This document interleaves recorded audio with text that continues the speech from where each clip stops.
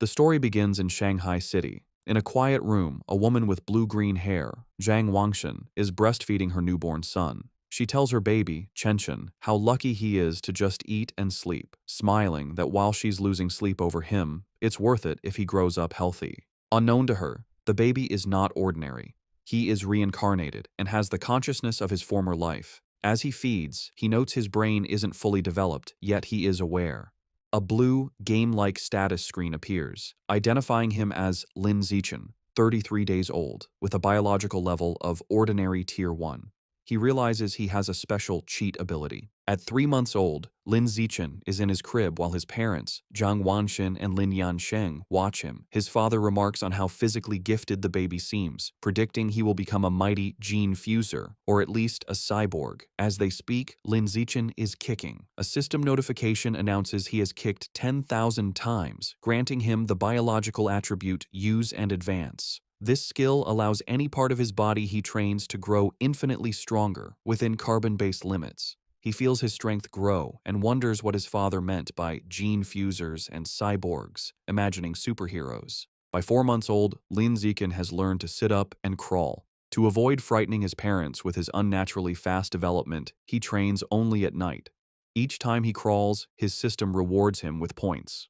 A month later, at 5 months old, he has mastered walking. At 6 months, he can finally sit up and crawl in front of his parents without it seeming too strange. While watching television, a news report on aberrant beasts shows gene fusers and cyborgs joining forces to fight them. For the first time, Lin Zichen understands this world is vastly different from his old one. He learns this Earth has mutated, giving rise to terrifying creatures called aberrant beasts.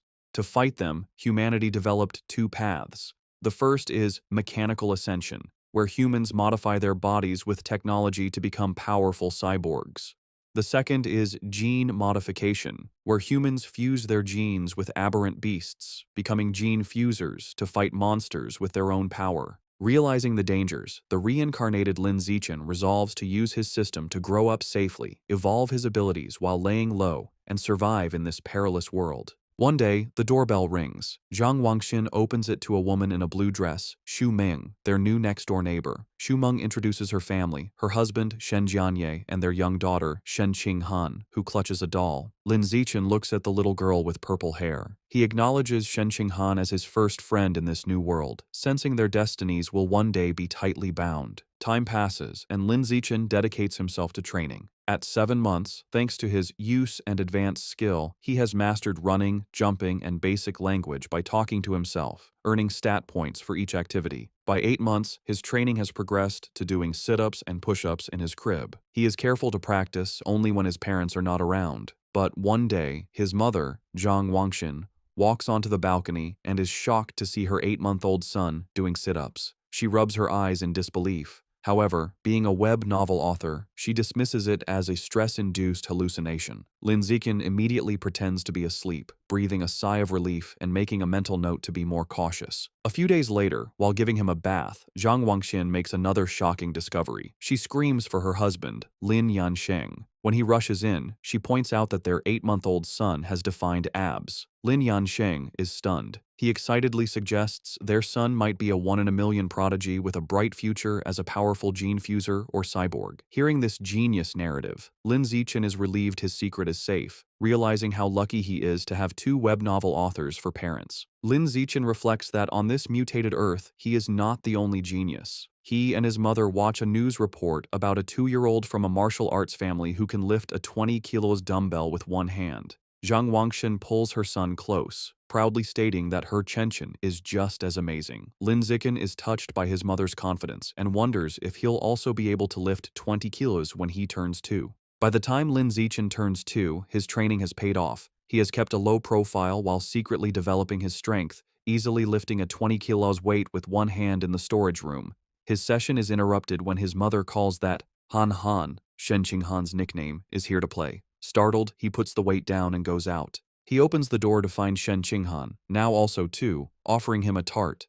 Lin Zichen internally remarks that due to their different mental ages, they don't play conventionally. While Han Han is a typical toddler, he uses every moment to train. He has found a unique way to spend time with her. Since she likes to stick close, she serves as a perfect custom-sized weighted vest for his exercises. There is, however, one recurring problem, which he is reminded of when he feels a warm wetness and cries out that Han Han has peed on him again. Another year passes. At age 3, Lin Zichen's strength has grown exponentially, and he can lift a 40 kilograms weight with one hand. While watching TV, he sees a report about a 4-year-old prodigy lifting a 30 kilograms dumbbell and notes with satisfaction that he is already stronger. Despite his progress, his system still shows his biological level as ordinary Tier 1. He wonders what it would take to reach Tier 2. With these questions in mind, he steps out of his house for the first time. The world outside is a stunning, futuristic cityscape with beastmen and cyborgs, which he assumes are the gene fusers and cyborgs he's heard about. Accompanied by his mother and their neighbors, Xu Meng and Shen Qing'an, he heads to the library. Since his parents don't let him use electronic devices, books are his best source of information. At the library, his mother points him toward the children's section, but Lin Zichen heads for advanced encyclopedias, with a worried Shen Qing'an following. The mothers watch in confusion. Xu Meng asks why he likes these books, and Zhang Wangxin guesses it's his genius genes. While Shen Qing'an offers him cookies, Lin Zichen is absorbed in his reading. Through the books, he learns that all life is categorized into 6 biological levels: ordinary, advanced, rare, epic, legendary, and mythical, each divided into 9 tiers. He realizes normal humans like his parents are at the bottom, ordinary Tier 1, as insignificant as ants compared to higher-level beings. This knowledge lights a fire under Lin Zichen. He must accelerate his training while maintaining his cover. His system alerts him to a new quest: read 100 million characters to be rewarded with the celestial root of wisdom. Excited to train both mind and body, he accepts. For the next year, Lin Zichen splits his time between physical training and voracious reading. At age 4, he and Shen Qing'an begin kindergarten, holding hands with the IR teacher, Ms. Zhang Mei. His hard work pays off. Soon after starting school, he breaks through to ordinary Tier 2. His physical prowess is immense. He can lift an 80 kilograms weight with one hand, high jump 1.2 meters, and sprint 100 meters in under 11 seconds. Outstanding stats for an adult, let alone a kindergartner. One day, he finds children surrounding a crying Shen Qing'an, calling her a bedwetter. Seeing his friend bullied, he knows he must act. He leaps dramatically into the center of the bullies. He glares and unleashes a terrifying threat. If anyone bullies Han Han again, he will pee on their bed every day. The childish but menacing threat works. The bullies burst into tears, vowing never to return to kindergarten. Shen Qing'an looks at her protector with admiration. This act unlocks a new achievement, the title of Kindergarten Kid King, and a new series of quests. He is delighted he can work on multiple quests at once. Half a year later, he completes his reading quest. Having read 100 million characters, he is awarded the Celestial Root of Wisdom, granting him a perfect eidetic memory and peak human learning ability. Time flies, and soon he and Shen Qing'an are almost 7, posing for their kindergarten graduation photo. Even during vacation, Lin Zichen does not rest, now strong enough to train with a massive 200-kilo barbell. During the vacation, his abilities reached new heights. He could leap over 2 meters high and had broken the 8-second barrier in the 100-meter dash with a time of 7.98 seconds. His mind was just as sharp.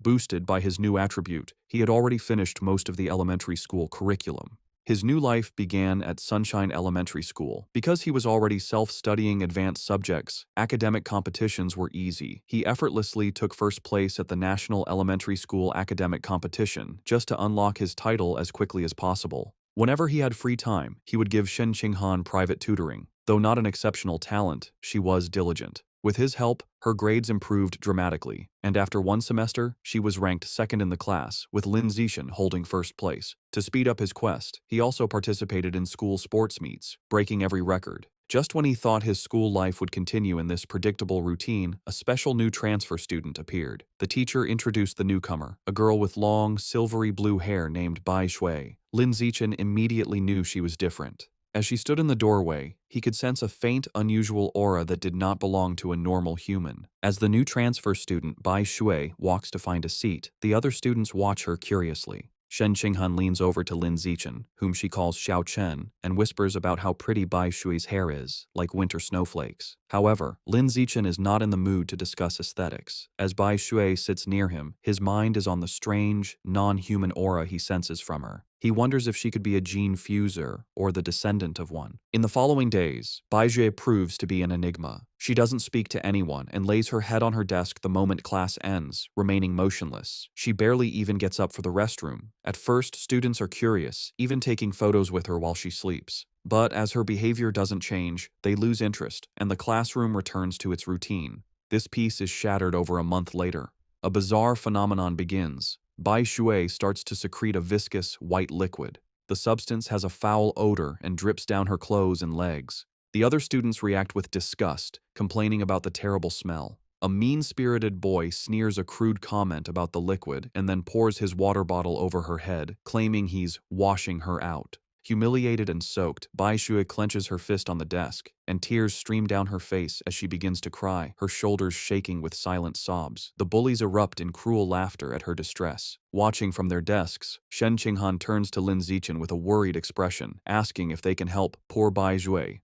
Lin Zichen is confused. He had sensed Bai Shui was dangerous, so he can't understand why she is crying. He agrees to help. As he walks towards the bullies, he reevaluates his assessment. While he still doesn't understand her, he realizes that for now, she isn't a threat. She is just a weak girl being bullied, and he has to step in. Lin Zichen walks up to the main bully and grabs him by the collar, calling out his name, Guan Chun. With a menacing smile, he orders the boy to wipe the water off Bai Shui's desk. Guan Chun is terrified and stammers that he'll wipe it up right away. The other bullies know they are in trouble. Lin Zichen is notorious at school for being skilled at both academics and fighting. Not even 6th graders dared to mess with him. Knowing it's better to comply, they quickly grab tissues and clean up the mess. Once the desk is clean, Lin Zichen's gaze sweeps over the group. He commands everyone involved to apologize to her immediately. The bullies, sweating and terrified, quickly comply. They line up before her desk and bow their heads, offering apologies and promising never to bully her again.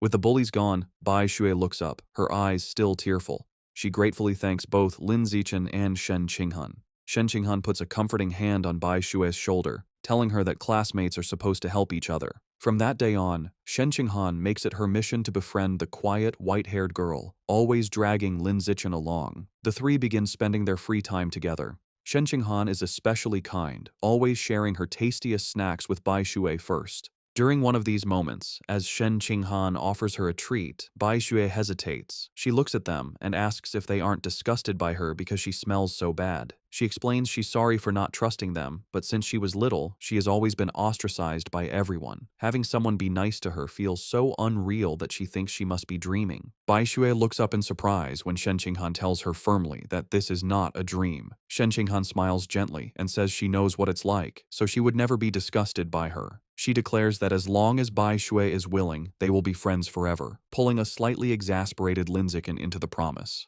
Overcome with emotion, Bai Shui tightly hugs Shen Qinghan. Tears of gratitude stream down her face as she thanks them for their kindness. After composing herself, she tells them she wants to give them a gift in return. She holds out a necklace with a pair of beast fangs, explaining it was a birthday present from her mother. She gives it to them, hoping it can be a symbol of their friendship. Shen Qinghan enthusiastically agrees, and the three children stand together in the schoolyard as the sun sets, joyfully declaring they will be friends forever. However, just as their newfound friendship was solidified, the unexpected happened. One day, Shen Qinghan is stunned to learn that Bai Shui has transferred out of the school. Lin Zichen confirms it, revealing that he saw her filling out the withdrawal papers. He flashes back to watching from the principal's office doorway.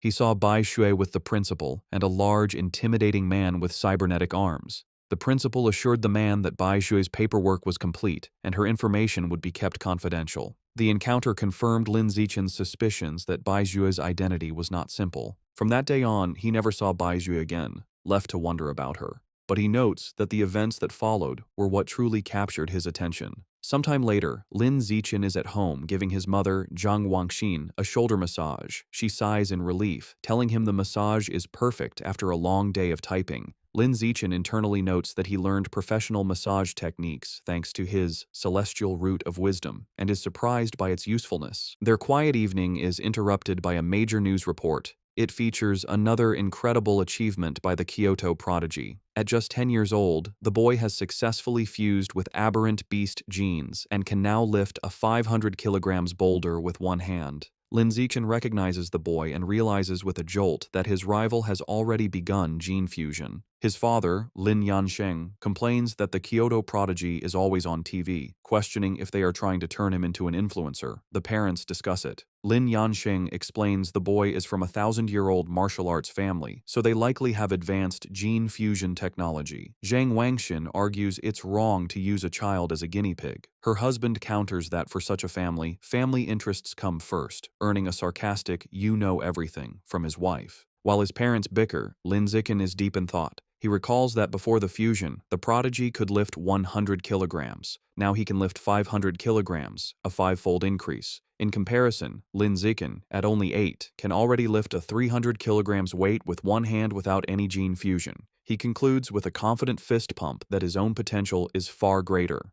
His confidence was soaring, but that feeling was short-lived. The next news report taught him the true meaning of fear. Breaking news shows a city in a neighboring country completely devastated by a massive explosion. The report states that based on footage, the attack was carried out by giant, aberrant rats. The screen shows horrifying images of monstrous rats swarming the ruins, capturing a screaming woman in their massive jaws, and then brutally devouring her. The news report continues, confirming heretics were responsible for the aberrant rat attack, fanning the flames from the shadows. At a press conference, an official from the devastated Sakura country pleads for international aid, explaining the heretics are a shadowy cult manipulating the beasts. Watching the news, Lin Zichen learns the cult is an anti-human organization of traitors who serve the aberrant beasts for their own gain. He feels relieved to be born in a powerful, stable country, giving him a safe place to grow stronger while laying low. His thoughts are shattered by sonic booms outside. He rushes to the window and pulls back the curtain to see a squadron of heavily armed cyborgs flying through the night sky.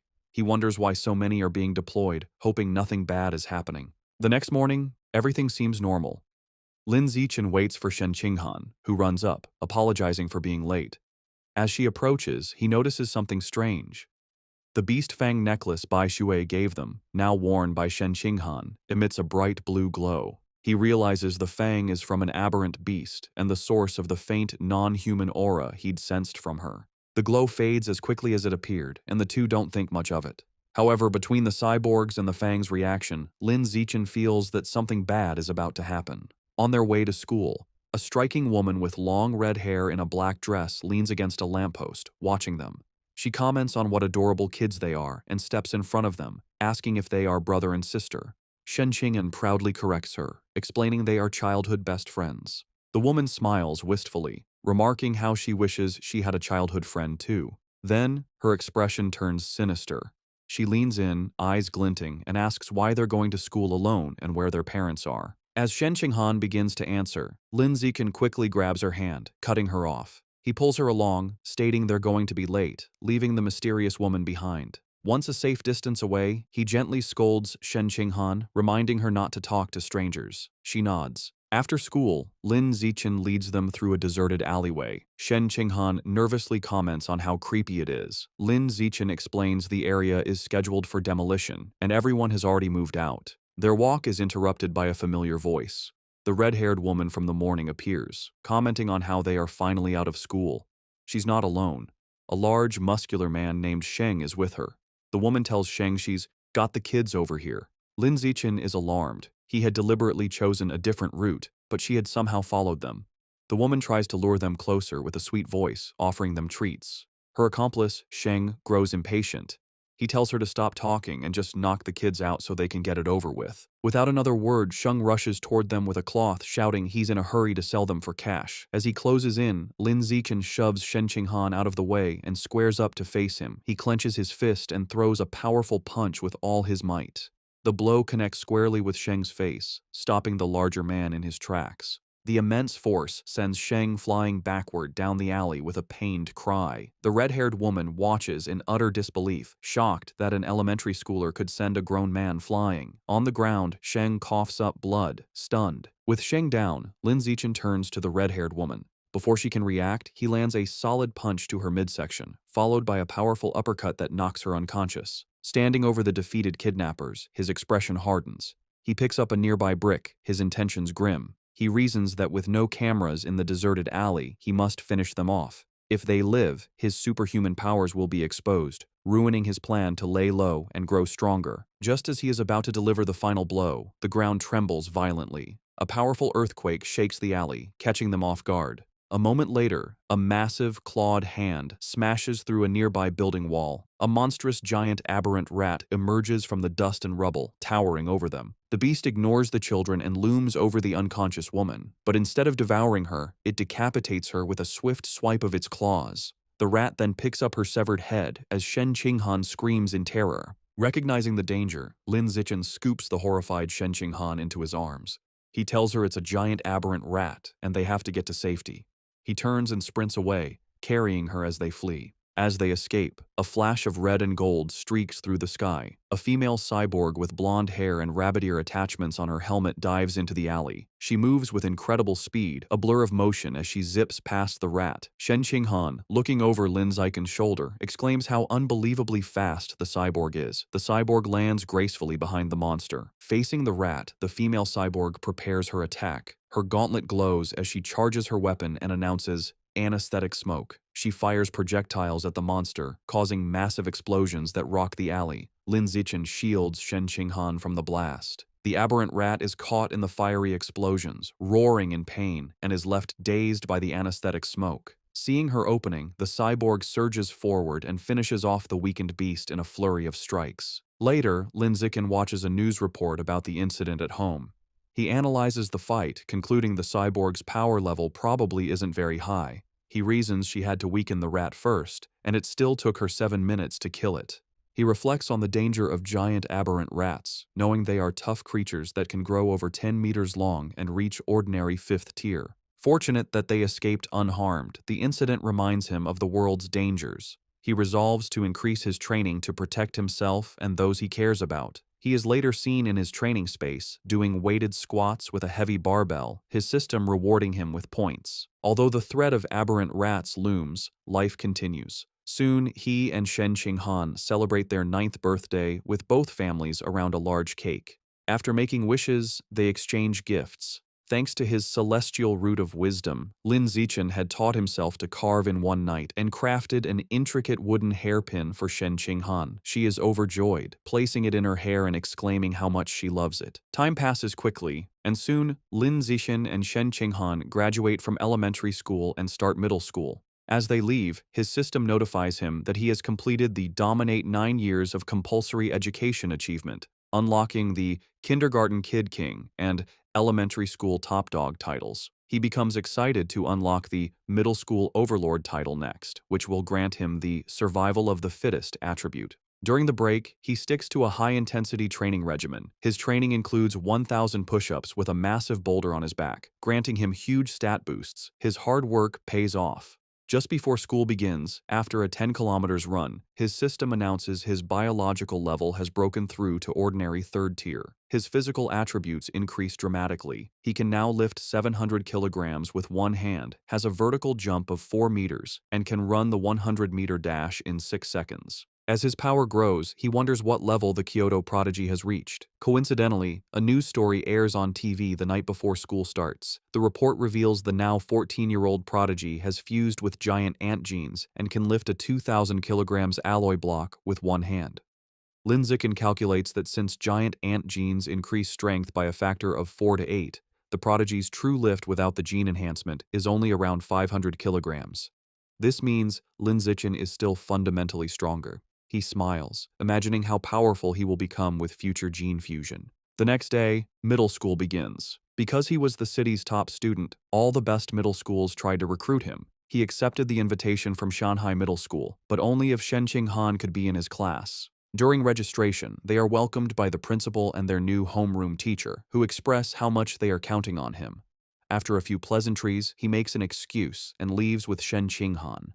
The real reason he chose Shanghai Middle School was for its excellent athletic facilities. They had planned to play badminton on the school's court before classes officially started. On the court, an excited Shen Qinghan tells Lin Zichen, "Xiao Chen, they should start." She serves with a flourish, calling out her fairy's curveball. Lin Zichen easily catches the shuttlecock mid-air, but their game is interrupted. A group of upperclassmen approaches, and their leader, in a backward cap, snatches the shuttlecock, informing them the court is reserved. His friends mockingly offer to let Shen Qinghan stay and spar with them. Shen Qinghan stands her ground, telling them they have to follow the rules, and they were there first. Lin Zichen, seeing them get too close to Shen Qinghan, steps in with a cold expression. He tells them to get away from her and reminds them of the first come, first served rule. The leader scoffs, arrogantly declaring he is taking the court.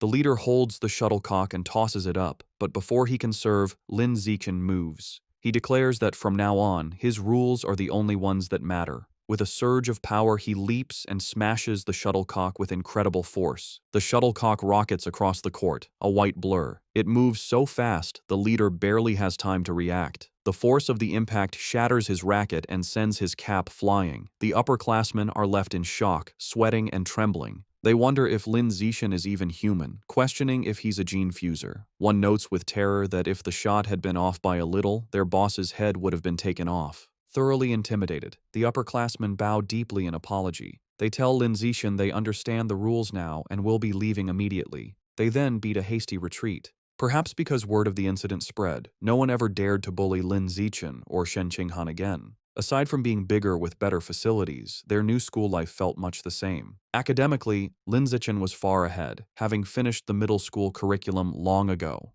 During class, he would read interesting books to pass the time. At night, after workouts, he would use his celestial root of wisdom to learn new skills online, quickly dabbling in cooking, photography, driving, swimming, and various sports. To unlock the middle school overlord title, he didn't just rank first in every subject, he also represented the school in national competitions. He stood amidst a mountain of trophies. To keep a low profile, he was careful not to win first place in every competition. A semester went by, and the title still hadn't unlocked. However, his performances earned him many fangirls who left stacks of love letters on his desk. He ignored them. Aside from tutoring Shen Qinghan, he focused on the upcoming school sports festival. He believed that if he completely dominated it, he should finally unlock the title. For the festival, he entered only 3 events: shot put, high jump, and sprinting, representing strength, jumping, and speed. He achieved an astonishing 201-meter throw in the shot put. Although he held back to avoid seeming too superhuman, he still easily took first place in all his events. Just as he was sitting with Shen Qinghan, admiring his gold medal, he felt a new power surge through his body. A system notification appeared, announcing that because his achievements far surpassed every other student, he had unlocked the middle school overlord title.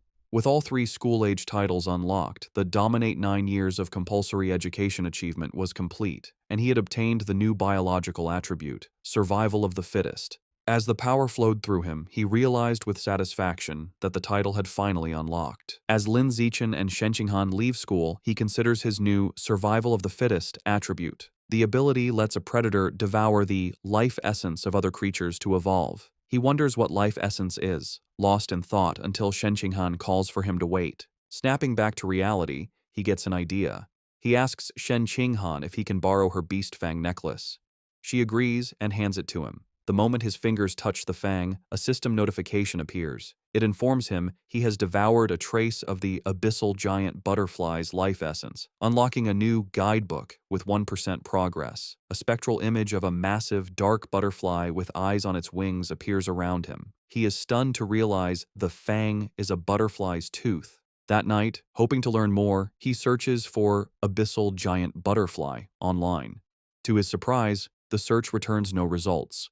Realizing he'll have to study this exotic beast on his own, he remembers Bai Shui had given them a pair of fangs. He rummages through his bag and finds the second tooth. Holding the second fang, he once again absorbs its power. Another system notification confirms he has devoured a second trace of life essence, but the guidebook progress only increases to 2%. He looks at the fang with disappointment, realizing there isn't much life essence left in it. He concludes he must find another way to unlock the abyssal giant butterfly's full power. The next day after school, to boost his training and ensure a quick escape route from any aberrant beasts, Lin Zichen starts biking Shen Qinghan to and from school every day. As they leave the school grounds, a man calls out to him, "Zichen." The man, in a tracksuit, stops them and introduces himself as Coach Guo from the school's martial arts team. He praises Lin Zichen's performance at the sports meet as the best in school history.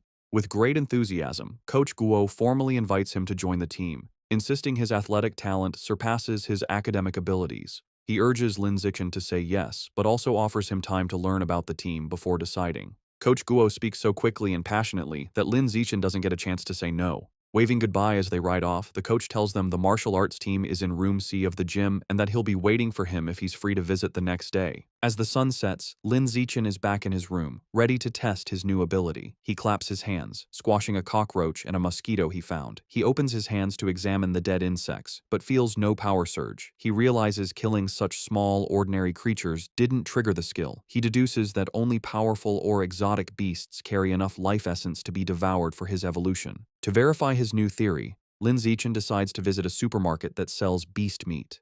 With Shen Qinghan on the back, he bikes them into the city. They soon arrive at a large, multi-story supermarket. Inside, they walk through the aisles, and Lin Zichen notes that while there is plenty of beast meat, it's all pre-packaged. He knows he can't test his theory without touching the meat. Just as he's feeling frustrated, he hears a butcher advertising fresh-cut beast meat. He spots a counter with a sign reading, "Fresh beast meat, not pre-packaged, safe to eat," where a butcher is cutting up large sides of meat. Telling a confused Shen Qinghan to wait, he says he's going to check out the meat. He doesn't explain further, eager to confirm his suspicions, and rushes to the counter. He reaches out and places his hand on a slice of freshly cut beast meat.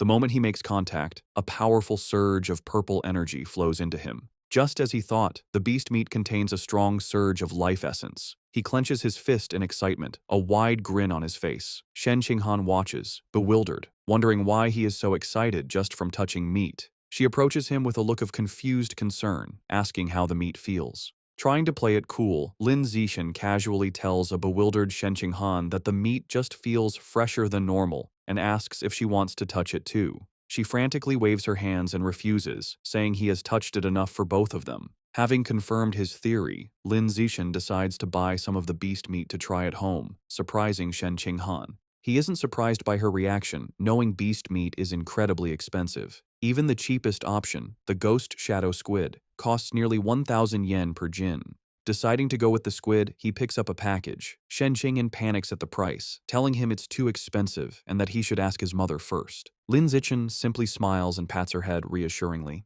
He tells her not to worry, making up a lie that his mom had already told him to buy plenty for both of their families. A flashback shows his mother, Zhang Wangshan, happily agreeing to cook a feast. Internally, Lin Zichen admits that while sharing is part of his plan, his other, more important reason is to test if he can absorb life essence through consumption, as he worries direct absorption might spoil the meat. At the checkout, he buys 3 packages of the ghost shadow squid for a hefty 29.94 yen. The female cashier thanks him. As they leave, Lin Zichen thinks about how expensive the meat was, wondering when they'll be able to afford it again. By the time they finish shopping, it is after 9 p.m. Knowing the city has been chaotic lately, they decide to head straight home for safety. On the ride home, Lin Zichen can't stop thinking about his experiment. Unable to wait, he discreetly places his hand on the package of meat in the basket. He immediately feels a familiar surge of purple energy. His system confirms he has devoured a trace of the ghost shadow squid's life essence. A new guidebook for the creature is unlocked, but his progress is only 0.1%.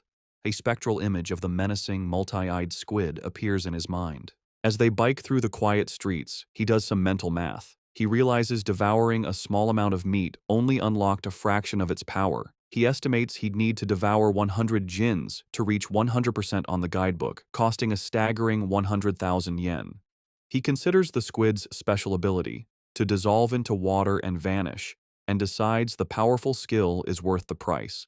His course is clear. He needs to make a huge sum of money, as he can't ask his family for that much. He then remembers his second reason for buying the meat, to test if absorbing its life essence would cause it to spoil. He glances at the package. It's been a while, but the meat looks perfectly fresh. He grins, delighted that absorbing the essence doesn't ruin the meat. As he continues to absorb its power, his progress bar for the squid climbs to 3%. His concentration is broken when Shen Qinghan shouts a warning. He slams on the brakes, screeching to a halt just inches from a couple in the bike lane, and apologizes. He scolds himself for not watching where he was going, then wonders why the lane is so crowded. Shen Qinghan points ahead. They see a tense standoff. A muscular, red-haired man is holding a woman hostage at knife point. Shen Qinghan recognizes the hostage in terror as their teacher, Chao Mei. The man shouts threats at the crowd. The area is surrounded by police officers who try to de-escalate the situation through a megaphone. The police captain holds back an officer, Ah Bing, telling him not to shoot recklessly. The captain explains the target is too close to the hostage and using her as a shield, making a clean shot impossible. The officer suggests sleeping gas, but the captain rejects it, fearing it would provoke the suspect before it could take effect. While the police hesitate, Lin Zichen decides to act. He discreetly picks up a small rock from the pavement and flicks it with incredible speed and precision. The rock strikes Officer Ah Bing's gun, causing it to misfire. The stray bullet hits the hostage-taker's hand, forcing him to cry out and drop his knife, releasing Teacher Cao Mei. Seizing the opportunity, the police captain yells for his team to move in. The officers rush forward and swiftly arrest the disarmed suspect, while a female officer comforts the terrified but unharmed Teacher Cao Mei. As the situation is controlled, Lin Zichen quietly gets back on his bike. Shen Qinghan looks at him with wide, questioning eyes and asks if he threw the rock. He quickly shushes her, saying they should leave and talk later, and they pedal away. Just as they are about to get away, a voice commands them to stop. The police captain calls out, asking if Lin Zichen was the one who threw the rock. Panicked at being caught, Lin Zichen quickly denies everything with a nervous smile. The captain watches them pedal away, finding it strange that someone wouldn't want to admit to a good deed. He muses aloud that there's a reward for bravery. The word reward instantly catches Lin Zichen's attention. Needing money, he slams on his brakes, skids to a halt, and rushes back to the captain. He sheepishly retracts his denial, admitting he threw the rock and explaining that the money is really important to him. The captain tells him to come to the station to make a report, promising to help him apply for the reward. After informing their families, Lin Zichen and Shen Qinghan prepare to head to the police station. He assumes everything will go smoothly, but as the police lead the cuffed suspect away, something goes horribly wrong. The suspect's face begins to twist grotesquely. The police realize with horror that he's a heretic and is mutating into a giant aberrant rat right before their eyes. The monster breaks its cuffs and goes on a rampage, swiping its massive claws at the officers. The police captain gets on his radio, ordering all forces to open fire but to protect the civilians. The officers unload their weapons, but the bullets have no effect. A frantic report comes in, identifying the heretic as having fused with Rat King genes and calling for immediate backup. Realizing the danger, Lin Zichen apologizes, grabs both of them and pulls them away, urging them to run. He is relieved the monster isn't chasing them, but knows they need to get away fast. As they flee, a new figure streaks down from the sky in a purple aura. It's a female cyborg in sleek, futuristic armor. She lands a powerful blow on the giant rat, sending it staggering backward. Hovering in the air, the cyborg, a woman with short, dark purple hair, begins to charge a laser cannon in her chest. With a command to fire, she unleashes a massive, devastating beam of purple energy that engulfs the mutant rat. The creature roars in agony as it is completely disintegrated, leaving nothing but scorched remains. Lin Zichen watches, stunned by the cyborg's incredible power. With the threat gone, Teacher Cao Mei and Shen Qinghan breathe sighs of relief. Lin Zichen, however, is more concerned about his bike, noting with relief that the blast didn't hit it, which would have been a huge financial loss. Just as the tension subsides, he has a sudden realization. He looks into the bike's basket and sees the expensive ghost shadow squid meat has spoiled, giving off a foul smell.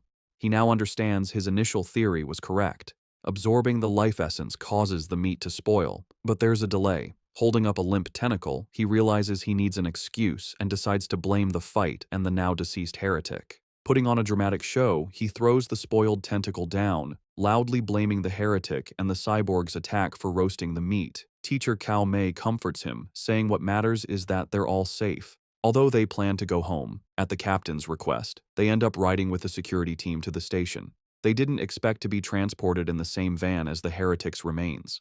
After the laser blast, all that was left was a pile of scorched flesh on a gurney, and the smell was intense. As he sits in the foul-smelling van, another thought strikes Lin Zichen. He remembers that the beast fangs from Bai Shui still contained life essence long after the creature was dead. A new possibility dawns on him. Could there be life essence left in this corpse as well? And if so, could he devour the corpse's Rat King gene for himself? Sitting in the police van, Lin Zichen wonders how much of the Rat King gene he can devour from the heretic's scorched corpse.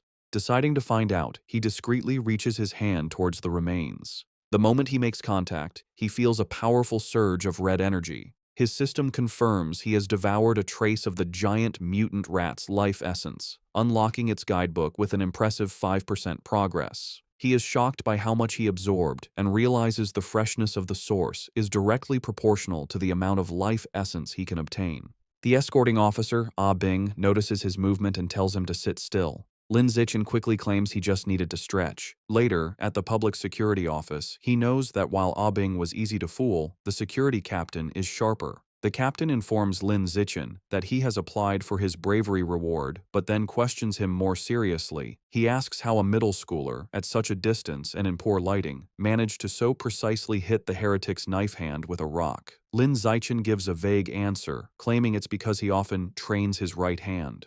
The odd response leaves the captain speechless. Their conversation is interrupted when Shen Qinghan calls out that her auntie is here. Lin Zichen is surprised to see his parents rush into the station. His mother runs towards him in a panic, calling his name with a terrified expression. She throws her arms around him in a tight hug, asking if he's all right and telling him he scared her half to death. He tries to calm her, reassuring her that he's fine and even got a bravery reward. Holding him close, his mother makes him promise that next time there's danger, he will hide somewhere safe first. She tells him with tears in her eyes that all she wants is to see him grow up safe. Lin Zichen is visibly moved by his mother's heartfelt concern. As they leave, Lin Zichen reassures his mother he will always protect himself first. The police captain watches them go, still pondering the boy's strange abilities. On their way out, Lin Zichen passes two female police officers discussing the case. One remarks that perverts are getting more brazen, and her colleague reveals the heretic was a liberal arts student from Guangyuan University, brainwashed by the rat god cult. The first officer curses the cult, but the second points out they need to eliminate the root cause, the self-proclaimed Rat King. The name instantly catches Lin Zichen's attention. In the car home, he immediately starts researching the rat god cult on his phone. Surprised to find a ton of information, he learns the cult's main base is in Shanghai City, and most of its members are societal outcasts. He uncovers a shocking piece of information suggesting the Rat King wants to evolve into a higher life form and is forcing its followers to gather evolution materials. This leads him to a chilling question. Has the Rat King, an aberrant beast, already developed sentience? His thoughts are interrupted when he glances out the window and sees a giant rat, nearly the size of a cat, on the sidewalk. For a moment, he wonders if it's related to the Rat King, but quickly dismisses the idea, telling himself that in the South, cat-sized rats aren't that unusual. Shaking off the thought, he realizes how quiet Shen Qinghan has been.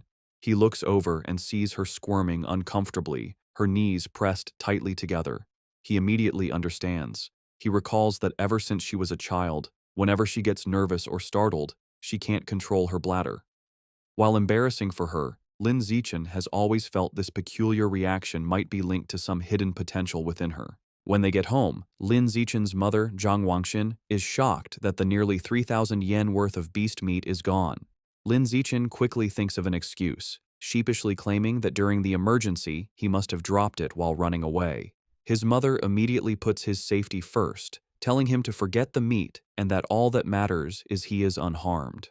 Lin Zichen breathes an internal sigh of relief, glad he fooled his mother. However, his father, Lin Yansheng, is more stubborn. He announces he is going back to look for the expensive meat, boasting that a fated wage slave like him is tough. Lin Zichen tries to stop him, arguing it's too dangerous and the meat is already spoiled. His father becomes suspicious, asking how he could know it had gone bad. Sweating nervously, Lin Zichen quickly claims it was an obvious guess. Meanwhile, back at the now empty public security office, the police captain is still pondering the night's strange events. As he smokes a cigarette, he can't shake the question of how an ordinary middle schooler could have thrown a rock with such incredible power and precision. Suddenly, he hears a strange noise from the corner. His eyes widen in shock as he sees a massive rat, far larger than any normal rodent, perched on top of the filing cabinets. Before he can react, the giant rat leaps down. The captain instantly draws his pistol and opens fire. The confrontation is swift and violent, ending in a bloody blur. The next day in class, Lin Zichen sighs at his desk.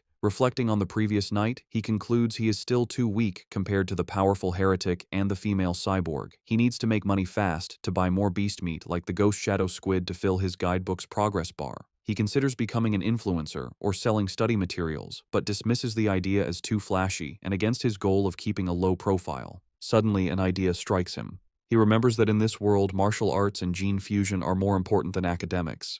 He decides it's time to act. Later, he heads to the gym where the martial arts team practices in Building C. He finds Coach Guo drinking from a thermos and greets him. A surprised Coach Guo asks if he is there to join or just to learn more about the team. Instead of answering, Lin Zichen leans in and discreetly asks if joining the team offers a chance to compete in city tournaments and if the prize money is high. The coach smiles, confirming he would have a chance and that prizes are worth tens of thousands. With his main concern addressed, Lin Zichen shakes the coach's hand and announces he is joining the martial arts team today. Coach Guo happily welcomes him. The coach gathers the team to announce their new member. He introduces Lin Zichen, reminding them of his performance as the sports meet champion. The other team members, Zhang Kai, Huang Tianxing, or Xing, Li Shutong, and Han Yiguo, introduce themselves. Finally, Lin Zichen introduces himself. Since Lin Zichen has no formal martial arts training, Coach Guo demonstrates basic fist and leg techniques. The coach explains the moves look simple but are difficult to master, noting that the team's fastest learner, Li Shutong, took a week to perfect them. He then encourages Lin Zichen to try. Lin Zichen assumes a ready stance. Thanks to his celestial root of wisdom attribute, which grants him heaven-sent martial insight, he has already memorized and understood every detail of the demonstration just by watching. As he practices the fist techniques, a system notification awards him points in vitality, strength, dexterity, and proficiency. He executes the hand and fist movements with flawless precision and speed. He transitions seamlessly into the leg techniques, performing powerful, fluid kicks. Another system notification grants him points for his leg muscles, dexterity, and proficiency. The coach and the team watch in stunned silence. The coach's jaw drops, and he almost fumbles his thermos, unable to believe it. He wonders how someone could learn the complex forms perfectly after one look. Staring at the flawless performance, a single thought forms in his mind. He must be a once-in-a-million martial arts prodigy. That evening in Shanghai, Lin Zichen's mother, Zhang Wangxin, calls him for dinner. He rushes out eagerly, spoon in hand, asking what she made. She proudly presents a large platter of the ghost shadow squid he wanted. The aroma is incredible, and he tells his mother how amazing it smells. She urges him to eat while it's hot. He takes a bite and praises her cooking as the best in the world. Pleased, she tells him to eat a lot, as she bought 3 full gins for him. As he eats, a system notification appears. He has devoured a trace of the ghost shadow squid's life essence by consuming it, bringing his guidebook progress to 3.01%. He realizes with frustration that eating the meat works just as well. If he had known, he wouldn't have spoiled the first batch by touching it. While they eat, a news report catches their attention. It's about a 14-year-old genius girl, the youngest cyborg in history after fusing with an energy core. Her energy system grants her superhuman abilities, lifting a 5,000-kilogram SUV with one hand, sprinting 100 meters in 3 seconds, and jumping 8 meters vertically. Watching this, Lin Zichen ponders the debate in his world. Between the Kyoto prodigy's gene fusion and this girl's cybernetics, which path is stronger? His thoughts are interrupted by another breaking news story. It announces that the security captain they met, He Chunshan, was killed in his office. Surveillance footage showed he was attacked and devoured by a giant mutant rat that infiltrated the station. Medics are shown wheeling his body into an ambulance. Lin Zichen is horrified. He recalls the large rat he saw the night before and wonders if it was connected. He imagines a giant rat rampaging through the city. The captain's death is a grim reminder of the escalating danger. Staring intently, Lin Zichen decides he must intensify his training immediately. Following the police captain's death, Lin Zichen dedicates himself to a grueling training regimen. After intense practice, he can now sprint 100 meters in a blistering 4.61 seconds. His physical power has skyrocketed. His vertical jump is 5.3 meters, and he can lift an astounding 1,200 kilograms with one hand. In addition to his personal training, he continues his martial arts practice with the school team, hoping to boost his strength quickly for the upcoming tournament. The next morning at school, he heads to the gym to practice, with a curious Shen Qinghan tagging along. On their way, a girl with pink hair warmly greets Lin Zichen and offers him a bottle of fresh milk. He politely declines, thanking her, and walks past with Shen Qinghan, leaving the girl disappointed. Watching from a distance is his teammate, Zhang Kai. He clenches his fist in anger, resentful that the person who beat him at the sports meet is rejecting a gift from the girl he admires. Unable to contain his frustration, Zhang Kai rushes forward and blocks their path. He confronts Lin Zichen, scolding him for his poor manners and for hurting the girl's feelings. When Lin Zichen calmly explains he is allergic to milk, Zhang Kai refuses to believe him and calls him a liar. Enraged, Zhang Kai points at Lin Zichen and challenges him to a spar. He sets the terms. If he loses, he will never bother Lin Zichen again, but if Lin Zichen loses, he must drink the whole bottle of milk. Just as the challenge is issued, a new system notification appears. A new achievement mission has been triggered. Defeat 1,000 different opponents in formal competition for the survival of the fittest biological trait. A sly grin spreads across Lin Zichen's face. This is the opportunity he has been waiting for. Surrounded by a menacing purple aura, he accepts the challenge, his eyes glinting with anticipation as he agrees to the spar. Word of the duel spreads quickly through the school. Two students excitedly decide to go watch the fight between the popular junior, Lin Zichen, and a senior. By the time they are ready, the gym is packed with onlookers in a large circle around the sparring area. The crowd is clearly on Lin Zichen's side. Many of his female fans cheer him on, telling him to teach his opponent a lesson, including the pink-haired girl from earlier who gets her phone ready. Zhang Kai scoffs, annoyed that everyone assumes he will lose. He internally admits Lin Zichen's talent has grown incredibly over the past month. He sees this duel as his last chance to put the rising genius in his place and show off his own strength. In contrast to his opponent's intensity, Lin Zichen seems unfazed. He casually states that he needs to go home for dinner and asks if they can make the fight quick. Taking this as an insult, Zhang Kai smirks and agrees to grant his wish. Coach Guo steps between them to officiate. He raises his hand to start, reminding them of the rules. However, before the fight begins, Zhang Kai shouts for them to wait. With a condescending grin, he offers Lin Zichen a handicap. He points out that he has trained for nearly 2 years, while Lin Zichen is a novice of only a month. To be fair, he declares he will let Lin Zichen have the first 3 moves. Lin Zichen simply agrees. The moment he agrees, Lin Zichen explodes into motion. He closes the distance in a blur, catching Zhang Kai by surprise. Before his opponent can raise his guard, Lin Zichen unleashes a single devastating punch. The blow connects with brutal force, sending blood flying from Zhang Kai's nose. He is knocked out instantly, collapsing unconscious on the gym floor. The entire gym is stunned into silence. Coach Guo's jaw drops as he stares in disbelief, shouting that the fight was over in one punch. The rest of the martial arts team and the crowd are equally shocked, calling the outcome ridiculous, unable to process that the duel was over in a single second. The silence is broken by a roar of celebration. Shen Qinghan throws her fist in the air, ecstatically cheering for Lin Zichen's victory. The other girls, including the one with pink hair, join in, shouting about how amazing he was. Standing over his defeated opponent, Lin Zichen receives a system notification. It informs him that by defeating a rival and winning the affection of the opposite sex, he has obtained priority mating rights.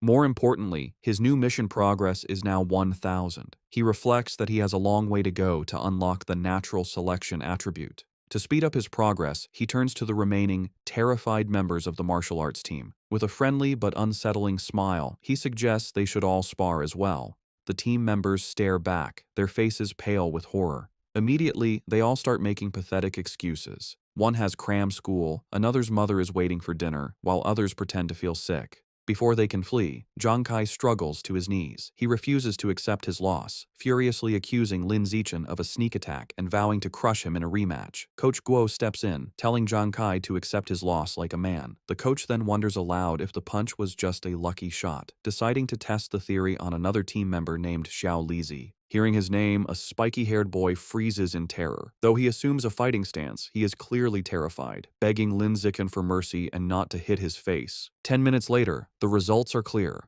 Several martial arts team members are lying unconscious on the gym floor. Lin Zichen stands over them, noting he made sure not to go too hard on them and just exchanged a few blows. However, when he checks his system again, he is disappointed. Aside from the initial victory, none of the other spars counted toward his achievement. The rival count remains at 1,000. He realizes friendly sparring isn't enough. He has to defeat rivals in an official competition.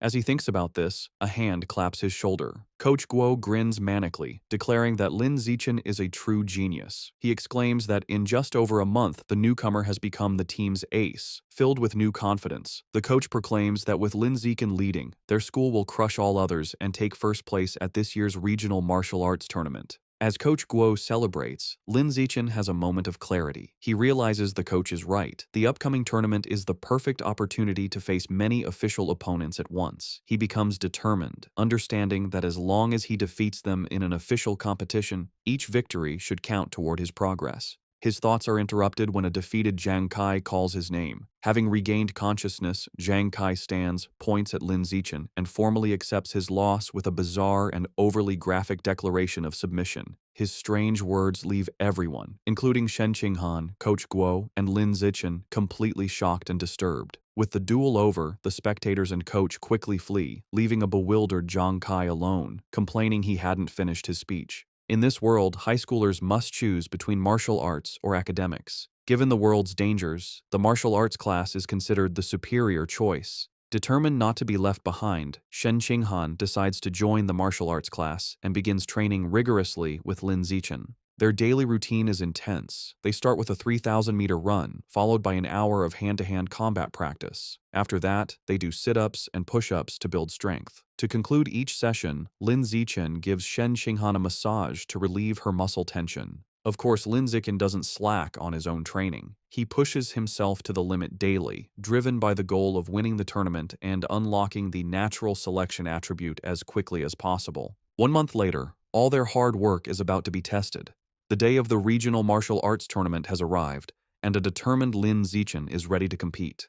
The tournament is at the massive city gymnasium, with a huge crowd around a central fighting ring. In the waiting area, the mood is tense. Coach Guo nervously reviews the roster, complaining that their school, Shanghai High, drew a match against the strongest team, Shanghai No. 1 High. Another team member adds to the anxiety, mentioning their opponents have a fighter who can run the 100-meter dash in under 9 seconds, leaving them feeling outmatched. Sensing the team's low morale, Lin Zichen calmly raises his hand and volunteers to fight first. Though still worried, Coach Guo agrees to let his ace take the stage. As Lin Zichen walks into the arena, Shen Qinghan cheers him on from the sidelines, while Coach Guo shouts encouragement through a megaphone. Lin Zichen readies himself for the fight. His opponent, a much larger and more muscular student from Shanghai No. 1 High, steps forward. He acknowledges Lin Zichen's talent for making it to the tournament as a first year. However, his tone quickly turns mocking. He sneers that the stage isn't meant for a shorty who hasn't even hit 1.7 meters. Flexing his bicep, he promises to show Lin Zichen what a true gap in size and power feels like.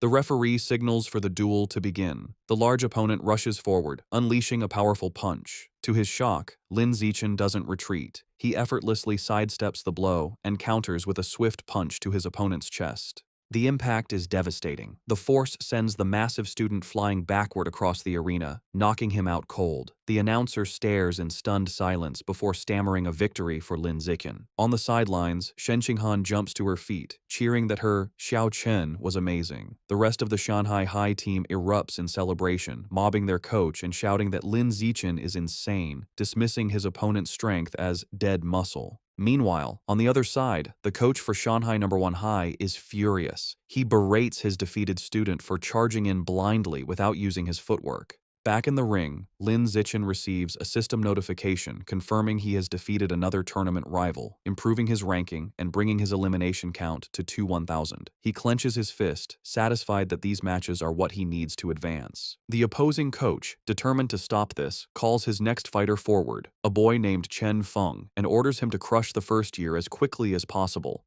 Chen Feng calmly agrees. He steps onto the stage and assumes a ready stance, looking far more composed than the last fighter. The announcer signals for the second duel to begin. Chen Feng immediately showcases his superior technique, moving with incredible speed and launching a flurry of attacks. Lin Zichen calmly meets the assault, blocking a powerful kick with one hand. However, the force of his block sends Chen Feng spinning wildly through the air before he crashes hard onto the arena floor, unconscious. Medics rush in with a stretcher and carry Chen Feng away, stating he needs a head scan. The crowd is left bewildered. They murmur among themselves, questioning what just happened and speculating that the student from Shanghai High must be insanely lucky. Some angry spectators shout that the tournament must be rigged, demanding a refund. However, the coach of Shanghai No. 1 High knows better. Clutching his head in despair, he realizes with dawning horror that this isn't luck. The first year from Shanghai High is the real deal. Back in the waiting area, the coach has a new strategy. He calls his next fighter, a spiky-haired boy named Gao Fei, and gives him strict orders to focus entirely on defense, warning him that he cannot afford to lose. Gao Fei, however, is brimming with confidence. He calmly tells his coach not to worry, assuring him he will win.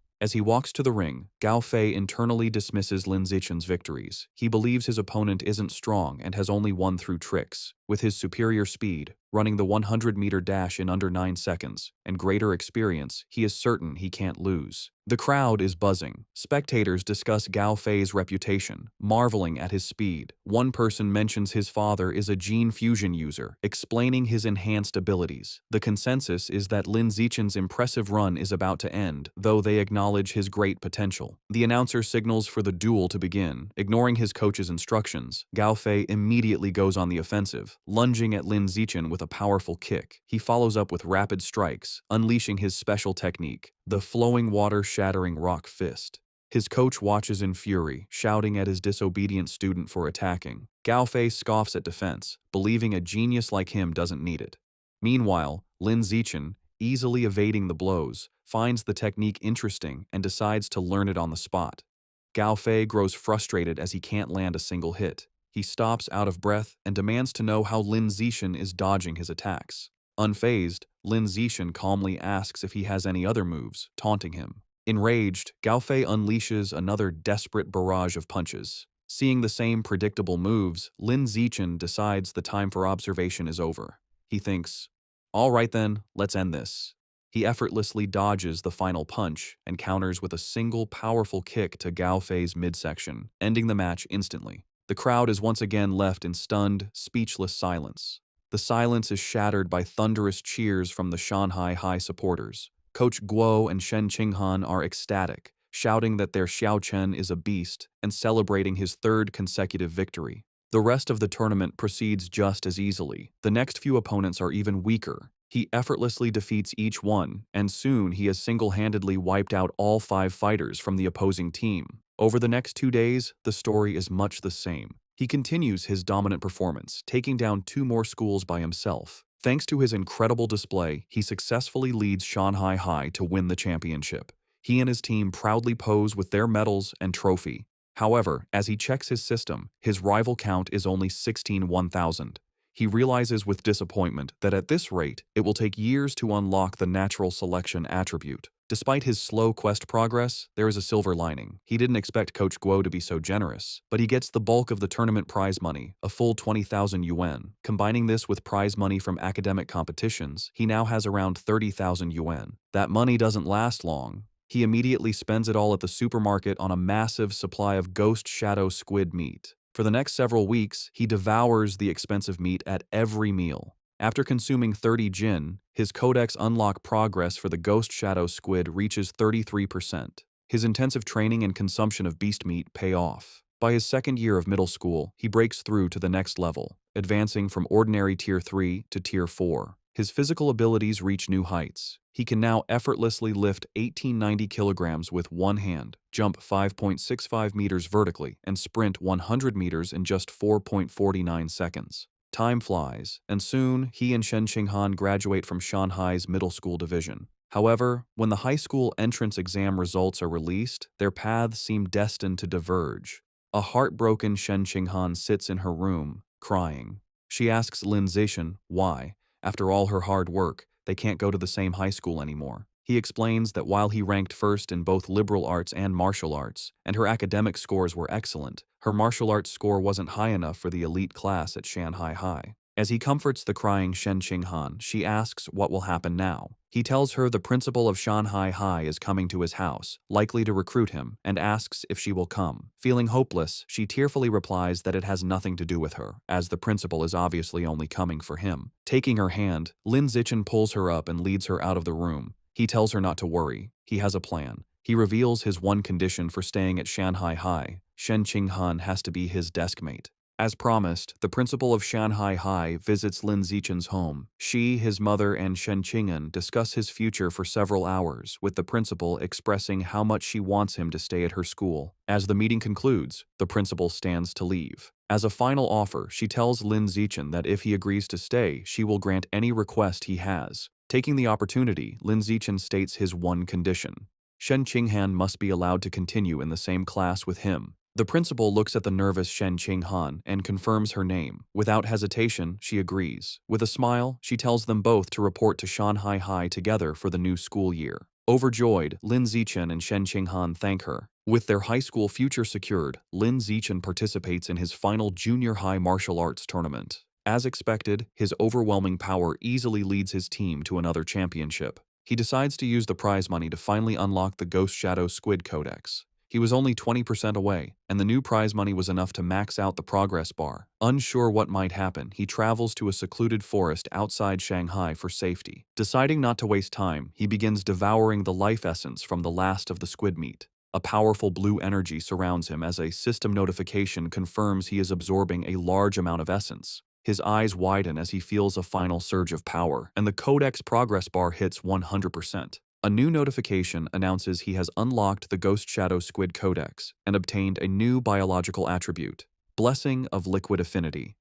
The ability enhances his affinity with water, allowing him to move freely and even vanish in aquatic environments. However, as the power settles, he stands in the quiet forest holding the limp squid tentacles and feels his new ability is kinda underwhelming. Still feeling underwhelmed, Lin Zichen tests his new ability in a nearby pond. He finds his Blessing of Liquid Affinity has some benefits. He can soak for long periods without his skin wrinkling, and swimming is much easier with reduced water resistance. However, there are no other noticeable effects. He sits in the water and rationalizes that since the Ghost Shadow Squid is a low-tier beast, it's fair the ability isn't very powerful. He resolves that to get better attributes, he will either have to save up for higher-grade beast meat or become strong enough to hunt powerful wild mutant beasts himself. The memory of the terrifying giant mutant rats strengthens his resolve, and he clenches his fist, determined to grow stronger. With less than a week before school begins, Lin Zichen's mother and Shen Qinghan's family decide to go on a trip.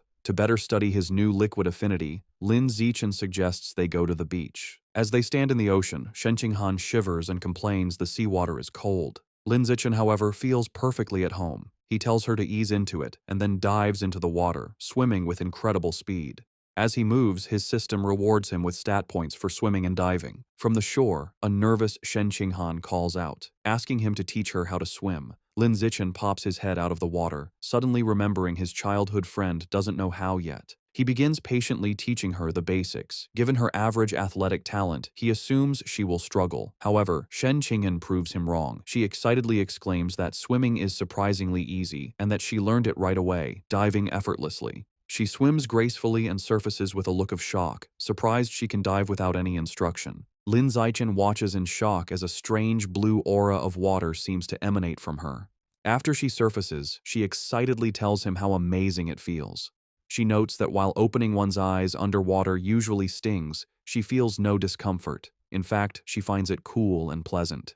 Her words leave Lin Zichen deep in thought. He watches her swim away, finding the situation unusual. He reasons that even with a natural talent for water, there's no way she could have mastered all the skills so instantly. Her rapid learning is simply not normal. Suddenly, a realization dawns on him. He recalls her lifelong problem with bedwetting when nervous. He wonders if this weakness is actually a sign of a powerful, innate water affinity she was born with. The idea excites him. He becomes convinced she might possess some kind of special cultivation body, like a character from his parents' Xianxia novels. To test his theory, they continue diving. Her performance shocks him even more as they explore the underwater world. He notes they have been holding their breath for over 10 minutes, an incredible feat for a beginner like Shen Qinghan. As they swim, Shen Qinghan's expression suddenly changes. A strange, swirling sound begins to vibrate through the water around her. Both look up, trying to find the source. They surface abruptly, and Shen Qinghan cries out as the glowing blue water swirls around her.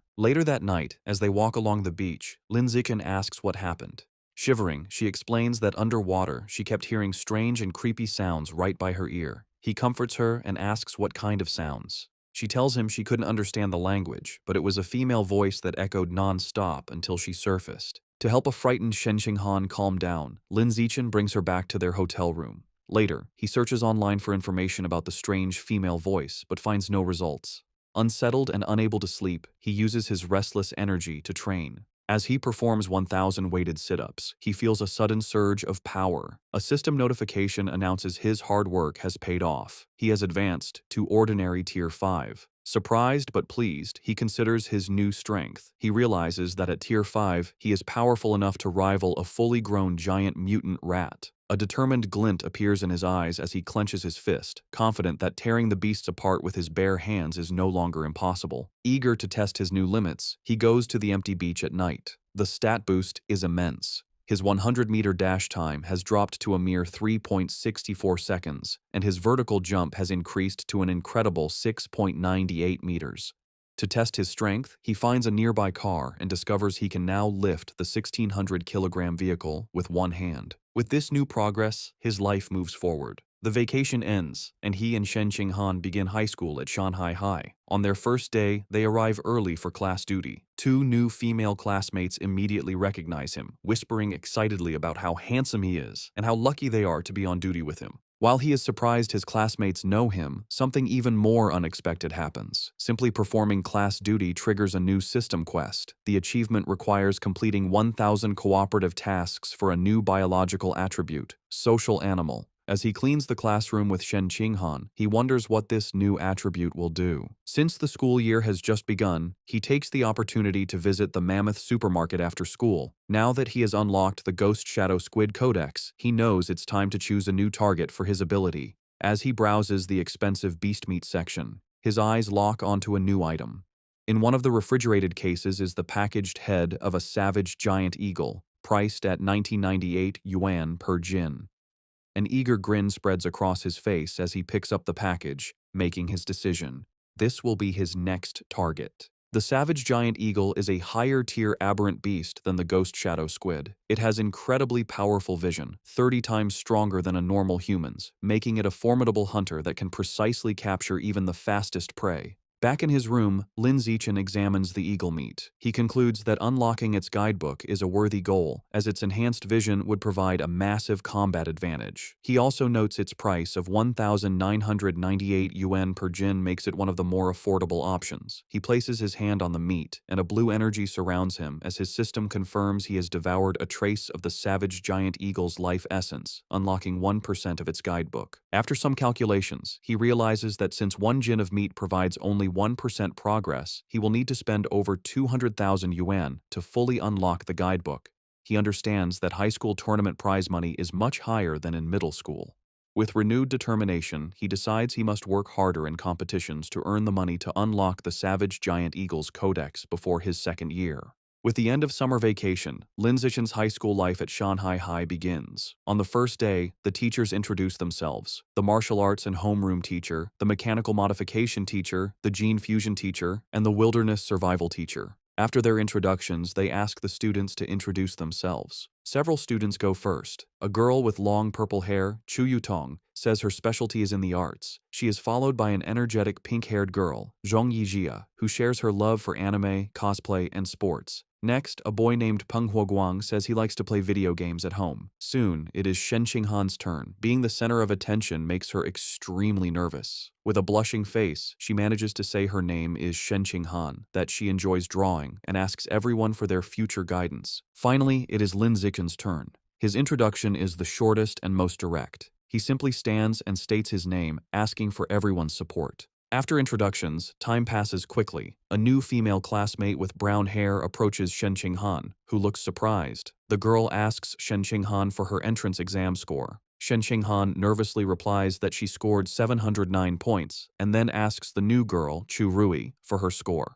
Chu Rui is impressed, exclaiming that Shen Qinghan's score is more than 10 points higher than her own 698. Chu Rui then asks about the physical fitness portion, admitting she only scored 95 out of 100. This question makes Shen Qinghan extremely uncomfortable. She stammers that her score wasn't as good, internally panicking because her score of 79 was so low she almost didn't make it into the elite class and feels too embarrassed to say it out loud. Not getting the hint, the persistent Chu Rui continues to guess if Shen Qinghan scored 94 or 93. Shen Qinghan, looking down in shame, quietly tells her it was even lower.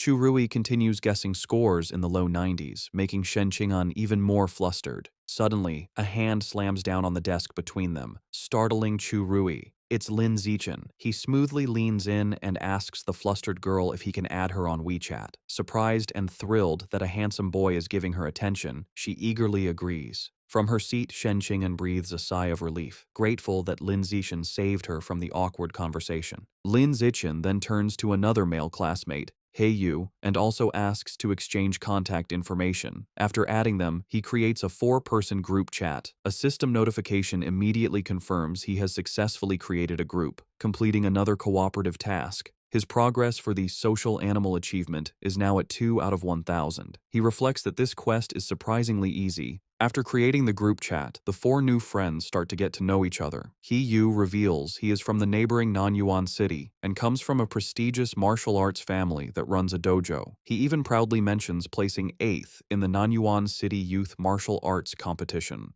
Chu Rui shares that her family owns a chain of clothing stores, making her wealthy. After Lin Zichen and Shen Qinghan also share their backgrounds, the 4 quickly become a close-knit group. Just as they are getting comfortable, He Yu asks the others to guess who the strongest student in their class is. Chu Rui immediately points to Lin Zichen, guessing it must be him since he was the top scorer on the entrance exam for their entire district. This shocks He Yu, who had no idea his new friend was so accomplished. However, Lin Zichen humbly suggests that being the top scorer doesn't necessarily make someone the strongest. He reveals a surprising fact.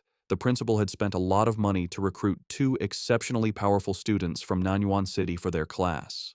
He Yu then points out the 2 students. The first is a boy with blonde hair, Wang Shuojie, the 3rd-ranked student in Nanyuan City, who can run the 100-meter dash in 7.98 seconds. The second is a large, muscular boy, Lu Gang, who has immense natural strength and can easily lift a 300-kilogram barbell with one hand. Shen Xinghan and Chu Rui are both visibly impressed and intimidated. Lin Zichen, on the other hand, remains completely calm. Internally, he scoffs at their achievements, knowing he had surpassed those numbers back in elementary school. Soon, the bell rings again, and the next class is for distributing textbooks. There are 4 main subjects for the semester: martial arts, gene fusion, mechanical modification, and wilderness survival. Since Lin Zichen had already self-studied all the material, he decides to use the free time to find a secluded spot to train. As he trains, his thoughts turn to the larger threats. He remembers the dangerous rat god cult is still active. The police have only captured some lower-level heretics, but the powerful Rat King, their leader, remains at large. This grim reality fuels his determination. He clenches his fist, resolving to increase his power as quickly as possible and reach at least Tier 6, a level he believes will be strong enough to confront even the Rat King. The first practical class is Wilderness Survival. The teacher, Xu Chungbei, gathers the students in a wooded area and asks if any know how to make a fire by drilling wood. He Yu mutters, "It's a useless skill." To everyone's surprise, both Wang Shuojie and Lu Gang step forward and successfully start fires using the primitive method. The teacher is impressed and asks how they learned. Lu Gang explains he learned at a summer camp, while Wang Shuojie says he taught himself by watching videos online. After they are done, Lin Zichen easily teaches the same technique to his own small group, and they quickly master it. Later, in martial arts class, the teacher, Yao Yuanfeng, announces he will teach them a special breathing and cultivation technique. Once again, Wang Shuojie and Lu Gang loudly declare they have already learned it, showing off for the class. Though their demonstration is a bit clumsy, they manage. Lin Zichen, who already knows these skills, decides to maintain his low profile. In this way, over a month passes uneventfully. One day in mechanical modification class, the teacher, Kai Yuanfei, announces a test to check their progress. To motivate them, he reveals cash prizes for the top 3, 888 yuan for first, 666 for second, and 333 for third. Lin Zichen's eyes light up when he hears about the prize money, realizing the first-place reward is almost enough to buy half a jin of the expensive savage giant eagle meat. With everyone motivated, the class begins the exam. Coincidentally, the gene fusion teacher, Liu Duren, has the same idea and also springs a surprise exam with the same prize structure. After the 2 difficult exams, the students are drained. He Yu collapses onto his desk, groaning. The other students complain about how difficult the questions were. One girl laments that she was hoping for a 90, but would be lucky to get a passing grade of 60. While everyone else complains, Wang Shuojie and Lu Gang begin to casually brag. Lu Gong asks Wang Shuojie how he did. Wang Shuojie confidently replies that he should score a 95, as he only struggled with the last part of the final question. Lu Gong nonchalantly agrees, stating he is in the same boat and also expects a 95. Listening to their arrogant exchange, He Yu glares at them, clenching his fists in fury and thinking about how badly he wants to punch them. The teacher announces the results of the mechanical augmentation test. He reads the scores, revealing that Guo Yunling received 52 points, while Shen Qinghan passed with 61. Shen Qinghan excitedly tells Lin Zichen she passed, and he congratulates her on her hard work. The teacher continues, announcing, He Yu scored an impressive 88 points. His friends praise him, and he humbly replies he was just lucky, promising to treat them to a meal with his third-place prize of 333 yuan. Next, the teacher confirms Lu Gang and Wang Shuojie both scored 95 just as they predicted, complimenting them for being only one question away from a perfect score. Wang Shuojie confidently claims that with 10 more minutes, he could have solved the final problem, and Lu Gang agrees. Listening to them brag, He Yu is frustrated, but comforts himself with the thought that third place is still his. However, the teacher then reveals a shocking result. Despite the test's difficulty, one student achieved a perfect score, Lin Zichen, with 100 points. Wang Shuojie and Lu Gang are stunned, shouting the result is absurd. The rest of the class erupts in cheers. Even a defeated He Yu joins in. Recognizing Lin Zichen is on another level, Shen Qinghan and Chu Rui celebrate his victory as the glory of Shanghai. Ignoring the praise, Lin Zichen's focus is on the prize. He raises his hand and asks Teacher Kai when the 888 yuan prize for first place will be distributed. The teacher promises to send it later, internally finding Lin Zichen's intense focus on money strange. An hour later, the gene fusion exam results are announced. The teacher, Kai Yuanfei, reads the scores. This time, the non-Yuan duo did not perform as well. Lu Gang scored 81 and Wang Shuojie 83. Though still good scores, they are clearly disappointed. In contrast, Shen Qinghan achieves an excellent 78, placing her in the top 5, and she celebrates with Chu Rui. To the shock of his classmates, Lin Zichen once again secures a perfect score, effortlessly winning another prize. This second crushing victory deals a huge blow to the confidence of He Yu, Wang Shuojie, and Lu Gang, who are left demoralized. Unable to accept their defeat, Wang Shuojie and Lu Gang question how anyone could get full marks on such a difficult test, openly suggesting Lin Zichen must have known the answers in advance. The teacher, Kai Yuanfei, immediately shuts down their accusation, stating firmly that it is impossible. He explains that he personally designed every question, and the answers are not available online, making cheating impossible. The two are left speechless. Their classmates are not so kind. He Yu and Chu Rui laugh, mocking Wang Shuojie and Lu Gang for being sore losers. He Yu calls them a disgrace to Nanyuan City, and Chu Rui adds that uncultured, ugly people always cause the most trouble. After lunch, the practical exam for wilderness survival begins. The teacher, Xu Chengbei, explains the rewards are the same, with cash prizes for the top 3. The exam has 3 parts: climbing, swimming, and making fire by friction. Having been beaten in the academic tests, Wang Shuojie tells Lu Gang they must redeem themselves in the practical exams. Lu Gang agrees, and both glare at Lin Zichen, vowing to crush him and wash away their shame. The exam begins with climbing, where speed determines the winner. As expected, Lin Zichen's superior physical abilities allow him to easily dominate. He scales the rock wall with incredible speed, leaving the Nanyuan duo far behind to secure first place. The tree climbing event ends the same. Lin Zichen again takes first, while a defeated Wang Shuojie complains he couldn't even see his shadow. While Lin Zichen excels, he notes his real concern is for Shen Qinghan. As he expected, she struggles with the climbing and finishes last. However, he isn't worried, knowing her true talent is in the water and confident she will regain her confidence during the swimming segment. Next is the fire-starting segment. With his eyes on the prize money, Lin Zichen knows he must continue to crush the Nanyuan duo. He starts the task with intense focus and speed, successfully creating a fire in just 58 seconds. Wang Shuojie and Lu Gang watch in utter disbelief, wondering how he can be so fast at everything, bewildered by his insane hand speed. The final part of the wilderness survival exam was swimming. This time it was Shen Qinghan's turn to shine. Tapping into her natural affinity for water, she swam with incredible speed, easily crushing the Nanyuan duo and delivering another heavy blow to their shattered confidence. Wang Shuojie was left in disbelief, unable to understand how Shen Qinghan could suddenly exhibit such explosive power in the water, concluding he must be hallucinating. After the exam, a defeated Wang Shuojie and Lu Gang were completely silent for a long time. However, their silence only lasted through lunch. In the afternoon, the final exam for martial arts began. The teacher, Yao Yuanfeng, announced it was time to test their progress with a sparring competition. The top 3 would receive prizes, motivating the class. For Wang Shuojie and Lu Gang, this reignited their hope. Filled with determination, they resolved to reclaim their pride. They reasoned this was martial arts class, where physical fitness and combat technique truly mattered. They believed if Lin Zichen was weak in martial arts, his other scores were meaningless. Before sparring, the teacher had everyone do a physical test as a warm-up, measuring their 100-meter sprint, one-hand barbell lift, and vertical jump. Lin Zichen, holding back to avoid being too flashy, still gave an incredible performance. He ran the 100-meter dash in 7.78 seconds and lifted a 330-kilogram barbell with one hand. His vertical jump was 2.18 meters, and he easily took first in all 3 events, making sure to only slightly beat the Nanyuan duo. They were once again left in utter shock.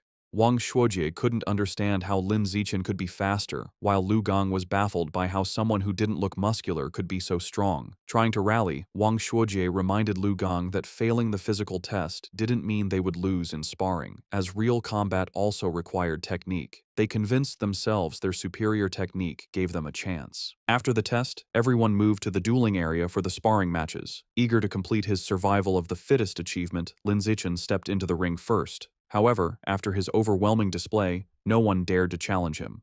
Even Wang Shuojie and Lu Gang held back to observe first. Seeing the stalemate, the teacher intervened. He called out a student named Lu Wei and ordered him to spar with Lin Zichen. The two faced off, but the match was over before it began. To save time, Lin Zichen ended it instantly with a single devastating punch that sent Lu Wei flying. He then speed ran through the rest of his opponents, taking down every student in the class with the same brutal efficiency. Watching this, Wang Shuojie and Lu Gang are left in utter despair. Wang Shuojie realizes with horror that Lin Zichen is far stronger than they imagined and probably wasn't going all out during the physical test. He wonders how anyone could compete with such a monster. Just as their spirits are crushed, He suddenly leaps into the ring, shouting Lu Gang's name. He points at Lu Gang, declaring he's warmed up and at his peak, and challenges him to a fight. Eager to vent his frustration, Lu Gang readily accepts. He reasons that while he may not be confident against Lin Zichen, he can certainly defeat He Yu and vows to flatten him in 30 seconds.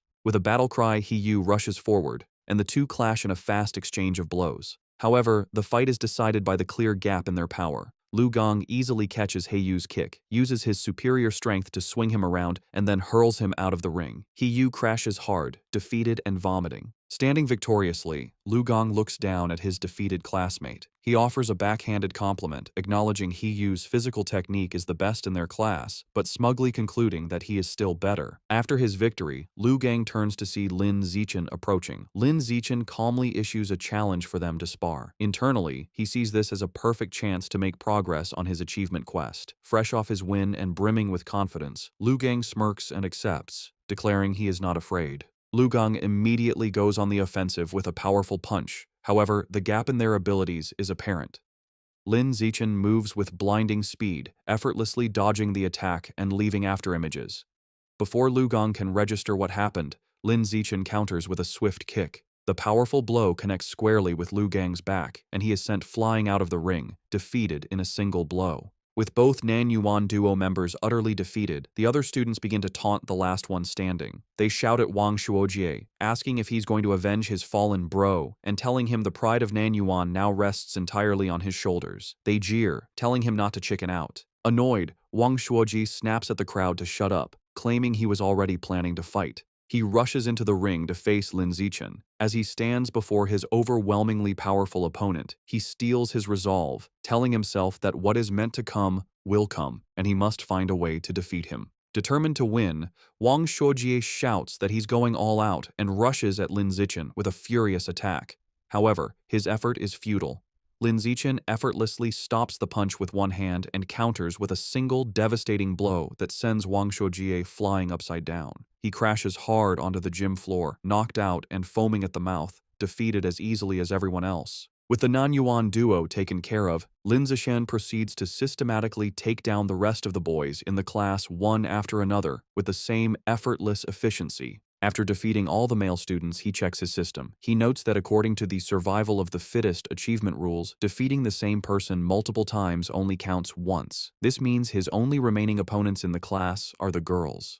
He wonders if any of them will even be willing to spar with him. To his complete surprise, the girls are more than willing. A crowd of his female classmates gathers, blushing and eagerly making heart gestures, all wanting a chance to fight him. The first to volunteer is Chu Yutong, who excitedly raises her hand and challenges him. She leaps into the ring and attacks with surprising speed and agility. However, Lin Zichen is still on another level. He easily dodges her attack, leaving her to comment on his incredible speed. She gracefully lands, disappointed that she came so close but couldn't even grab him. Unexpectedly, after Chu Yutong's defeat, the other girls also volunteer to challenge him one by one. Of course, Lin Zichen holds back considerably when facing the girls. His main goal isn't to hurt them, but simply to win the official matches and complete his achievement as quickly as possible. Soon, Lin Zichen finishes sparring with all the girls in his class. While he has successfully defeated every student, he is still far from completing his achievement task. He is a bit disappointed, but his mood quickly changes when his teacher, Yao Yuanfeng, suddenly announces some good news. The teacher praises the class and tells them that as elite students, they must learn to challenge those above them. He then announces that in 1 month, their class will challenge the strongest regular class in the second year, and he expects them to be ready. Lin Zichen, who was just feeling frustrated about the lack of opponents to speed up his survival of the fittest achievement, is overjoyed. A new match has been delivered right to his door, a true blessing. After the teacher dismisses the class, a newly humbled Lu Gang approaches Lin Zichen. He admits he had underestimated the school and declares that from now on, he will consider Lin Zichen his rival for the next 3 years. Lin Zichen realizes that with the teacher's plan to constantly challenge other classes, completing his achievement within a year might not be impossible. Wang Shuojie also confronts him, vowing to wash away the humiliation of his defeat before they graduate. Lin Zichen, however, is more focused on the practical benefits. He calculates that he has earned over 3,000 yuan from the exam prizes alone. This excites him, as he can now use this money to buy more beast meat. He clenches his fist, completely ignoring the non-Yuan duo, who are left fuming at his arrogant dismissal. That night, back in his room, he considers his financial situation. Although he earned some money from the rewards, it is still far from enough to buy all the beast meat he needs. To earn more money, he decides to follow in his parents' footsteps and registers as a web novel author, beginning his writing journey. Thanks to his celestial root of wisdom, his writing is exceptional. The next morning, he finds a contract invitation from the Yuiwen platform in his messages. After signing the contract, a piece of news from that very day catches his eye. The report is about a terrifying incident just 2 hours ago. A giant mutant rat had attacked a frozen meat-cold storage facility on the outskirts of the city. The news report details the horrific attack. The mutant rat was over 5 meters long and so powerful that it bit a responding cyborg in half. In a final, desperate act, the captured cyborg activated its hidden backup energy core to self-destruct, taking the enemy with it. The resulting explosion was massive, blowing the giant mutant rat to pieces on the spot. Reading the news, Lin Zichen is horrified. He stares at an image of a monstrous rat, wondering with growing dread how many more of these giant mutant rats are hidden in Shanghai City. He also questions where such enormous creatures could possibly be hiding. The day of the sparring session against the strongest regular class of the second year arrives, and the students gather at the Shanghai High Gymnasium.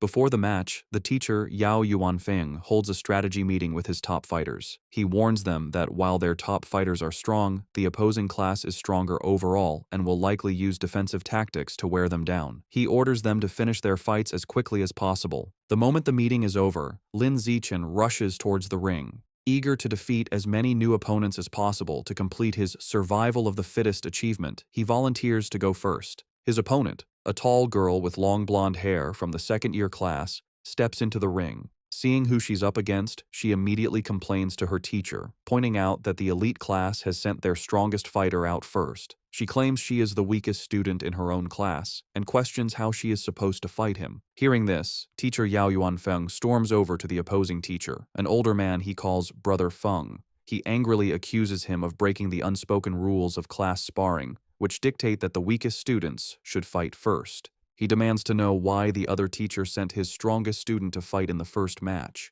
To settle the dispute, Teacher Yao orders Lin Zichen down from the stage, telling him he can go later and to let the weaker students go first. Lin Zichen reluctantly agrees and steps down. The teacher then points to Zhong Yijia and tells her to go first, but she is caught off guard and protests that she isn't ready. Seeing an opportunity, Shen Qinghan steps forward. She volunteers to fight, telling Teacher Yao that since she is the weakest, she should be the one to go first. Shen Qinghan nervously enters the ring to face the tall blonde girl, clearly intimidated.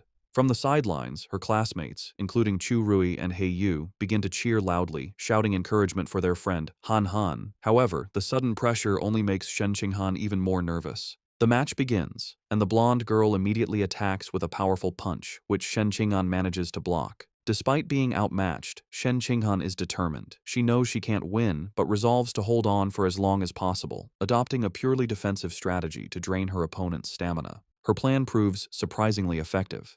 3 minutes later, the blonde girl is breathing heavily, surprised by Shen Qinghan's endurance. She realizes that if the fight continues, she will run out of stamina and decides she must finish the match quickly. She rushes forward with a final decisive punch. The blow lands, and Shen Qinghan is knocked to the ground, defeated.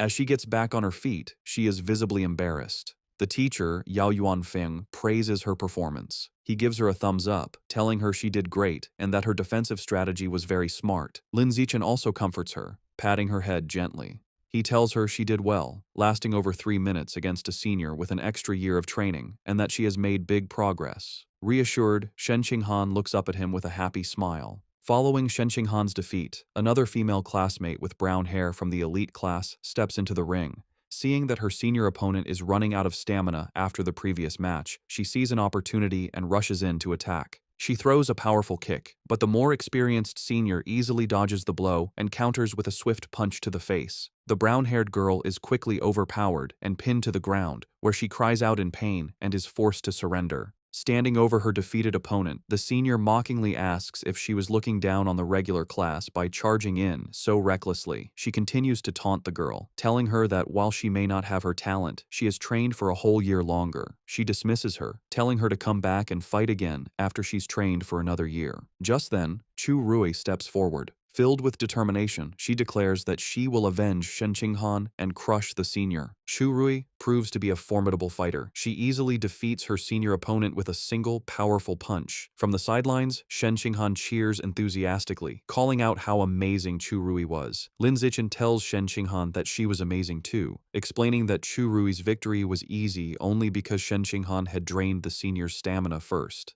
Shen Qinghan smiles happily. 2 hours later, the sparring session continues, and the elite class has evened the score.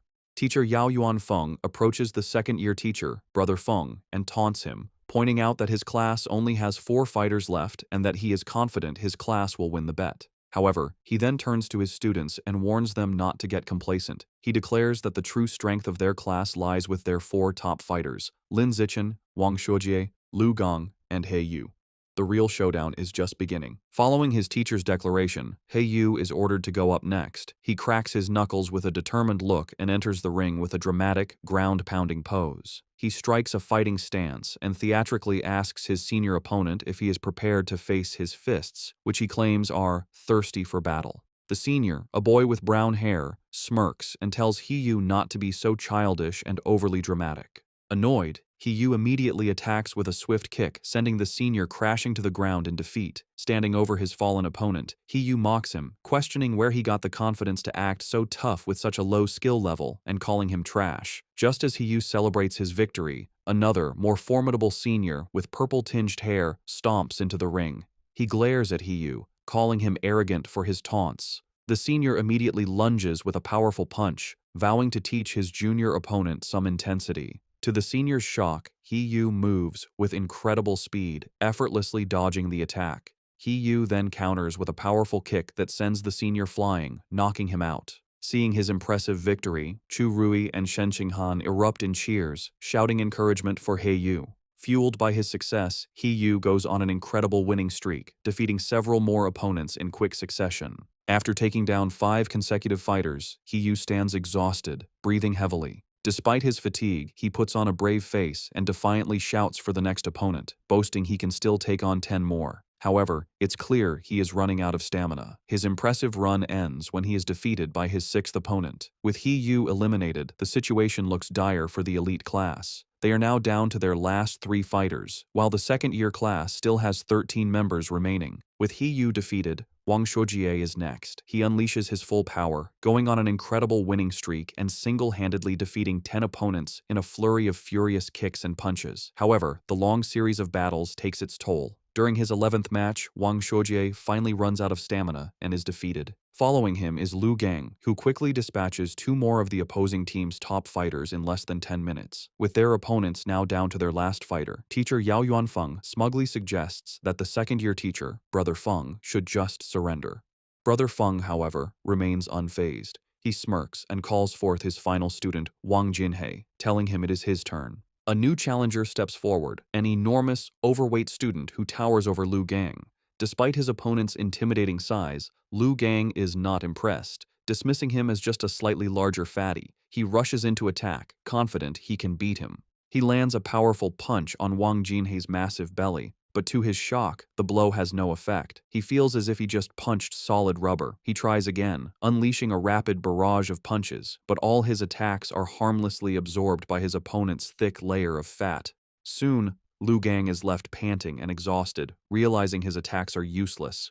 His opponent, who has not moved an inch, looks down at him with a calm expression. He asks if Lu Gang is finished, because now it is his turn.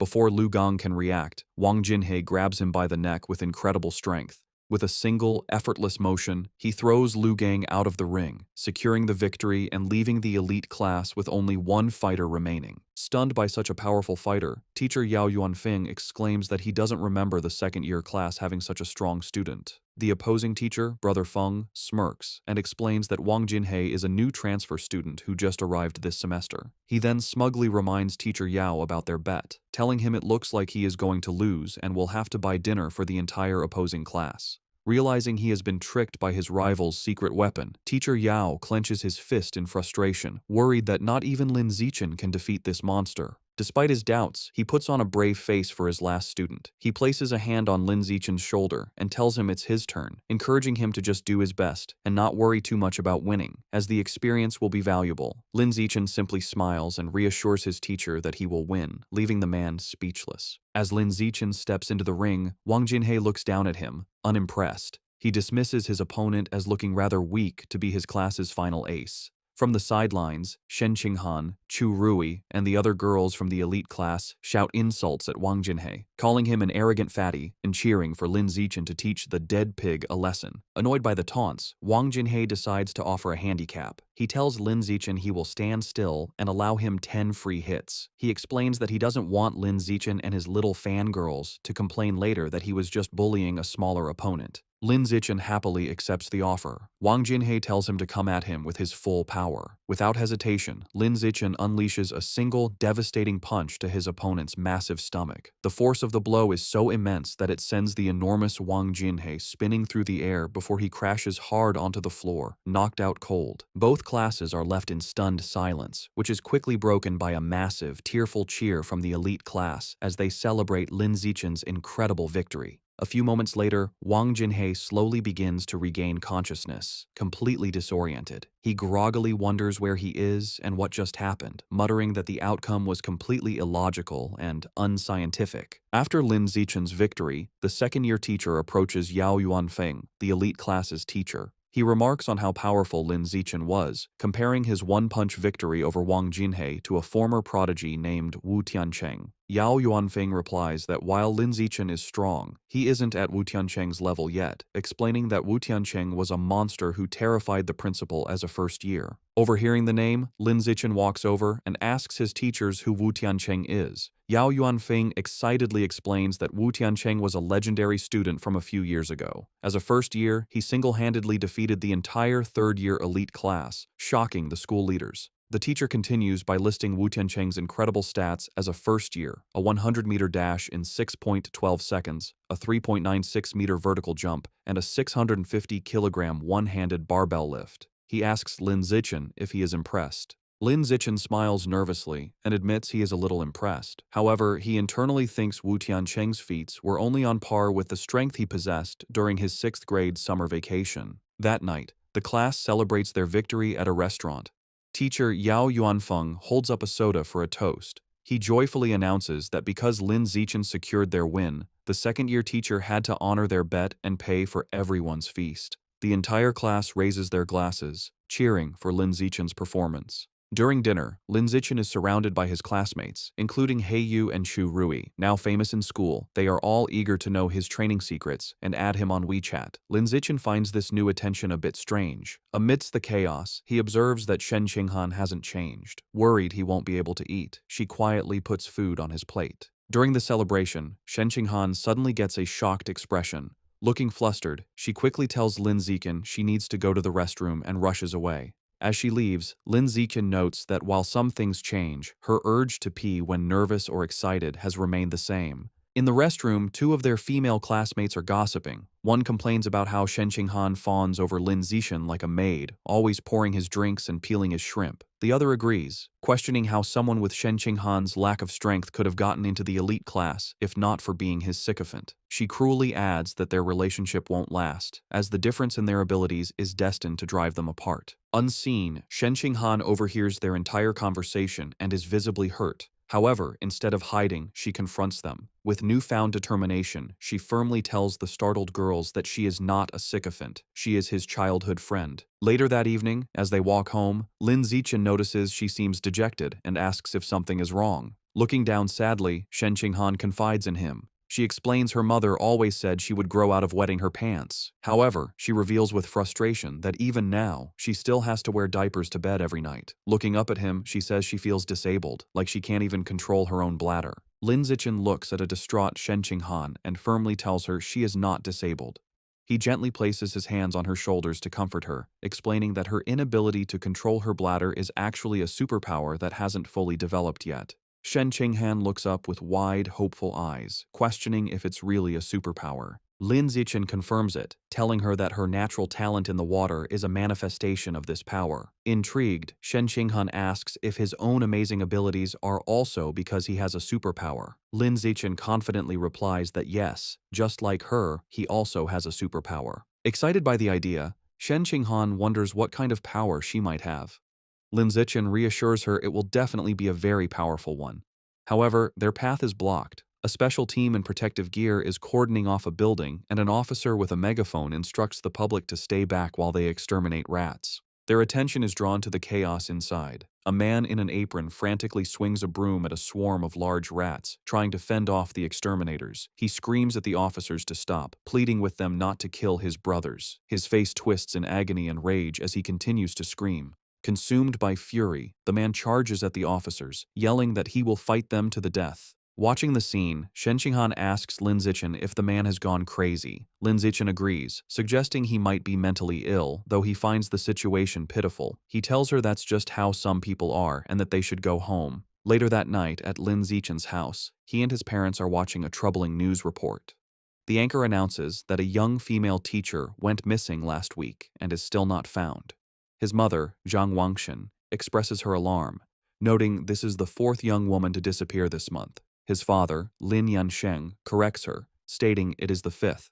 The report continues, showing photos of the missing women, all young and attractive. It issues a public warning for young women to avoid going out alone at night. Worried, Zhang Wangshan tells her son he must not let Shen Qinghan go anywhere by herself. Lin Zichen smiles and promises to look after her. Meanwhile, at a public security office in Shanghai City, the man from the market has been taken into custody.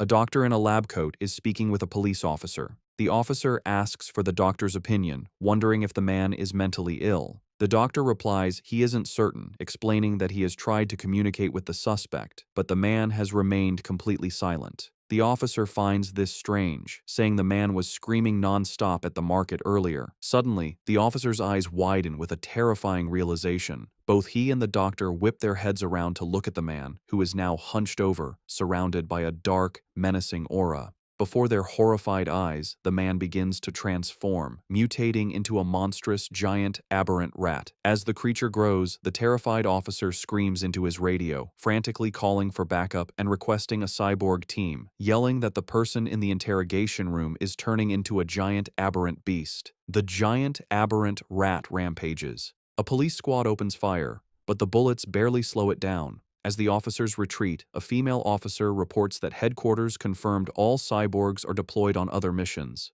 The director adds grimly that support won't arrive for 10 minutes and their ammunition won't last that long. Realizing they can't fight it head-on, the director orders his team to their car. Their new plan is to lure the monster into the suburbs to buy time. The female officer jumps into a police van and starts the engine, while another officer braces himself inside. They speed through the city with the giant rat in hot pursuit, leaping between buildings. The female officer urges them to go faster to give the cyborgs more time. The van races up a mountain road and into a tunnel, but the beast is relentless. It closes the distance with a terrifying roar, its massive tooth-filled maw open. The monster slams into the back of the van, causing it to lose control, flip violently through the air, and crash. Inside the overturned van, the female officer hangs upside down, injured. With a look of despair, she thinks that in the end, they still couldn't make it. Just as the giant aberrant rat roars in triumph over the wrecked van, a massive explosion engulfs it. Help has arrived. A female cyborg with short purple hair and sleek armor. Hovering in the air, she locks on and unleashes a barrage of powerful purple missiles. The projectiles slam into the monster, creating a series of fiery explosions as she gives the command to kill. After the smoke clears, the cyborg lands on the crater-filled road. She finds a large tunnel and realizes the rat escaped by digging its way out, noting the beasts seem to be getting smarter. However, she sees shredded flesh and blood on the ground and concludes the creature is seriously injured and couldn't have gotten far. She decides she has a good chance to track it down. The scene shifts to the city skyline at 3 a.m. In his room, Lin Zichen is at his computer, not training, but writing. He reflects on his progress as a web novel author.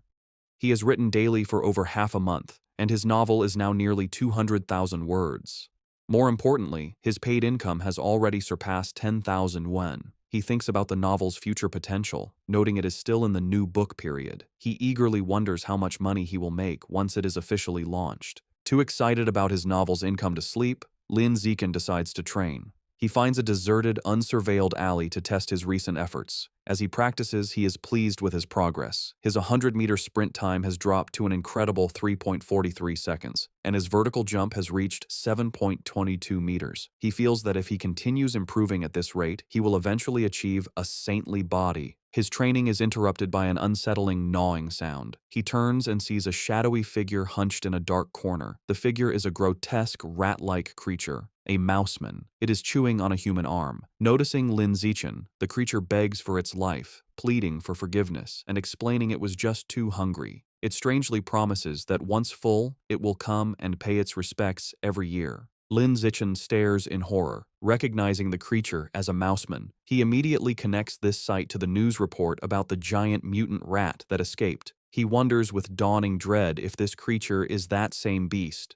now in a more humanoid, but no less monstrous form. Realizing the extreme danger, Lin Zichen decides he must inform the police. However, as he turns to leave, the mouseman panics, thinking he is its next meal. It stammers that it doesn't have to eat him and can go find others to devour instead. Before Lin Zichen can react, the creature springs into action. It leaps off the alley walls with blinding speed, ricocheting from side to side in a series of lightning-fast jumps. The mouseman lunges at him, screaming it wants to eat human meat as hunger overrides its fear. The attack is so fast that Lin Zichen realizes there is no time to dodge. With no other option, he faces the monster head-on. As the creature closes in, Lin Zichen meets its charge with a single, devastating kick to its jaw. The impact sends the mouseman spinning through the air before it crashes hard to the ground. The beast struggles to its feet, clutching its bleeding chest. It stares at Lin Zichen in disbelief, wondering how a weak-looking student could possess such overwhelming strength. Stunned and injured, the mouseman stares back at Lin Zichen, shocked by his unexpected power.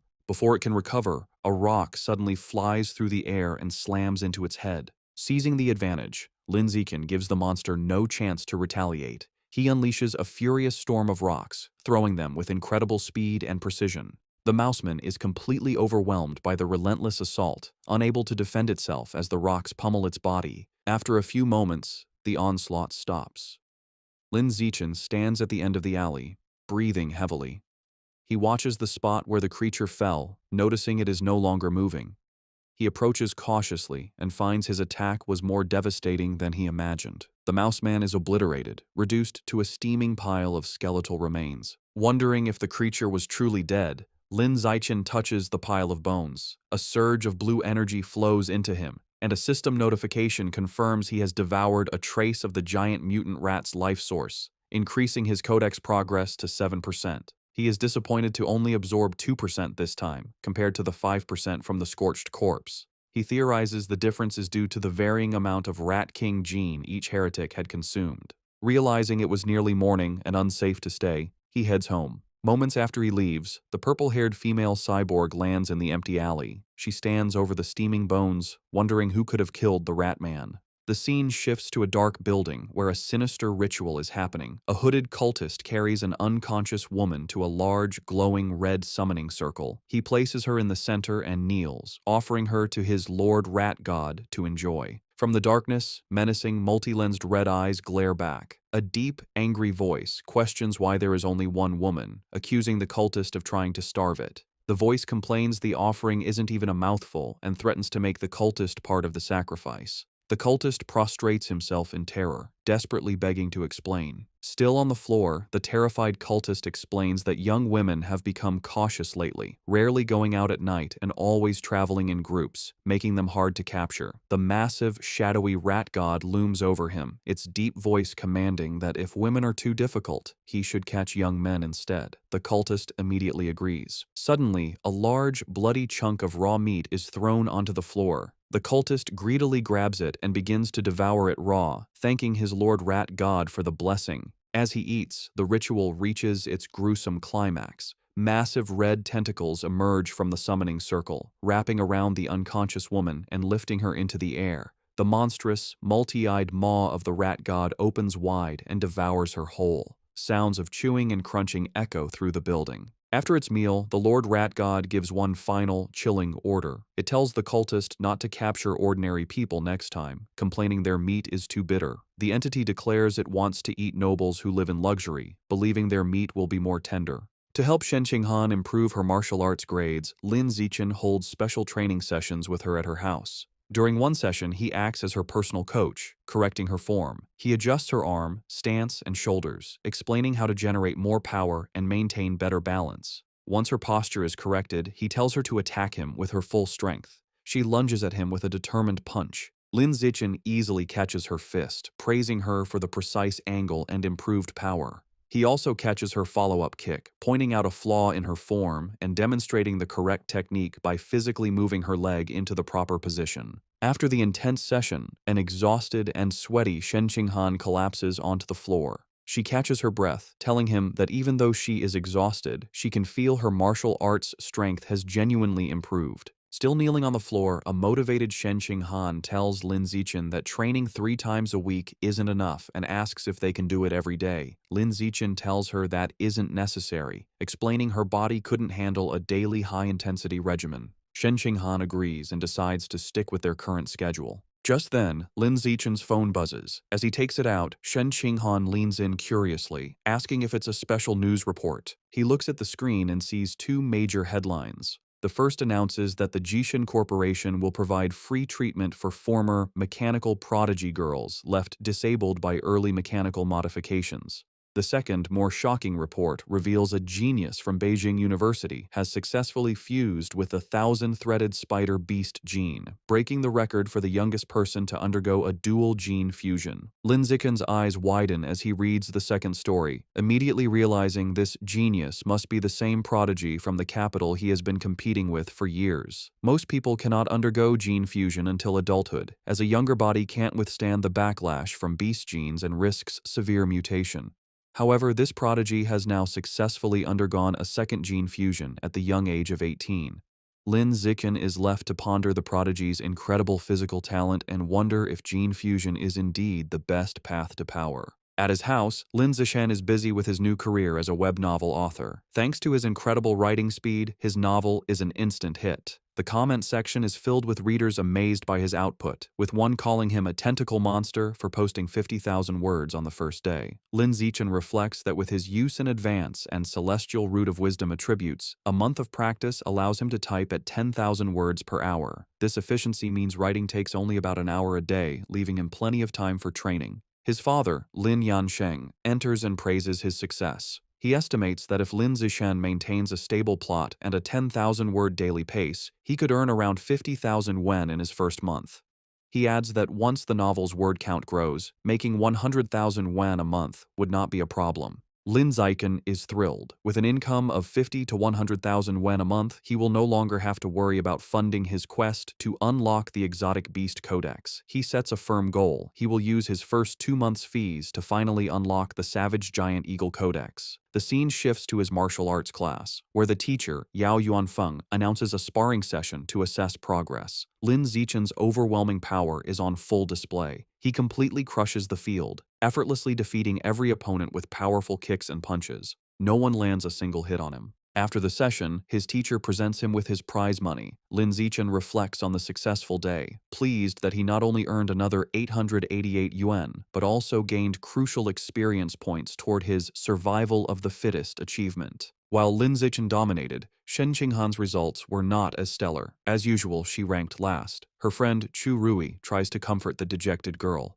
However, her training with Lin Zichen has clearly paid off. She now has the ability to fight back. A flashback shows her previous match against Wen Yuntong, the second worst student in the class, where she was defeated in under 3 seconds. This time, Shen Qinghan held her ground for nearly 3 minutes. More impressively, she actively traded blows, landing several punches and kicks. Her martial arts teacher, Yao Yuanfeng, was very impressed by her progress. He praised her hard work and encouraged her to keep it up. With the sparring session concluded, the teacher gathered the class and made a new announcement. He declared that in 1 month their class would challenge the elite class of the second years, setting an ambitious goal for them to take down every student except for their top 3 fighters. The class roared back in confident agreement. The teacher was pleased with their fighting spirit. A month passes quickly. Lin Zichen's web novel has been a massive success, and he checks his bank account to see a balance of 89,000 yuan. With his new funds, he immediately heads to the supermarket to finally buy the beast meat he needs. He tells the female employee at the counter he would like to purchase some savage giant eagle meat. The employee informs him of a special promotion. If he buys 100 jin all at once, he will receive a 5% discount. After a moment of thought, Lin Zichen decides to hold off on the purchase for now. He concludes it would be more strategic to wait until he has saved up enough to buy all 100 jin at once to take advantage of the discount, figuring he will likely have enough by the following month. The next day at school, Shen Qinghan excitedly tells Lin Zichen the cafeteria has a new stir-fry counter and she has heard the chef's dishes are delicious. He agrees to go with her. They arrive at the counter where several chefs are busy, and both are impressed by the amazing aroma. After getting their food, they sit down at a table. Lin Zichen comments that it was a good thing they arrived early, as a long line has already formed. Their meal is interrupted by a loud argument in the line. One student accuses another of cutting, but the second claims his desk mate was saving his spot. The argument escalates, with the first student insisting saving a spot is still cutting, and the second becoming defiant. Shen Qinghan recognizes one of the voices and points out to Lin Zichen that their friend, He Yu, is the one arguing. She asks if they should check on him. Lin Zichen glances over and calmly tells her it probably isn't necessary, observing that He Yu has an aggressive presence and seems to have already scared the other guy off. Lin Zichen's assumption is incorrect. The student He Yu was arguing with stands his ground, looking down at He Yu with a condescending expression and calling him a punk. He Yu finds himself surrounded as the student is joined by his friends. The leader of the group asks He Yu what his deal is. One of the other bullies smugly states they have no deal. They are simply cutting in line. Enraged, He Yu yells at them to get to the back of the line. He is shocked by their audacity and realizes he is outnumbered. Despite this, He Yu tries to hold them back, spreading his arms to block them. He wonders why no one in the crowded cafeteria is stepping in. From their table, Shen Qinghan watches with concern, pointing out to Lin Zichen that their friend He Yu is being bullied. Just as the bullies are about to push past He Yu, a hand clamps down on the leader's shoulder. It is Lin Zichen, his face shadowed and intimidating. He calmly tells the student to please line up properly. The bully turns around and confronts Lin Zikan with a smirk, defiantly asking what he can possibly do about it if he refuses. Instead of escalating the fight physically, Lin Zikan responds with a sly grin. He pulls out his phone and coolly informs the bully that he will report him. The bully leader scoffs at the threat, calling reporting shameful. With Yu smirking beside him, Lin Zichen coolly retorts that he finds cutting in line even more shameful. Unwilling to be reported, the group of bullies gives up and walks away in frustration. The scene shifts to a luxurious villa in a wealthy district of Shanghai City, where the rat god cult is holding a secret meeting. Their leader, a man in a black hooded robe, sits on a throne-like chair and addresses his followers. He announces that one of their members, Sha Qiang, is dead, explaining that he went crazy at the market and was killed after provoking the security squad. Another cultist mutters that it is good riddance. The leader then introduces a new young man who will be taking Sha Qiang's place. He relays a new, chilling order from their Lord Rat God. From now on, they must only capture and sacrifice noble elites, as their god finds ordinary people to be too bitter. This new directive causes concern. Two members speak up, arguing that capturing nobles is too risky. They reason that while a missing ordinary person might be overlooked, a missing noble would cause serious trouble. The cult leader suggests they target the sons of rich but powerless merchants to lower the risk. He then turns his attention back to the newcomer. He instructs him that, as he is new, he should not go after nobles yet. Instead, he is to practice by capturing a handsome young man as a sacrifice to one of the rat god's subordinates. The newcomer, his face hidden in the shadows of his hood, confidently accepts the mission, promising he will not just find any handsome man, but will offer the most handsome man in the entire city to the divine child. In the classroom, Yu is still fuming about the cafeteria. He tells Lin Zichen he investigated the students who cut in line and discovered they are from Class 3 of the second year, the same top honors class they are scheduled to challenge. Yu can't believe students from an elite class could be so rude. Leaning against the lockers, Lin Zichen looks at his phone and remarks that good grades don't mean a person has good manners. His expression shifts as a news alert catches his eye. He reads that another wealthy heir has gone missing, the fifth recently. Knowing the kidnappers haven't asked for ransom and remembering the rat god cult's order to capture nobles, Lin Zichen grimly concludes the cult is behind these disappearances. The day of the competition arrives, and students gather in a large gym with 2 fighting rings. Tension between the classes is high, as the students who bullied Yu glare at him, and Yu makes a defiant gesture in return. After both classes warm up, the sparring matches begin. Just as she did last time, Shen Qinghan takes the first fight. Her opponent, a senior from the honors class, immediately attacks with a fierce kick.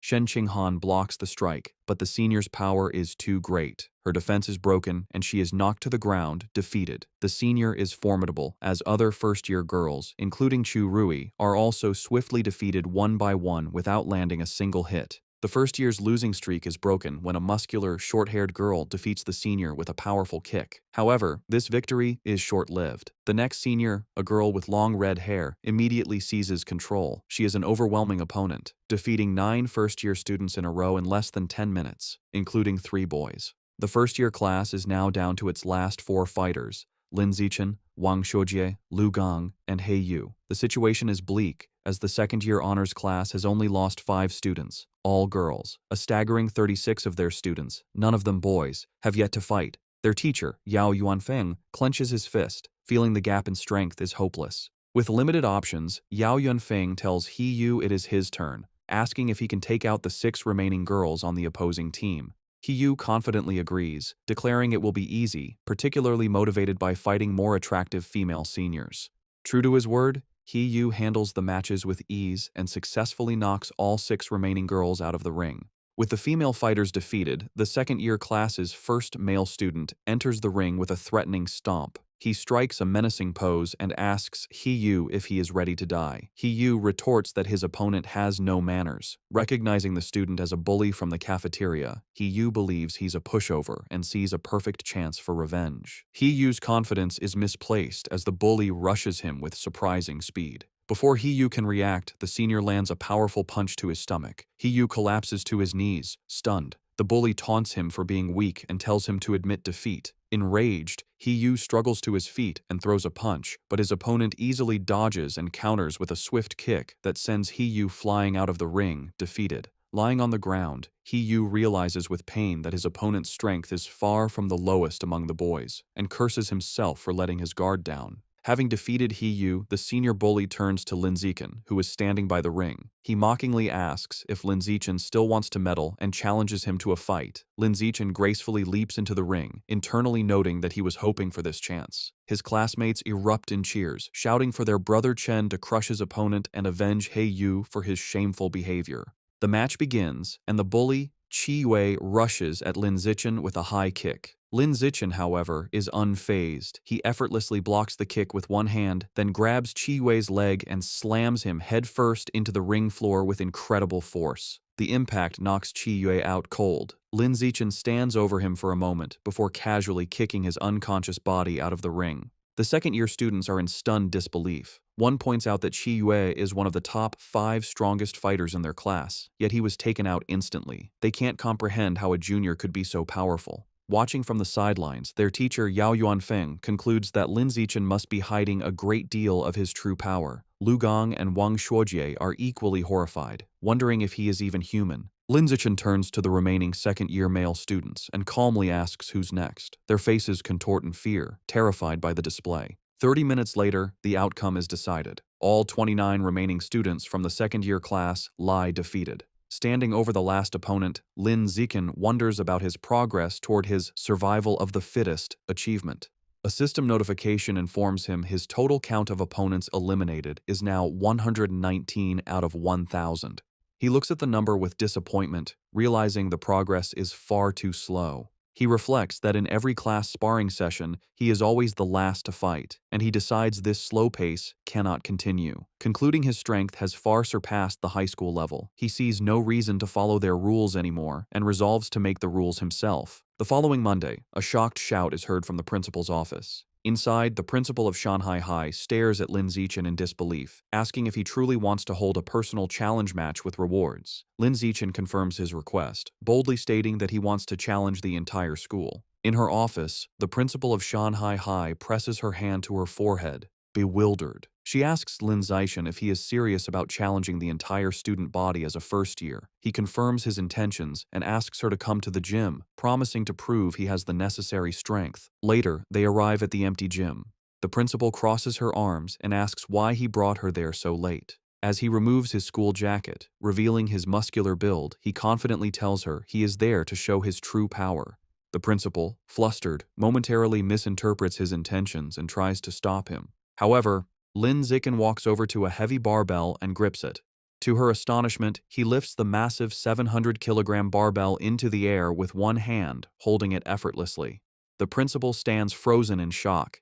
It dawns on her what he meant by showing his power. She realizes his strength already surpasses that of the school's most legendary student, Wu Tiancheng, during his first year. Completely convinced, the principal gives Lin Zichen a thumbs up. She agrees to his request, promising to arrange an event for him to challenge the entire school. With a sheepish grin, he reminds her they must set up rewards, explaining that without prize money, no one would be motivated to challenge him. He then lays out his clever plan for the prizes. He suggests 2 types of rewards, a participation prize to encourage everyone, and a larger, cumulative prize pool that grows with each challenger. Whoever defeats him wins the entire pool. If no one can beat him within the time limit, all the money will be his. The principal, intrigued, smiles and agrees. Lin Zichen makes one final request: keep his true strength a secret for now, otherwise students might be too intimidated. She playfully pats his shoulder and agrees. Later, in her office, she shows Lin Zichen the finalized plan. He confirms it is perfect, thanking her for her hard work. As they speak, 2 teachers, Yao Yuanfeng and Liu Deren, walk by. They are shocked to see the principal's unusually cheerful demeanor towards Lin Zichen, wondering what is going on. Yao Yuanfeng is bewildered, remarking internally how the principal, usually a stern-faced she-devil, is now smiling so pleasantly, completely misinterpreting the situation. At 2 in the afternoon, the student body gathers in the gym, surrounding 2 large fighting rings where Lin Zichen and the principal stand. The principal takes the microphone and begins the announcement. She introduces Lin Zichen, details his recent victories, and explains the rules and prizes for his personal challenge against the entire school. The announcement causes an uproar. The crowd erupts in disbelief and mockery, with many shouting that the principal must have gone crazy. They are insulted by a first-year's arrogance, questioning his confidence. One student angrily points out that defeating the second year's strongest class doesn't mean he can take on the third year's, while another calls him arrogant. Facing the hostile crowd, Lin Zichen calmly announces that starting the next day, he will be in the gym for 2 hours every afternoon, welcoming challengers. Internally, he is pleased by their anger, thinking that with so many eager to fight, he has a good chance of completing his survival of the fittest quest early. The scene shifts to a bustling city street at night. A young man with blonde hair walks alone, sipping a drink. His walk is interrupted when two attractive women step in front of him and invite him to a bar. The blonde man looks at them with a cold expression and bluntly tells them to get lost. As they walk away, they mutter that he has no charm. The young man watches them go, annoyed, wondering if Shanghai City is always this lame. The blonde young man is a new member of the Rat God cult, struggling with his first mission. Looking down at the people, he complains that after searching for days, he still hasn't found a single man attractive enough to be a worthy sacrifice. He is consumed by anxiety, picturing his cult leader and worrying how he will be perceived if he fails. He fears failure will lead to being ostracized. He had considered kidnapping a male celebrity, but realized it was impossible, as they are constantly surrounded by bodyguards, and he lacks the power to overcome them. As he walks, the pressure mounts. His deadline is fast approaching, and he is growing desperate. Just as he is lost in thought, Lin Zichen, out for a run in a tank top and shorts, sprints past him. The blonde man turns, and his eyes widen. He is immediately struck by Lin Zichen's appearance, thinking he has finally found an incredibly handsome man. He has found his target. The blonde cultist watches Lin Zichen run, feeling triumphant relief. After searching for so long, he has found the perfect target without even trying. A wide, sinister grin spreads across his face as he confirms his decision. Lin Zichen will be his sacrifice. He begins to follow his target, watching as Lin Zichen turns down a deserted industrial alleyway. Seeing the secluded area, the cultist's face twists into a horrifying black-eyed grin. He knows this is the perfect opportunity. Deciding it is time to strike, he unleashes his power and undergoes a grotesque transformation, his body contorting into a monstrous beast with a massive, tooth-filled maw. However, just as the transformed cultist is about to attack, a brick comes flying out of nowhere and smashes directly into its head with a sickening, bloody impact. The transformed cultist stumbles, clutching its head in pain and confusion after being struck by the brick. From the shadows, Lin Zichen emerges, holding the brick he just threw. He calmly remarks to himself that he didn't expect to find a rat person while out for a run, seeing it as a fortunate chance to increase the unlock progress for his guidebook. The monster trembles in terror, thinking that this human is horrifying and is speaking words it cannot comprehend. It feels incredibly unlucky to have run into him. Before it can react further, the monster collapses to the ground, dead. Lin Zichen looks on in surprise, finding it hard to believe that he killed the creature just by picking up and throwing a single brick. He wonders how a follower of the Rat God cult could possibly be so weak. Deciding not to dwell on it, he quickly kneels beside the dead monster to absorb its life essence before anyone else arrives. A system notification appears, confirming he has devoured a trace of the giant mutant rat's life essence and that his guidebook progress has increased to 8%. He looks at the result with disappointment, noting that it only went up by 1%. He concludes that the pathetically low amount of essence is why this particular rat person was so weak. Thinking about his safety, Lin Zichen decides that he won't be coming out for night runs for a while. He knows that not all of the cult's followers are this weak. Some of the more powerful members have incredibly strong bodies after transforming, durable enough to even withstand firearms. The next morning, Lin Zichen is at home when he sees a shocking news report on television. He learns that at 3 o'clock that morning, the Municipal Public Security Bureau, in cooperation with a chemical tutor from Shanghai University, successfully wiped out the Rat God cult. The report explains that the tutor is a high-level gene fuser who single-handedly defeated the monstrous Rat King. The broadcast shows footage of the incredible battle, where the massive, multi-eyed beast unleashes a terrifying barrage of sharp spikes at the winged, red-haired gene fuser. The tutor endures the powerful attack but ultimately emerges victorious. The entire fight lasted only 30 seconds, ending with the colossal Rat King collapsing in defeat as the gene fuser lands, securing a swift and decisive victory. Watching the display, Lin Zichen is left in deep thought, his expression grim. He contemplates the immense power he just witnessed, wondering if this is the true strength of a high-level being and acknowledging how truly formidable it is. In a modern, well-lit room, two men in tactical gear are having a conversation. A blue-haired man, sipping from a cup, asks his companion, a man with spiky orange hair named Tiancheng, if he has been able to contact their teacher yet. Tiancheng confirms that their teacher is still out of contact. He adds that the entire group of powerful individuals who went to suppress a riot at a place called Source Site 36 remain missing. The blue-haired man then asks about the current situation at the site. Tiancheng replies that it is relatively stable, explaining that if it weren't, he wouldn't have been free to come and clean up the little shrimp that escaped during the initial chaos.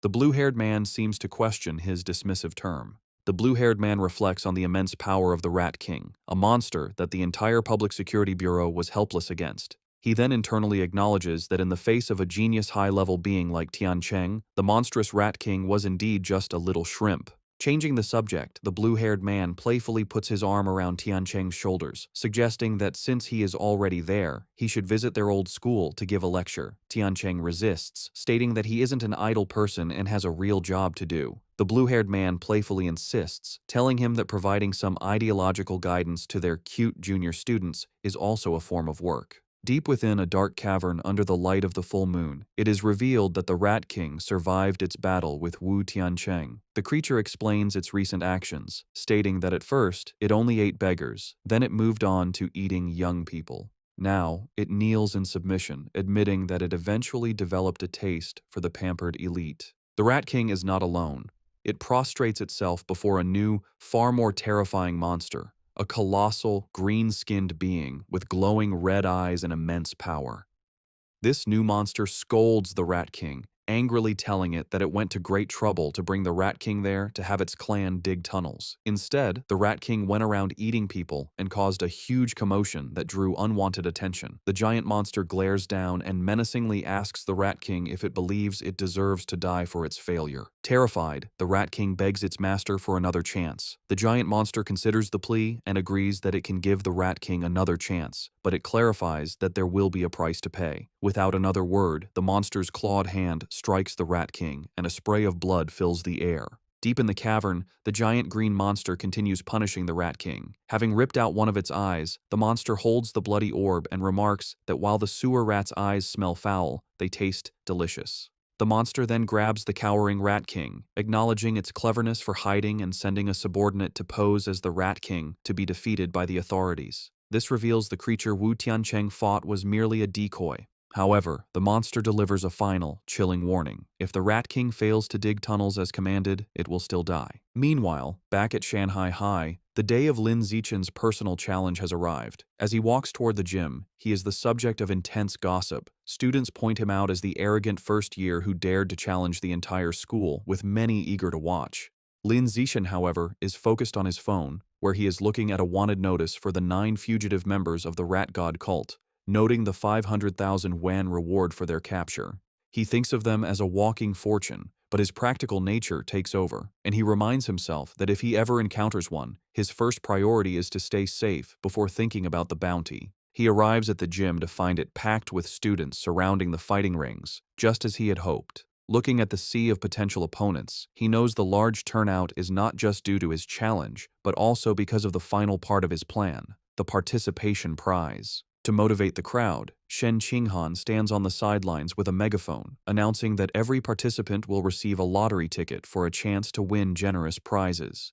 The announcement works perfectly, and the male students erupt in excitement. They shout about the amazing prizes, including the latest game consoles and smartphones, though one boy is more interested in the possibility of touching Shen Qinghan's hand during the lottery. This same boy eagerly reaches forward to be the first volunteer. However, before he can finish speaking, a female student leaps over him, stepping on his head as she declares she will go first. This opens the floodgates, and a massive, chaotic crowd of female students rushes forward, trampling the boys as they all clamor for a chance to fight Lin Zichen. Soon, the fighting ring is filled with a large group of girls who have surrounded Lin Zichen, eagerly declaring they want to challenge him. The challenge, however, quickly becomes his female classmates fawning over him. One girl touches his arm, excitedly exclaiming how strong he feels, while another caresses his face, admiring how handsome he is. Completely surrounded, Lin Zixin thinks the situation has taken a strange turn. He feels reluctant to fight girls but steels his resolve. Knowing that to complete his achievement, he has no other choice, he begins to concentrate his power. With a series of gentle but firm pushes, he sends the girls flying out of the ring one by one. Finally, he unleashes a wave of energy that repels them all at once, apologizing as they are cleared from the ring. After the chaos has settled, Lin Zixin checks his system. A notification shows his progress for the survival of the fittest achievement has now reached 309 out of 1,000.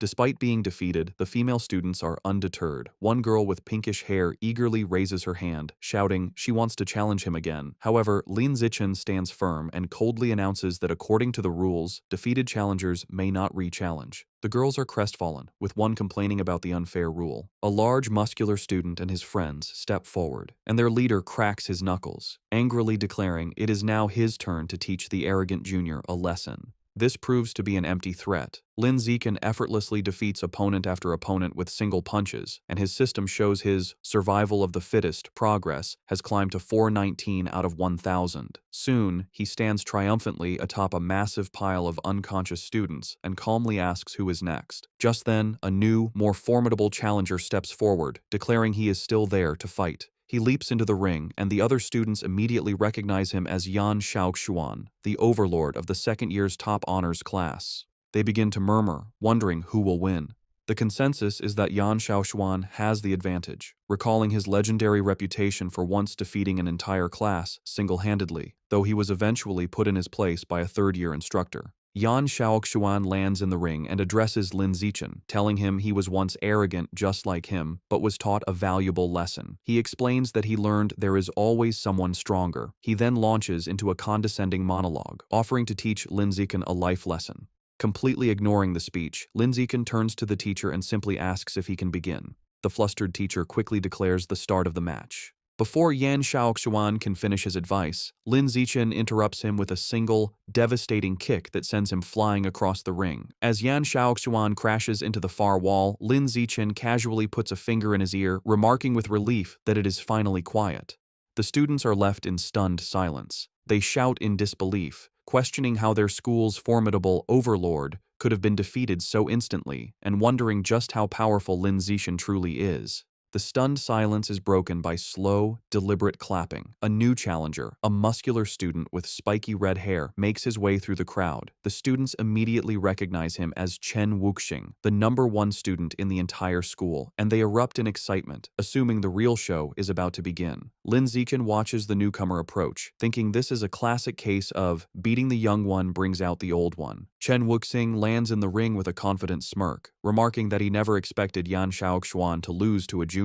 However, just as he is about to start his own speech, Lin Zixin again cuts him off, turning to the teacher and asking to begin. Over Chen Wuxing's protests, the teacher starts the match. Enraged at being ignored, Chen Wuxing charges forward, surrounded by a blue aura, declaring it seems he will have to beat his opponent to make him listen. Lin Zixin meets the charge, his own fist glowing with a yellow aura. Their powerful blows collide in a massive shockwave. Chen Wuxing apologizes, but Lin Zixin simply states that he is in a hurry and unleashes a powerful punch. The blow is too much for Chen Wuxing. It sends him flying backward, his shirt torn, his face a mask of disbelief as he questions how this is possible. The entire student body watches in absolute shock, their jaws hanging open as they witness the instantaneous defeat of their school's strongest fighter. With the school's strongest fighters defeated, Lin Zixin turns to the still stunned crowd. He points to a random student and tells him to get in the ring to fight. The student points to himself in disbelief, and Lin Zixin confirms it, stating they haven't fought yet. The student nervously asks him to be gentle, but Lin Zixin smiles and reminds him that if he participates, he will get a lottery ticket. Motivated, the student rushes into the ring, and Lin Zixin promises to go easy. His promise is short-lived, as he immediately knocks the student out with a single punch.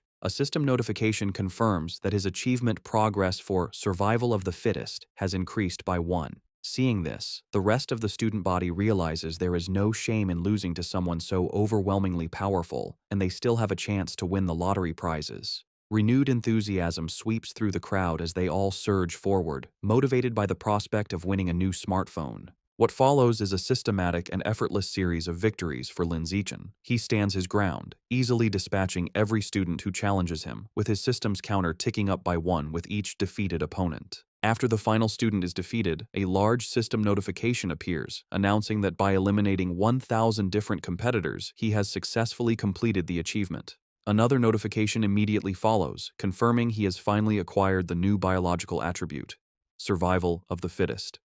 Lin Zichen clenches his fist, a look of pure triumph on his face, ecstatic that his long and arduous challenge has finally paid off. With his quest complete, a system notification details Lin Zichen's new reward. He has acquired the biological attribute, survival of the fittest, which increases the damage he inflicts on other living beings. He strokes his chin thoughtfully, concluding that while it is a simple and practical damage-boosting ability, he is slightly annoyed the system doesn't specify the exact value of the increase. His objective achieved, Lin Zichen leaps down from the ring and announces the challenge is over. The female students are disappointed, complaining it ended too quickly, and they wanted to watch him more. Wasting no time, Lin Zichen grabs Shen Qinghan's hand, leads her through the parting crowd, and they quickly leave the emptying gym. Later, a hearty laugh is heard from the principal's office. Inside, the principal of Shanghai High sits on her desk, congratulating Lin Zichen for officially earning the title of the school's #1 fighter. Leaning in close, she playfully questions him, suggesting that since he defeated even Chen Wuxing in an instant, he must surely be hiding his true strength. Sitting on the couch with Shen Qinghan, Lin Zichen sips his drink and modestly replies that he only hid a little of his power. The principal gives him a knowing look, clearly not believing him. She brings up Chen Wuxing's recent special entrance exam for Kyoto University, where he lifted a 690-kilogram barbell with one hand. Based on that, she confidently estimates that Lin Zichen's own one-handed lift must be at least 800 kilograms. Internally, Lin Zichen knows he cannot let her find out his true, much higher strength. He plays along, telling her that her guess is nearly perfect, and his official data shows a lift of 795 kilograms. The principal laughs triumphantly, pleased she was right. As she celebrates, Lin Zichen tries to get her attention. Having established himself as the school's strongest, Lin Zichen immediately turns to his true priority. With an eager expression, he raises his hand and asks the principal when he can expect the 8,810 yuan prize money. Amused by his focus on money, the principal playfully calls him a little rascal, but agrees and immediately transfers the funds. Just as the principal begins to discuss his new responsibilities, Lin Zichen interrupts, asking if there is anything else he can do for her. He then makes a special request. Since both he and Shen Qinghan enjoy swimming, he asks for use of the gym's swimming pool. He clarifies that he wants exclusive access, meaning the pool should be closed to everyone else whenever they use it. The principal smiles and readily agrees. Internally surprised at how easily she consented, Lin Zichen adds one more condition. He explains that he dislikes being watched in his swim trunks, so he will be covering the security cameras during their private sessions. This statement causes Shen Qinghan to blush furiously. The principal's mind immediately jumps to a suggestive conclusion, thinking about the implications of a boy and girl being alone in a pool with the cameras covered. Her imagination runs wild, picturing a romantic and steamy encounter between the two of them. Playing along with her own misunderstanding, the principal retrieves a key from her desk, telling Lin Zichen that she will, of course, satisfy all of his requests. She hands him the key, officially designating the pool as their exclusive, private swimming area. As he takes it, she leans in close and whispers a final, teasing warning, telling him to just be careful not to create a new life while they are in there. Her suggestive comment leaves Lin Zichen completely baffled, as he wonders what she could possibly mean by a new life. As they walk down the school hallway, Lin Zichen looks at the key to the swimming pool. He thinks to himself that with exclusive access, he can finally begin to properly explore the true nature of Shen Qinghan's mysterious abilities. His thoughts are interrupted when Shen Qinghan stops him, saying she has a favor to ask. With a nervous expression, she explains she signed up for a singing competition. While she has practiced her solo parts, she still needs someone to help her with the duet section. She shyly asks if he can practice with her that evening, and Lin Zichen readily agrees. Overjoyed, Shen Qinghan throws her fist in the air and happily skips away. Lin Zichen watches her go, thinking about how much this competition means to her. He smiles, hoping she will be able to find her confidence through it. Later that night, at Shen Qinghan's apartment, the two are in her room practicing. She sings into a microphone while Lin Zichen sits and listens, providing the other part of the duet from his phone. Meanwhile, in the living room, Shen Qinghan's parents, Shen Jianye and Xu Meng, are watching. Her father expresses concern, asking his wife if it is appropriate for them to be alone in a room together now that they are older. His wife quickly scolds him, retorting that they are childhood friends and questioning what right he has to object. She angrily tells him not to meddle, causing him to quickly back down. After overhearing her parents' conversation, Lin Zixin decides it's a good time to wrap up. He tells Shen Qinghan they've been at it for half an hour and it is time to focus on their studies. As he gets ready to leave, he reminds her about their plan for the next day, to go to the school's private pool so she can get more comfortable with her water abilities. He tells her not to forget her swimsuit and she happily agrees. They say their goodbyes, and Lin Zixin heads home. Once alone, Shen Qinghan's thoughts are consumed by the upcoming trip to the pool, and a deep blush spreads across her face. She nervously goes to her closet, wondering what swimsuit to wear. She lays out two options on her bed, a modest blue one-piece and a more revealing black bikini. She picks up the black bikini, her blush deepening as she worries it might be too revealing. Her imagination runs wild for a moment as she pictures a scene of her and Lin Zixin splashing each other playfully in the water. After a moment of hesitation, she makes up her mind, reasoning that since it will only be him at the pool, it should be fine. She resolutely shoves the bikini into her school bag. The next day after school, Lin Zixin and Shen Qinghan head to the empty gym swimming pool. Already changed into his swim trunks, Lin Zixin waits by the poolside, his impressive physique on display. He looks up at a security camera, remembering his promise to the principal and confidently thinking he will handle it. Just then, Shen Qinghan's voice calls his name. He turns to see her standing in the doorway, wearing the revealing black bikini. With a bright smile and a slight blush, she walks toward him, apologizing for making him wait. Outwardly, Lin Zixin appears calm, simply telling her to slow down and be careful. Internally, however, he is completely flustered, thinking how incredibly cute she looks. After regaining his composure, he tells her it is time to get in the water and begin their training, to which she happily agrees. The two enter the water and begin to swim gracefully. Underwater, Lin Zixin takes Shen Qinghan's hand, and they continue to swim together. Suddenly, her eyes widen in shock as she feels something strange. She quickly gets Lin Zixin's attention, looking startled. She frantically points towards the surface, indicating they need to go up immediately. Understanding, Lin Zixin grabs her and pulls her swiftly towards the air. They break the surface with a splash, and a concerned Lin Zixin holds her close, asking what happened. With a look of utter astonishment and excitement, Shen Qinghan exclaims that the water can pass directly through her body. To demonstrate, she holds out her hands just below the surface and tells him to watch. Just as she described, the water flows straight through her palms as if they were intangible before splashing back into the pool. At the school pool, Shen Qinghan looked at her hands in amazement as water flowed right through them. Confused, she asked Lin Zixin why her body seemed to be leaking water. He observed her, realizing he was witnessing her latent superpower. He seriously asked to see her hand to examine it. Upon touching her palm, he noted that aside from the strange ability, there seemed to be nothing abnormal. To investigate further, he suggested they get out of the pool so he could check the rest of her body. A noticeably blushing and nervous Shen Qinghan shyly agreed. Shortly after, Shen Qinghan was lying on a lounger by the pool, covered in water from Lin Zixin's tests. As he poured water over her, she asked how much longer the examination would take. After checking her 3 times, Lin Zixin thoughtfully concluded there were no other abnormalities. Helping her sit up, he told her that, for now, it seemed only her hands had this ability, and she nodded in understanding. Sitting on the edge of the pool, Shen Qinghan asked if her lifelong problem of bedwetting could be related to this power, speculating that perhaps another part of her body also let water pass through.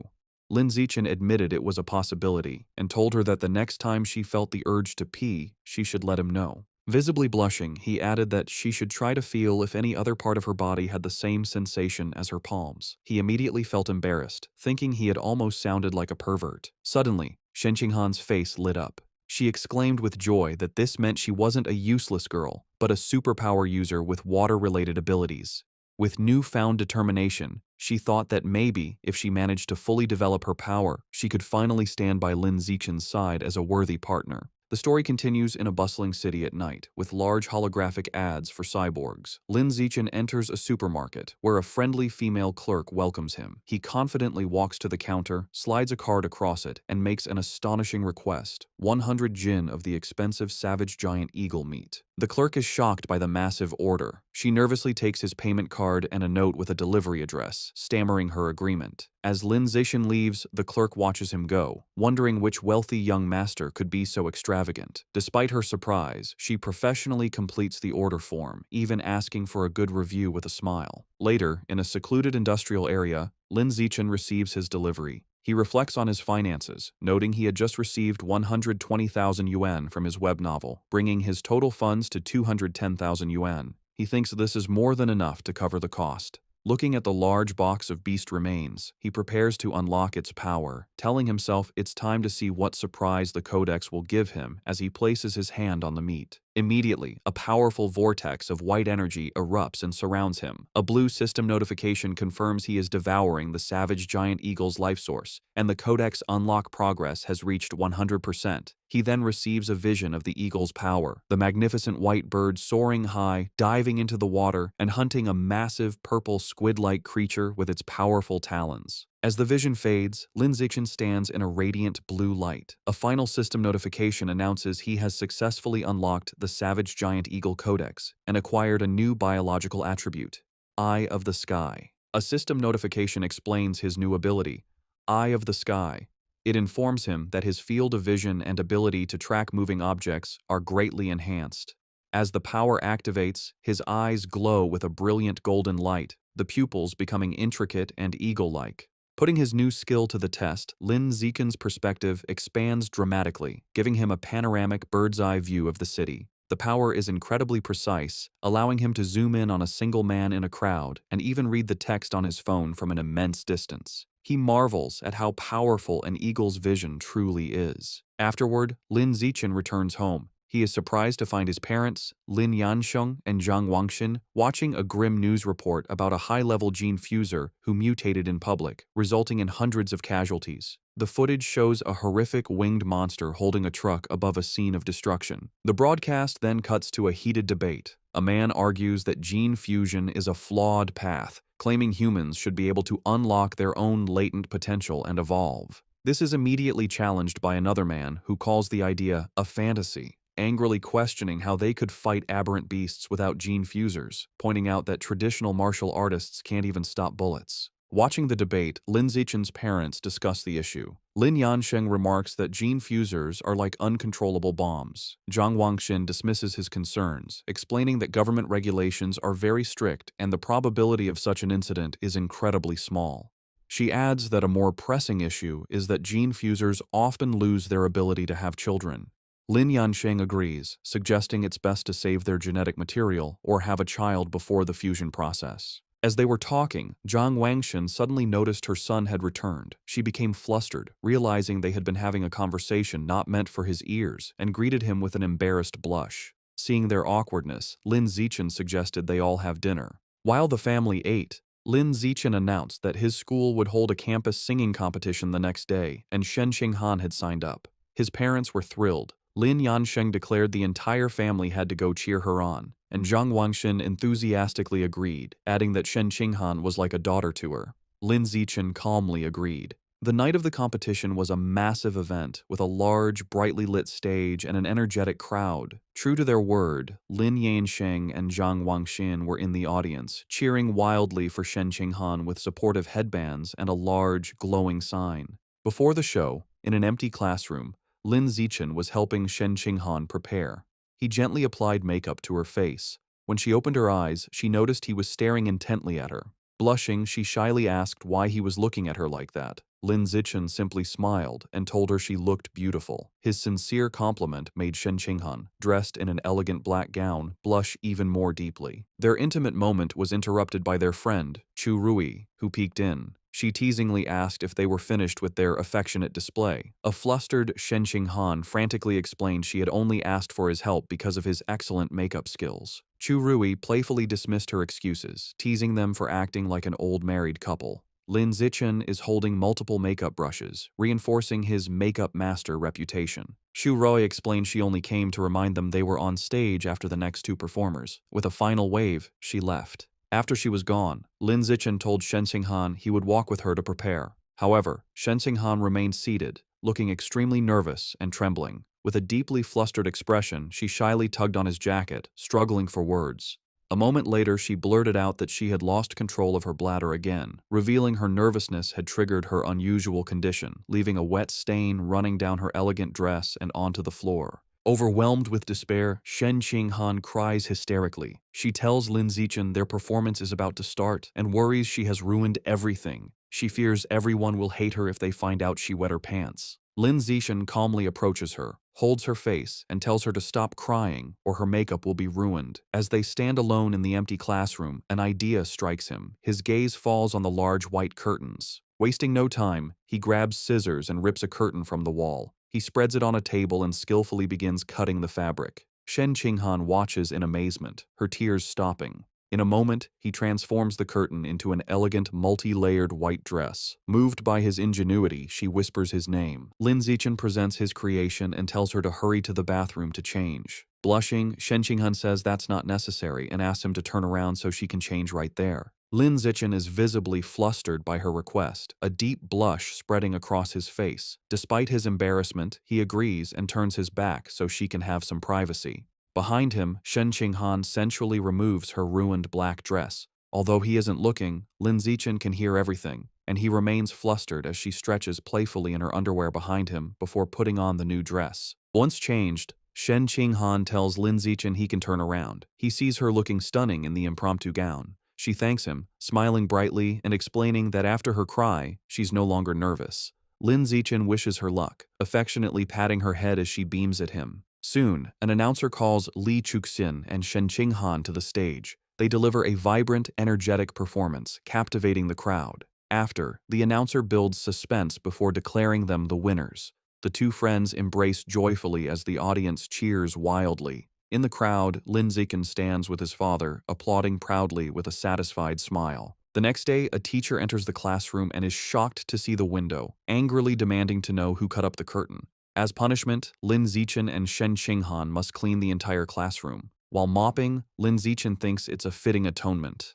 Suddenly, a system notification pops up, announcing he completed an achievement for cooperating 1,000 times. His reward is the gregarious animal attribute, which increases his combat power based on nearby allies. A small, satisfied smile crosses his face at this unexpected gain. Meanwhile, Shen Qinghan's life has improved. After her victory, she becomes much more popular. Other girls praise her singing and invite her to karaoke. Beaming with newfound confidence, she happily agrees. Her confidence also helps her martial arts skills improve steadily. Lin Zixin also progresses, winning a major martial arts tournament, the first for Shanghai High in 5 years. He is celebrated by his parents, a joyful Shen Qinghan, and his teammates. Soon his room is filled with trophies. His fame leads to an endorsement deal, making him the spokesperson for the He family's martial arts gym. All his hard work pays off. Between his endorsement deal and his web novel income, Lin Zixin has amassed over 900,000 yuan. Looking at his bank balance, he concludes it's more than enough to unlock the next codex. Lin Zixin goes to a secluded area to pick up his next order from the friendly supermarket clerk. Inside the large box are the remains of a hidden dragon, a large lizard-like creature known for stealth. Placing his hand on the meat, Lin Zixin begins the absorption process, and a powerful blue aura erupts around him. A system notification confirms he is devouring the hidden dragon's life source, and the codex unlock progress reaches 100%. A moment later, another notification announces he has unlocked the hidden dragon codex and acquired the new attribute, natural camouflage. The system explains his new power. The ability allows him to reduce his presence by lowering his internal life signs and lets him hide his true biological level. Lin Zixin immediately understands the skill's dual applications. He can become stealthy for ambushes, or hide his true strength to lull enemies into a false sense of security. With his main objective complete, he remembers he needs to buy a cake for his mother and walks through the city. His thoughts are interrupted by a shout. He turns to see a startling scene, a beautiful red-haired woman being forcefully escorted by 2 guards in tactical gear. Suddenly, a young man involved in the arrest calls his name in surprise. Lin Zixin recognizes him as Zhang Kai, a senior from his school. His attention is drawn to Zhang Kai's powerful cybernetic legs. Zhang Kai explains nonchalantly that after failing to get into high school, he became a biker and broke his legs so badly in an accident they had to be amputated. Zhang Kai explains he was lucky enough to join a mechanical modification experiment run by the Mechanical God Group, which unexpectedly transformed him from a disabled person into a cyborg. Curious, Lin Zixin asks about the arrested woman. A guard explains she is a remnant of the rat god cult, the only female among 9 fugitives. Just then, Zhang Kai's colleague calls for him to leave.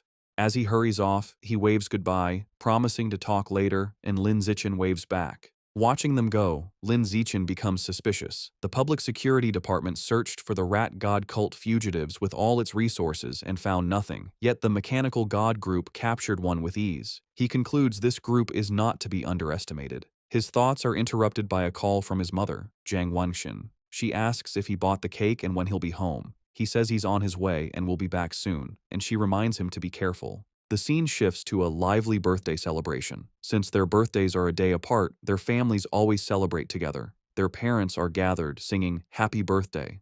For their 18th birthday, they stand side by side and blow out the candle on their cake. After, their mothers tell them to exchange presents. As they happily give each other gifts, their happy moment is shattered as the room begins to tremble violently. The families are thrown off balance, someone shouting if it's an earthquake. Lin Zichen instinctively grabs Shen Qinghan to steady her, but Lin Zichen immediately senses this is no ordinary earthquake.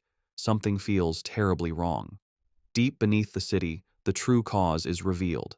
A massive cavern teeming with an endless swarm of rats, their red eyes glowing as they surge upwards. The next morning, a TV news report dismisses the previous night's event. An anchor explains that Shanghai City is not on a tectonic plate boundary, so a major earthquake is unlikely, and advises citizens not to panic. At breakfast, Lin Zichen finishes his meal and tells his parents he is leaving for school. His father tells him to be careful. Outside, Shen Qinghan is waiting and cheerfully asks to walk to school together, to which he agrees.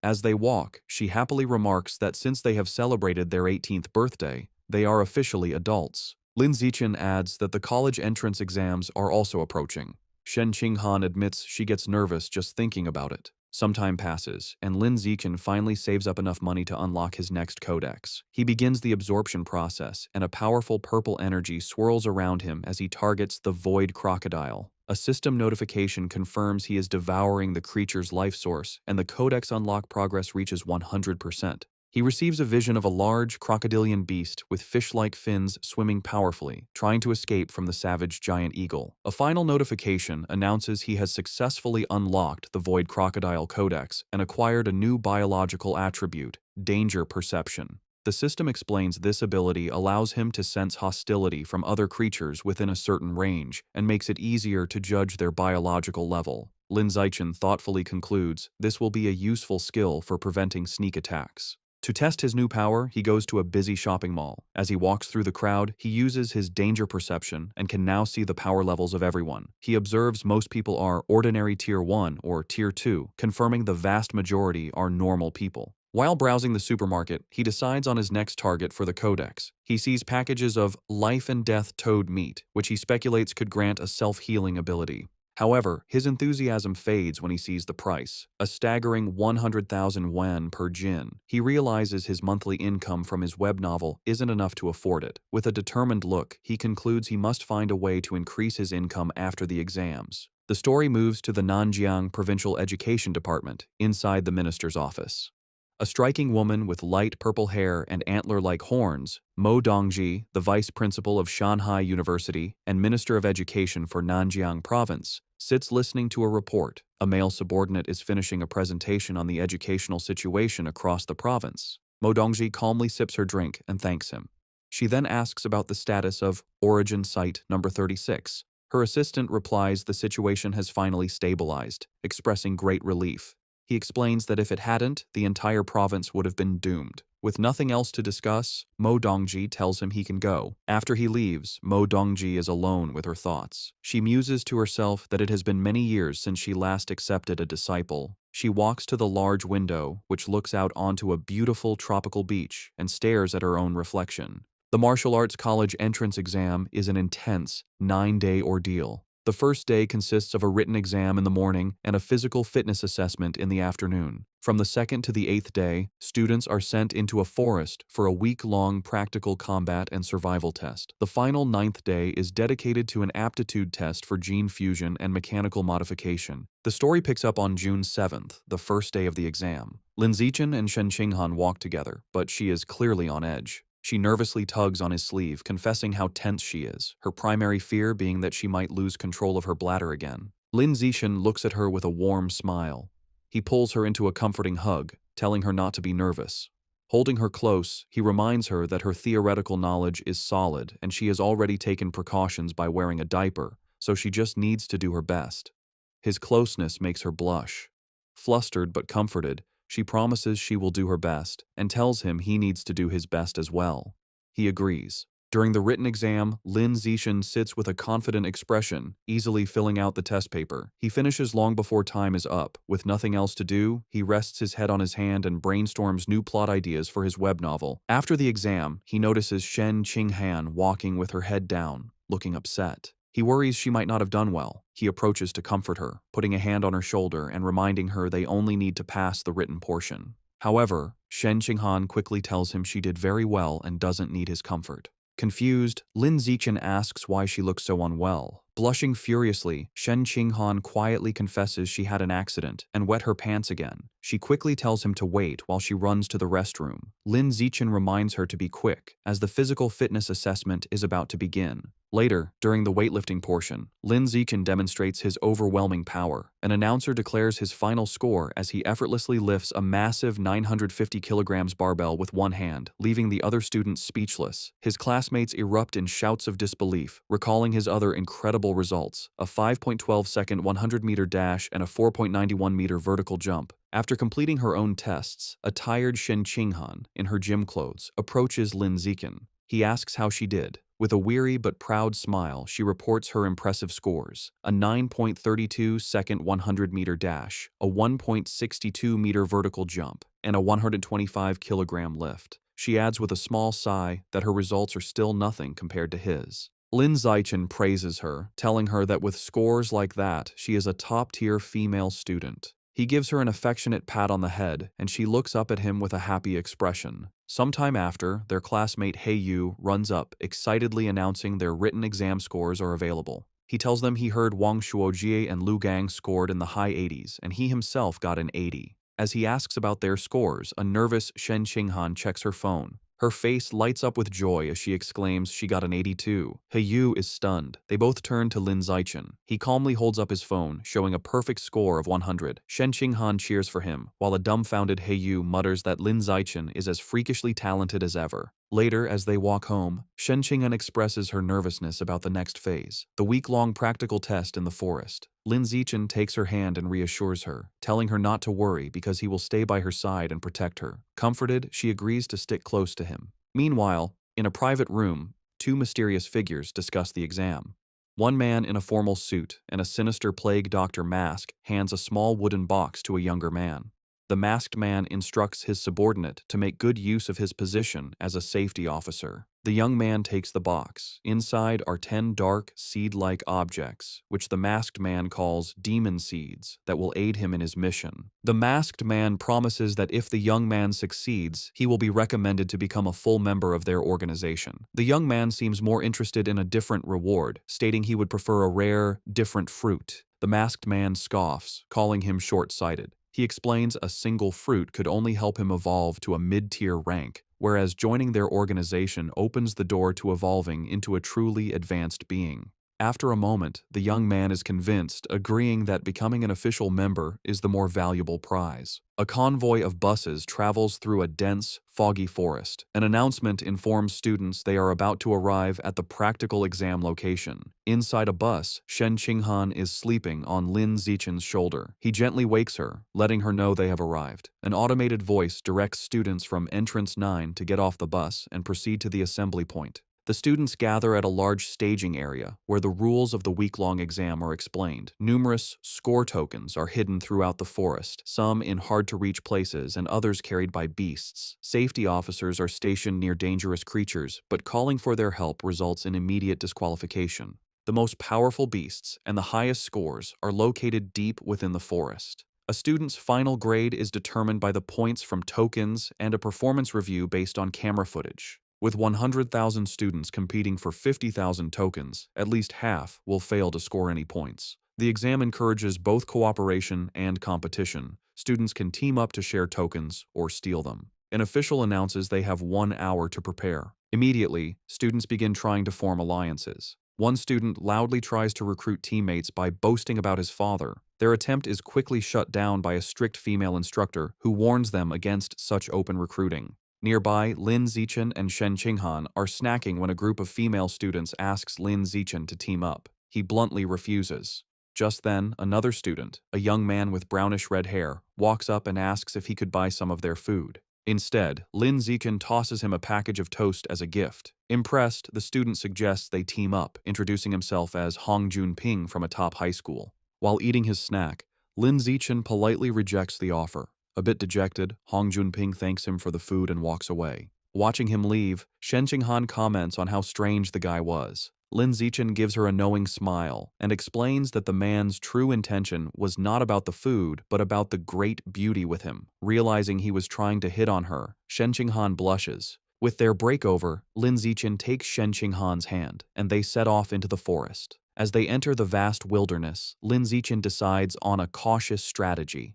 To help Shen Qinghan acclimate, they begin by searching for score tokens in the safer, outer regions. To aid their search, Lin Zichen activates his Eye of the Sky ability, his eyes glowing with golden light. His enhanced vision lets him instantly spot a target. He tells Shen Qinghan he has found a token at the top of a nearby tree and instructs her to get it. Eagerly, Shen Qinghan leaps high into the air with incredible agility. A moment later, she triumphantly holds up a token with the number 1 on it, happily shouting to Lin Zichen that she got it. With his Eye of the Sky active, Lin Zichen systematically scans the area, directing Shen Qinghan from one hidden token to the next. Soon, she has collected a small handful of 1-point tokens. Overjoyed, Shen Qinghan throws her arms around Lin Zichen in an excited hug, exclaiming how amazing he is. Their celebration is cut short as they are surprised by an unexpected arrival. It is Hong Junping who greets them with a smile. He holds up a large score token, stating he has already gathered 28 points. He claims he wants to repay Lin Zichen, but internally, his motive is to get to know the incredibly cute Shen Qinghan.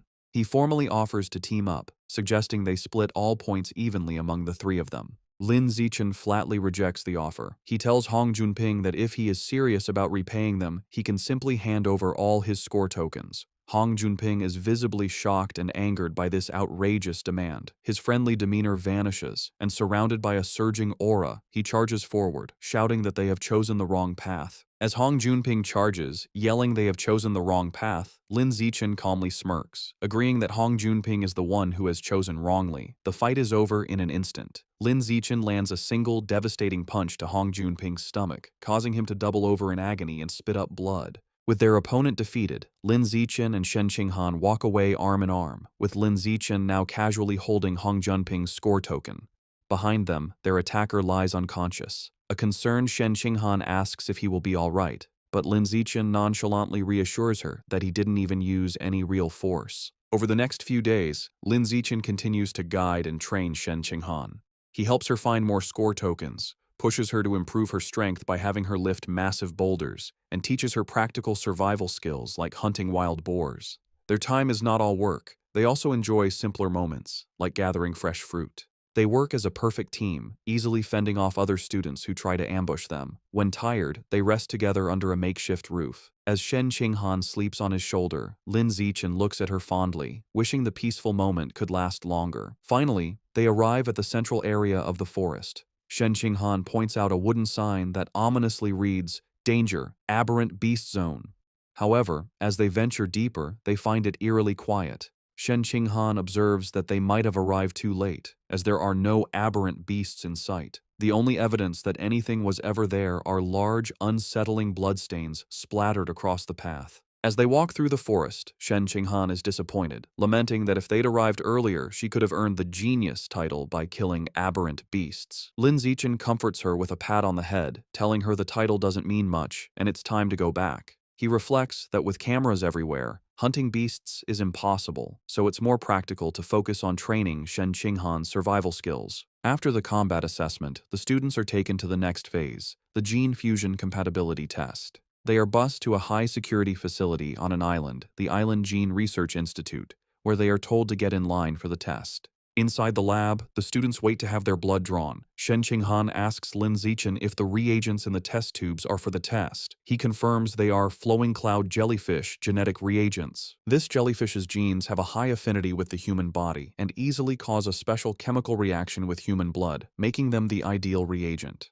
The procedure involves injecting the student's fresh blood into the jellyfish reagent to observe the chemical reaction, which determines if a student is suitable for gene fusion. While waiting, a nervous Hiyu expresses his hope to pass the gene fusion test, not wanting to go through the mechanical modification test. Chu Rui adds that the mechanical test is rumored to be painful, like being burned, as it involves implanting special metal alloys into the body. This thought terrifies Hiyu, who begins praying. After their blood is drawn, the students wait about an hour for the results. As scores come in, a girl celebrates her 8% compatibility, which qualifies her to be a gene fuser, while another is dejected over a 4% score. Another classmate is relieved to have barely passed with 6%. The students discuss the grading scale. 6% is passing, 8% is excellent, and 10% is required for top universities. They also mention the famous Kyoto prodigy has a compatibility of 16%. Hearing this, Lin Zichen silently wonders what his own score will be, thinking that since his physical attributes are superior, perhaps he could reach 20%.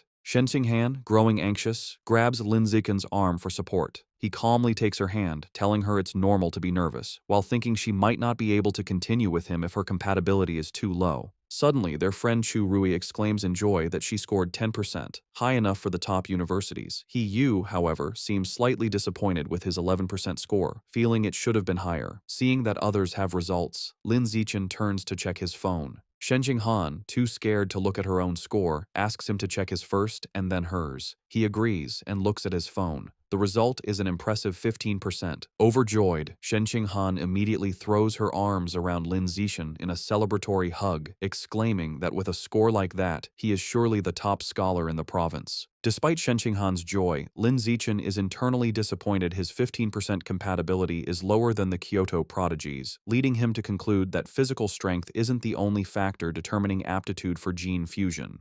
He then gently tells Shen Qinghan it's her turn to check her results, and she nervously agrees. He tries to reassure her, saying that if someone like him can get a good score, she certainly can too. However, as he brings up her results, his expression turns to shock. Shen Qinghan and Chu Rui, looking over his shoulder, mirror his astonishment. The phone screen displays an unbelievable result. Shen Qinghan has a gene fusion compatibility of 21%.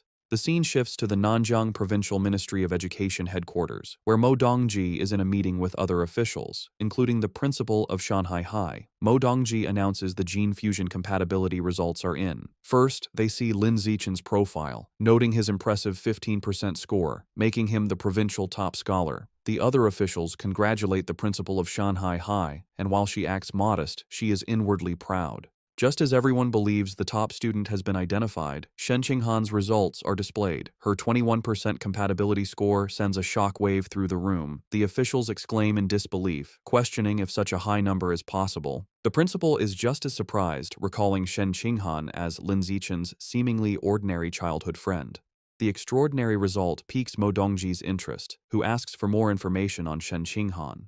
The principal of Shanghai High nervously suggests to Mo Dongji that Shen Qinghan's result must be a mistake, as her school performance has always been ordinary. With a sigh, Mo Dongji decides there's no other way and that she must go see for herself. Back at the testing facility, students are in an uproar over the 21% result, questioning if the test was wrong. Shen Qinghan herself turns to Lin Zichen in disbelief, asking if there was a mistake. Lin Zichen calmly tells her he doesn't think it's an error. He leans in close, explaining she has a natural high affinity for water, and since the test used a reagent from a water attribute beast, like the flowing cloud jellyfish, her result makes sense. Shen Qinghan's eyes light up with understanding. She excitedly realizes this means her body is highly compatible with water attribute beast genes, making her a natural genius. With newfound confidence, she looks at Lin Zichen, thinking she is finally worthy of standing by his side. Lin Zichen smiles warmly, happy for her. Their moment is suddenly interrupted when someone shouts for everyone to look outside. As they turn, they witness a massive whirlpool of water rising from the ocean, and standing atop it is Mo Dongji. The students watch in awe as she stands powerfully on the surging wave. The other students panic, wondering if she is a heretic, and fearing she is about to destroy the entire facility. Mo Dongji lands gracefully, the water receding around her. The research institute staff immediately recognize her, bowing and calling her name. They identify her as Mo Dongji, vice principal of Shanghai University, from a prestigious martial arts family with a 1,000-year history. Staff members whisper rumors that her family once tamed dragons and fused with their genes, which would explain her incredible ability to manipulate water. Ignoring the staff, Mo Dongji walks directly to Shen Qinghan and asks if she is the one. To verify the extraordinary test result, she orders a scientist to draw Shen Qinghan's blood and retest it 3 more times. Afterward, a drained Shen Qinghan sits with her friends. Yu expresses his concern, and she admits her arm is a bit numb after the repeated blood draws. Soon, a scientist calls for Shen Qinghan to follow him, and she complies. She is led to a private office where Mo Dongji is waiting. Mo Dongji smiles, announcing the results are in. She leans close to the nervous girl, exclaiming that all 3 tests consistently showed 21% compatibility.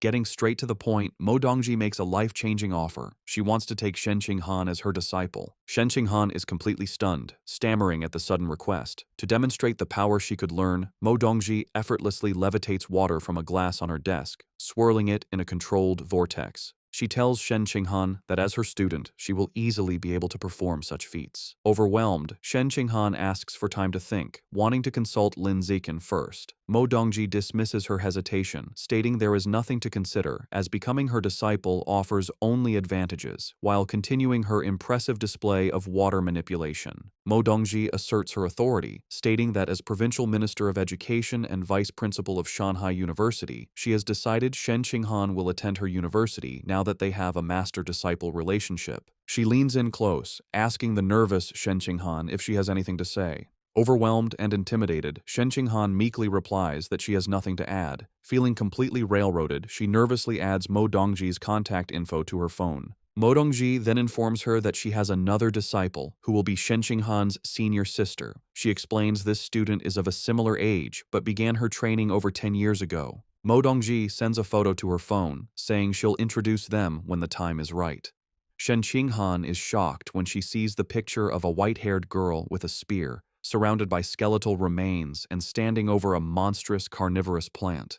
She immediately recognizes her as her old friend, Bai Shui. She asks Mo Dongji for her senior sister's name. Mo Dongji reveals it is Luo Qianshui and asks if Shen Qinghan knows her. Shen Qinghan explains that she had a friend in elementary school named Bai Shui who looked just like her, but she transferred away suddenly. She wonders if they could be the same person. Mo Dongji dismisses the idea as impossible. Still puzzled by Shen Qinghan's score, Mo Dongji tells her that her gene fusion compatibility is beyond anything she has ever seen. She decides to conduct a physical examination to see if there is anything special about her body. As she places a glowing hand on Shen Qinghan's chest, she becomes visibly surprised, muttering that something is strange. A worried Shen Qinghan asks if something is wrong with her body. Mo Dongji explains that, on the contrary, her body is too normal, which is odd for someone with a 21% compatibility score. To protect her from unwanted attention and potential harm from those with malicious intent, Mo Dongji decides to publicly report Shen Qinghan's score as 16%. Shen Qinghan quietly agrees to the arrangement. With their business concluded, Mo Dongji dismisses Shen Qinghan, telling her it is getting late and she can go home. Shen Qinghan nervously says goodbye to her new master and leaves the office. Once alone, Mo Dongji makes a phone call. The man on the other end, her father, tells her the new disciple is extraordinary and destined for greatness, which will bring them unimaginable rewards. He sternly warns her that her student's incredible talent must be kept a secret from everyone. Mo Dongji agrees, telling her father she understands. Later, as Lin Zichen gives Shen Qinghan a ride home on his bicycle, he remarks how strange it is that she so suddenly acquired a master. She agrees the situation feels very abrupt. Lin Zichen decides they should adopt a wait-and-see approach. He tells her if Mo Dongji proves to have no malicious intent, then it is fine to accept her as a master. However, he adds, if she turns out to be a bad person, they will end the relationship once Shen Qinghan is strong enough. Shen Qinghan agrees with his plan as she gets off the bike. As they arrive, their mothers, Zhang Wangxin and Xu Meng, greet them with great excitement. They announce they are all going to a restaurant to celebrate their children's success. They are overjoyed that Shen Qinghan is the provincial top scholar and that she and Lin Zichen can attend the same university together. At the restaurant, both families raise their glasses in a toast, celebrating Shen Qinghan and Lin Zichen for achieving the top 2 scores in the province. After the joyful dinner, the families part ways, wishing each other a safe trip home. That night, under a full moon, there is a knock at Lin Zichen's door. His mother, Zhang Wangxin, opens it to find Shen Qinghan standing there in her pink pajamas, looking flustered. Zhang Wangshan smiles and teasingly asks if she has come to sleep with Lin Zichen again. Flustered by Zhang Wangshan's teasing, Shen Qinghan quickly denies any romantic intentions, insisting she has something very important to discuss with Lin Zichen in person. She tells Zhang Wangshan she's going to find him and rushes into his room. Amused, Zhang Wangshan watches her go, wondering to herself if the important matter is a love confession. Shen Qinghan knocks on Lin Zichen's door, telling him she has something important to say. When he opens the door and asks what's wrong, she explains it is about the matter with her new master from earlier that day. Inside his room, she sits on his bed, hugging a pillow for comfort. She tells him that her master, Mo Dongji, performed a full physical examination on her, but found nothing out of the ordinary, concluding that her body was no different from a normal person's. Shen Qinghan reveals the crucial detail. Even with her power, Mo Dongji was unable to detect her strange ability to let water pass through her body. Lin Zichen is internally stunned by this revelation. He reflects on Mo Dongji's immense power, capable of controlling massive waves, yet she was unable to uncover the secret of Shen Qinghan's body. He concludes that her physical constitution is far more mysterious than he had ever imagined. He places a reassuring hand on her shoulder, advising her that they must keep this ability a secret from everyone for now, as they cannot predict the consequences if it were to be revealed. He suggests they can slowly study it later when they are stronger and more experienced. Shen Qinghan agrees, telling him she will follow his lead. She then brings up another topic, remembering that her master mentioned she has a senior sister. Shen Qinghan explains that she saw a photo of this senior sister and was shocked by how much she looks like her old friend, Bai Shui. She then shows the picture on her phone to Lin Zichen. He takes the phone and examines the photo of Luo Qianshu. He acknowledges the resemblance, but notes that her aura is completely different from the Bai Shui he remembers. His attention, however, is drawn to the strange, forested background of the image. He asks Shen Qinghan if she has any idea where the photo was taken. Shen Qinghan tells Lin Zichen she doesn't know where the photo was taken, but she will ask her master. She sends a text to Mo Dongji, asking about the location. Mo Dongji gives a one-word reply: source site. When Shen Qinghan asks for more details, her master cryptically responds that she will find out when she becomes stronger. Shen Qinghan relays this information to Lin Zichen, telling him she couldn't get any more details. Lin Zichen decides they should put the matter aside for now and revisit it in the future. Later, as they lie on his bed, both looking at their phones, Shen Qinghan quietly watches him for a moment. She then asks him if men like women who wear cheongsams. The question catches Lin Zichen off guard, and he internally wonders if she was influenced by her master, Mo Dongji, who wears a similar traditional dress. He blushes as he imagines Shen Qinghan in a cheongsam, thinking to himself that it would look very good on her and admitting that it depends on the person. Sensing his response, Shen Qinghan leans in closer, pressing him on whether he likes them. A completely flustered Lin Zichen stammers that he supposes he does. She continues her questioning, asking about stockings and whether he prefers black, white, or nude-colored ones. He wonders why she is asking such strange questions. Pinned down on the bed, he finally relents, admitting that if he had to choose, he would pick black or white stockings. Satisfied with his answers, Shen Qinghan immediately sits up and starts ordering a cheongsam and stockings on her phone, leaving a bewildered Lin Zichen to wonder what just happened. Their conversation is interrupted by a knock at the door. It is Zhang Wangshan who has brought a bag for Shen Qinghan. She explains that Shen Qinghan's mother sent over some toiletries and told her to just sleep over for the night. A completely flustered Shen Qinghan takes the bag, stammering that she never asked her mother to send anything, and wondering why she would act on her own. As she leaves, Zhang Wangshan cheerfully tells them not to worry, as they are both adults now, so it is perfectly fine for them to sleep over together before closing the door. An awkward silence fills the room as both Shen Qinghan and Lin Zichen blush, unsure of what to do next. Resigning herself to the situation, Shen Qinghan sits on the bed and opens the bag, stating that she will just change her diaper and go to sleep. However, as she looks inside, she pulls out an object with a surprised expression, asking what it is. To her absolute horror, she realizes she is holding a box of those things for safety. Utterly mortified, she wonders what on earth her mother was thinking by packing such an item in her bag. In a complete panic, she stammers that she is going to change her diaper and scrambles off the bed, tripping over her own feet and falling face first onto the floor in her haste to escape.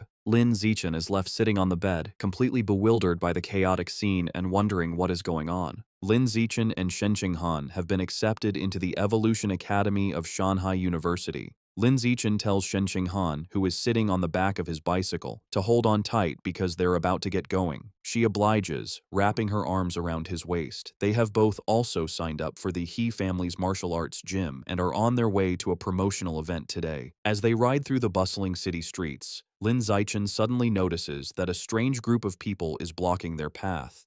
A man in black and gold robes, accompanied by several men in white karate uniforms, stands before them and asks if he is Lin Zichen. Surprised, Lin Zichen stops the bike and asks them who they are. The man introduces himself as Liu Chuanwu, the dean of Shanghai University's Budo Academy. However, he clarifies that he is not there in his official capacity, but as a representative of an organization called Tianren-Ge. Tianren-Ge is a conservative organization that opposes gene fusion and mechanical modification, preferring to fight threats with traditional martial arts. Lin Zichen recalls hearing about them, but internally dismisses them, thinking their ideology is misguided and deludes its followers. Liu Chuanwu formally invites Lin Zichen to join Tianren-Ge. Ignoring him, Lin Zichen simply asks them to get out of his way. As Lin Zichen tries to pass, Liu Chuanwu places a hand on his shoulder to stop him, asking for a moment to talk. Attempting to persuade him, Liu Chuanwu offers him a new phone as a gift, but Lin Zichen is clearly made uncomfortable by the insistence. Later, Lin Zichen, Shen Qinghan, and Liu Chuanwu are sitting in a cafe. Liu Chuanwu explains that his organization, Tianren-Ge, researches how to unlock the potential of pure-blooded humans without gene fusion or mechanical modifications. He passionately claims that their goal is to help humans break through the ordinary biological barriers and evolve into advanced, rare, or even epic beings. To prove his point, he tells Lin Zichen that they have already achieved some results and shows him a video on his phone. In the video, Liu Chuanwu, who states his own biological level is ordinary tier 9, is seen facing a formidable opponent. He explains that the video shows him defeating a high-level gene fuser. Lin Zichen is shocked to recognize the winged man in the video as Wu Tiancheng, the powerful prodigy who had single-handedly taken down the rat god cult. The fight in the video unfolds, showing Wu Tiancheng leaping high into the air and unleashing a deadly shower of sharp feathers down on Liu Chuanwu. The feathers pierce Liu Chuanwu's body, leaving him bloodied, while Wu Tiancheng lands gracefully back on the fighting stage. Despite his injuries, Liu Chuanwu charges forward with incredible force and lands a devastating punch on Wu Tiancheng, sending the powerful gene fuser flying out of the ring. As the video ends, Liu Chuanwu passionately argues that the human lineage is already invincible and does not need to borrow power from other species, proclaiming that pure-blooded humans who follow their path of cultivation are the true future. Lin Zichen looks at the phone, his expression a mixture of shock and disbelief. He wonders if the video could be fake, questioning if it was edited or if Wu Tiancheng was paid to lose on purpose. Liu Chuanwu dismisses his doubts, stating firmly that the video is completely unedited. He adds that he will continue to challenge other high-level gene fusers and invites Lin Zichen to come and watch any time. Lin Zichen then asks why they don't just post the video online to better promote Tianren-Ge. Liu Chuanwu explains that they would like to, but those in power do not allow it. With a surge of anger, he elaborates that the authorities believe that as long as a method doesn't raise a person's biological level, it has no future and is not worth promoting. He slams his fists on the table in frustration, arguing that without wider promotion, they cannot attract more people to their research, which makes achieving a breakthrough incredibly difficult. After all, he says, qualitative change requires quantitative change. He then looks at Lin Zichen with hope, telling him that if a genius like him joined them, he wouldn't get stuck at ordinary tier 9 for 50 years like he has. Liu Chuanwu is certain that Lin Zichen would be able to evolve into a high-level being. Lin Zichen is taken aback by this information, internally noting that Liu Chuanwu has been stuck for 50 years, but only looks about 50 years old himself. Seemingly reading his thoughts, Liu Chuanwu reveals a startling secret. He tells Lin Zichen not to be fooled by his appearance, as he is actually almost 100 years old. He explains that he has been able to maintain his youthful appearance thanks to their special cultivation methods. Skeptical, Lin Zichen searches online for the dean of Shanghai University's Budo Academy. The results confirm Liu Chuanwu's story. An encyclopedia entry lists his birth date as March 1929. Lin Zichen is surprised their cultivation method can grant such longevity and briefly wonders if his parents could learn it. He continues to scroll and learns that in his youth, Liu Chuanwu was the young master of the Liu family, a top martial arts clan. When the era of gene fusion began, his family's refusal to adapt led to their decline, with their dojo falling into ruin. The information also reveals a personal tragedy. Liu Chuanwu's insistence on the traditional path resulted in his wife and children leaving him as they chose to embrace gene fusion. Looking at the article, Lin Zichen thinks about his relationship with Shen Qing'an, confident she would never leave him. His research is interrupted when he scrolls further and sees something that shocks him. Under the relationships section, it lists his ex-wife as Yuan Dongji, which Lin Zichen recognizes as another name for Shen Qinghan's new master, Mo Dongji. He also sees that the profile pictures for his son, Yuan Shusheng, and daughter, Yuan Xiaoyi, are grayed out, making him wonder if they have both died. Lin Zichen looks up from his phone at Liu Chuanwu, concluding this man should not be underestimated. Noticing the intense stare, Liu Chuanwu smirks. He proudly states that maintaining his youthful appearance at nearly 100 years old is proof of the great potential of pure-blooded humans, and it is for this reason that Tianrenge exists. He passionately declares that Tianren means humanity will conquer the heavens. He argues that those who rely on gene fusion will never surpass the beasts they take their power from and will eventually be destroyed by them. He makes the same argument for mechanical modification, stating that because many materials come from aberrant beasts, it is also a path that can never truly surpass its origins. He slams his fists on the table, clarifying that Tianrenge is not completely against these methods, but is against humanity betting its entire future on them. He believes they should be used as an early-stage solution while they research a better long-term path.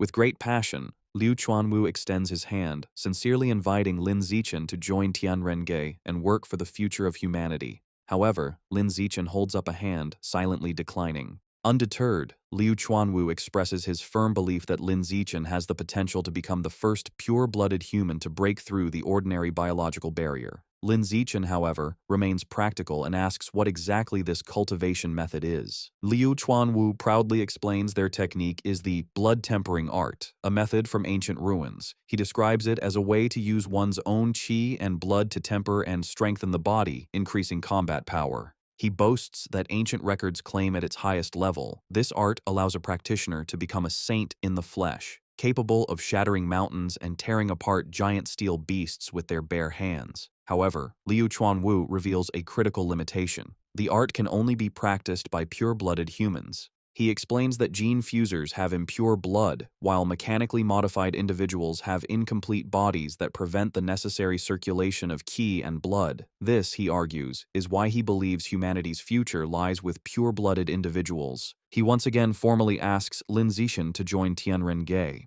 Lin Zichen thoughtfully replies that he feels he knows too little about this path and would prefer to just observe for now. Becoming more insistent, Liu Chuanwu leans forward, telling Lin Zichen he can take his time learning, but it would be a great shame to waste his incredible physical talent. Leaning in close, Liu Chuanwu tells him that from Tianrenge's perspective, the supposed top scholar with 16% gene fusion compatibility is nothing compared to him. He goes so far as to say she can't even compare to a single hair on Lin Zichen's head, causing a shocked Shen Qinghan to spit out her drink. Surrounded by a fiery aura of conviction, Liu Chuanwu declares they have always believed that Lin Zichen, with his #1 physical test data, is the true top talent in the province. He tells Lin Zichen that if he chooses their path, he will undoubtedly be able to crush Shen Qinghan in the future. This leaves Shen Qinghan looking dejected, wondering why she is being dragged into the conversation. Lin Zichen raises his hand to interrupt Liu Chuanwu's speech. He points directly at the downcast Shen Qinghan, clarifying that she is the top scholar with the 16% gene fusion compatibility he was just talking about.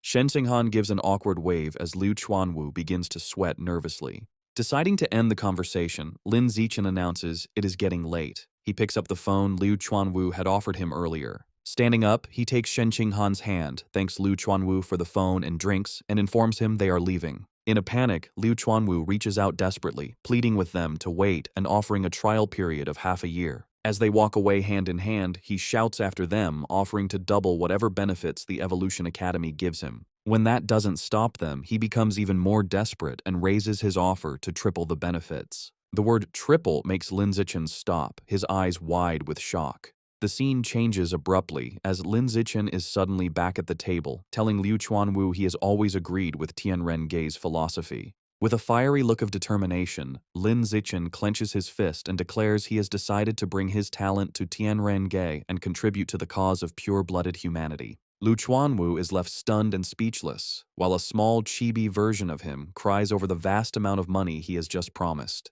Having made his decision, Lin Zichen tells Liu Chuanwu he has a question. He asks if he knows what the source site is. Liu Chuanwu is visibly surprised, wondering how a young student could know about such a place. His expression turns solemn as he explains that the source site is believed to be the origin of all life. He elaborates that all the aberrant beasts in the world originate from there. Lin Zichen reflects on the information, realizing the source site is the origin of all aberrant beasts. He asks Liu Chuanwu if the beast meat sold in markets also comes from there. Liu Chuanwu confirms this, explaining the meat on Earth isn't enough to feed the general population. Lin Zichen then asks about videos of the place. Liu Chuanwu shakes his head, explaining that no electronic devices function there, so the only way to record anything is through realistic drawings. This triggers a memory for Lin Zichen. He recalls the image of Shen Qinghan's senior sister, Luo Qianshui, and realizes what he thought was a photograph was a highly detailed painting. Their conversation is interrupted by Lin Zichen's phone ringing. It is their friend He Yu asking where they are, as the promotional event at the gym is about to start. Lin Zichen assures him they are on their way. He stands, puts on his backpack, and tells Liu Chuanwu they have matters to attend to and must leave. Before they go, Liu Chuanwu hands Lin Zichen a blue book titled Blood Tempering Art, explaining it contains the detailed cultivation methods. However, he offers a caution, stating there's a threshold for practicing it. One must reach ordinary Tier 4 and have sufficient qi and blood. He suggests that since Lin Zichen's physical test data is close to Tier 4, he should study the book over the summer and begin practicing once he advances. Lin Zichen takes the book and casually stuffs it into his bag. To Liu Chuanwu's surprise, Lin Zichen reveals that he has already reached ordinary Tier 6, so he plans to start practicing as soon as he gets back. The scene shifts to a high-rise building. Inside, a young woman with a ponytail is training intensely, delivering a powerful kick to a heavy bag that sends it swinging. She stops when she hears someone whistling happily. Turning, she sees Liu Chuanwu walking in with a spring in his step. Curious, she asks the dean what has made him so happy. Liu Chuanwu boasts to the young woman with a proud expression. He claims that thanks to his charisma, he recruited the student with the top physical test scores in the province into Tianren-ge. The young woman is shocked and asks if it is true. Liu Chuanwu shows her his phone with Lin Zichen's contact information, claiming it was all his personality, but she demands the truth. Under pressure, Liu Chuanwu nervously admits he had to offer Lin Zichen triple the benefits the Evolution Academy was offering. The young woman screams in horror, reminding him their organization is already heavily in debt. Liu Chuanwu tries to calm her by massaging her shoulders, reassuring her he has set up dates with 3 wealthy women to cover the costs, while she looks annoyed. Changing the subject, Liu Chuanwu asks how long it took her to sense her qi and blood when she first practiced the blood tempering art. She recalls it was 10 years ago and says it took about a week. He then asks how long it took to master blood control, and she replies, 2 months. Liu Chuanwu strokes his chin, praising her talent as expected of the former Kyoto exam runner-up. He admits that even he, a self-proclaimed genius, took 2 weeks to sense his qi and blood. The young woman looks sad, asking him not to mention her past title. She laments that since giving up gene fusion to join Tianren-ge, she hasn't evolved into a high-level being in years and feels people mock her for fading into obscurity. Liu Chuanwu places a comforting hand on her shoulder, telling her to let them laugh. He assures her that in a few years, when she evolves, she will be the one beating them up. The young woman sighs, noting she has tempered her body twice, but still hasn't opened an acupoint. She asks about Lin Zichen, wondering how long it will take him to sense his qi and blood. Liu Chuanwu estimates that since Lin Zichen's physical data is exceptional, it should take him about 10 days. Hearing this, the young woman gets a mischievous look, declaring she will have to properly teach this new genius junior. Later that night, the city is quiet. In his room, Lin Zichen sits cross-legged on his bed, meditating with the blood-tempering art book open. He thinks to himself that sensing qi and blood was simple, noting he did it in just 3 seconds. Reading the book, he decides the next step is to control the qi and blood to temper his body, starting with his right arm. He focuses his energy, and his right arm becomes engulfed in a flame-like aura. A system notification confirms he is using qi and blood to temper his skin, increasing his skin strength and proficiency. Half an hour later, Lin Zichen tests the results. He takes a knife and swings it forcefully against his arm. To his satisfaction, the blade bounces off without a scratch. He realizes one session of tempering has made his skin impervious to blades, understanding now how Liu Chuanwu withstood Wu Tiancheng's attacks. Wondering how strong he will become after 5 sessions, he continues his cultivation. 3 hours later, an exhausted Lin Zichen sits on his bed, sweating. He calculates that at this speed, he can finish tempering all the skin on his body within a week, noting that while his arms are done, it consumed a third of his qi and blood. His rest is interrupted by a phone notification late at night. He checks it and sees a message from Shen Qinghan. She asks if he is asleep and says she has a surprise, inviting him to her room. Curious, he agrees to go over immediately. As he leaves, he wonders what kind of surprise this could be. In the hallway, he runs into his mother, Zhang Wangxin. She knowingly asks if he is going to see Shen Qinghan, explaining the girl had messaged her about the surprise. With a teasing smile, she tells him to hurry up so Shen Qinghan doesn't get anxious. Lin Zichen knocks on Shen Qinghan's door and announces his arrival. She invites him in. He opens the door and is stunned to find Shen Qinghan on her bed, completely wrapped in a thick duvet, her face flushed red. When he asks what is going on, she shyly replies that this is the surprise. His imagination runs wild, and he wonders if the surprise is that she intends to offer herself to him, visualizing a scandalous scene involved with caution tape. Shaking off inappropriate thoughts, he nervously jokes to himself that she surely just wants to show him a glow-in-the-dark watch. However, Shen Qinghan insists he just needs to come over and look. Still blushing, Lin Zichen walks over and sits on the edge of the bed. She softly tells him to lift the cover and see. He looks down and sees her face is a deep red, her eyes looking up at him with a shy, almost seductive expression. Lin Zichen feels his heart racing, his face equally hot as the atmosphere becomes tense and ambiguous. Unable to wait, he reaches out and lifts the white duvet to reveal the surprise underneath. When he lifts the quilt, Lin Zichen is left completely stunned by the surprise waiting for him. Shen Qinghan is lying on the bed, blushing, wearing the tight white cheongsam she bought online. Lin Zichen's face turns bright red at the sight of her, utterly shocked. Shyly, Shen Qinghan asks him if the outfit looks good on her. Nervous and unable to look away, he manages to nod and say she looks great. Encouraged by his reaction, she admits that she also bought black stockings and asks if he'd like to see how they look on her. Sweating nervously, he agrees with excitement, telling her to put them on so he can see. As Lin Zichen watches, Shen Qinghan slowly begins putting on the black stockings, which makes him blush even more. Once she's done, she asks again if she looks good. He assures her she looks stunning and that the outfit suits her perfectly. Playfully, she tells him the stockings feel very nice and invites him to touch them. He approaches and gently touches her leg, agreeing that they feel very comfortable. Lying down on the bed, Shen Qinghan moves closer to him and asks which feels better to the touch, her legs or the stockings. Blushing but smiling, Lin Zichen replies that her legs definitely feel better, something she seems to agree with. Suddenly, their intimate moment is interrupted by Zhang Wangxin's voice from the other side of the door. She shouts that Shen Qinghan's mother just brought her some toiletries and hung them on the doorknob for her to pick up later, startling a confused Lin Zichen. Startled by her sudden appearance, Lin Zichen stands up and heads to the door to answer her. With a puzzled expression, Lin Zichen picks up the bag her mother left at the door. When he looks inside, he blushes upon seeing a box of those things for safety that Shen Qinghan's mother prepared for him, confirming his suspicions. Embarrassed and a bit annoyed, he puts the box back in the bag, thinking to himself that they haven't even kissed yet and wondering why the rush. Shen Qinghan tells him it's already late and that he should stay the night. Then shyly, she asks him to turn around so he doesn't see her while she puts on her diaper. Blushing, Lin Zichen turns around while she changes clothes at the back of the room. Once she's done, she approaches him and says she's ready. They can turn off the light and sleep. Both of them are visibly nervous. Later, the two lie in bed, side by side under the same quilt. Unable to sleep, Lin Zichen asks Shen Qinghan if she used any perfume, since he notices a pleasant scent in the bed. With her eyes closed and a playful smile, she replies that it's her natural scent that perfumed the bed and invites him to smell if he doesn't believe her. Skeptical, he murmurs that that's impossible. Opening her eyes, Shen Qinghan gives him a seductive smile, leaving him speechless. He blushes intensely, captivated by the moment. Slowly, she moves closer to him and kisses him passionately.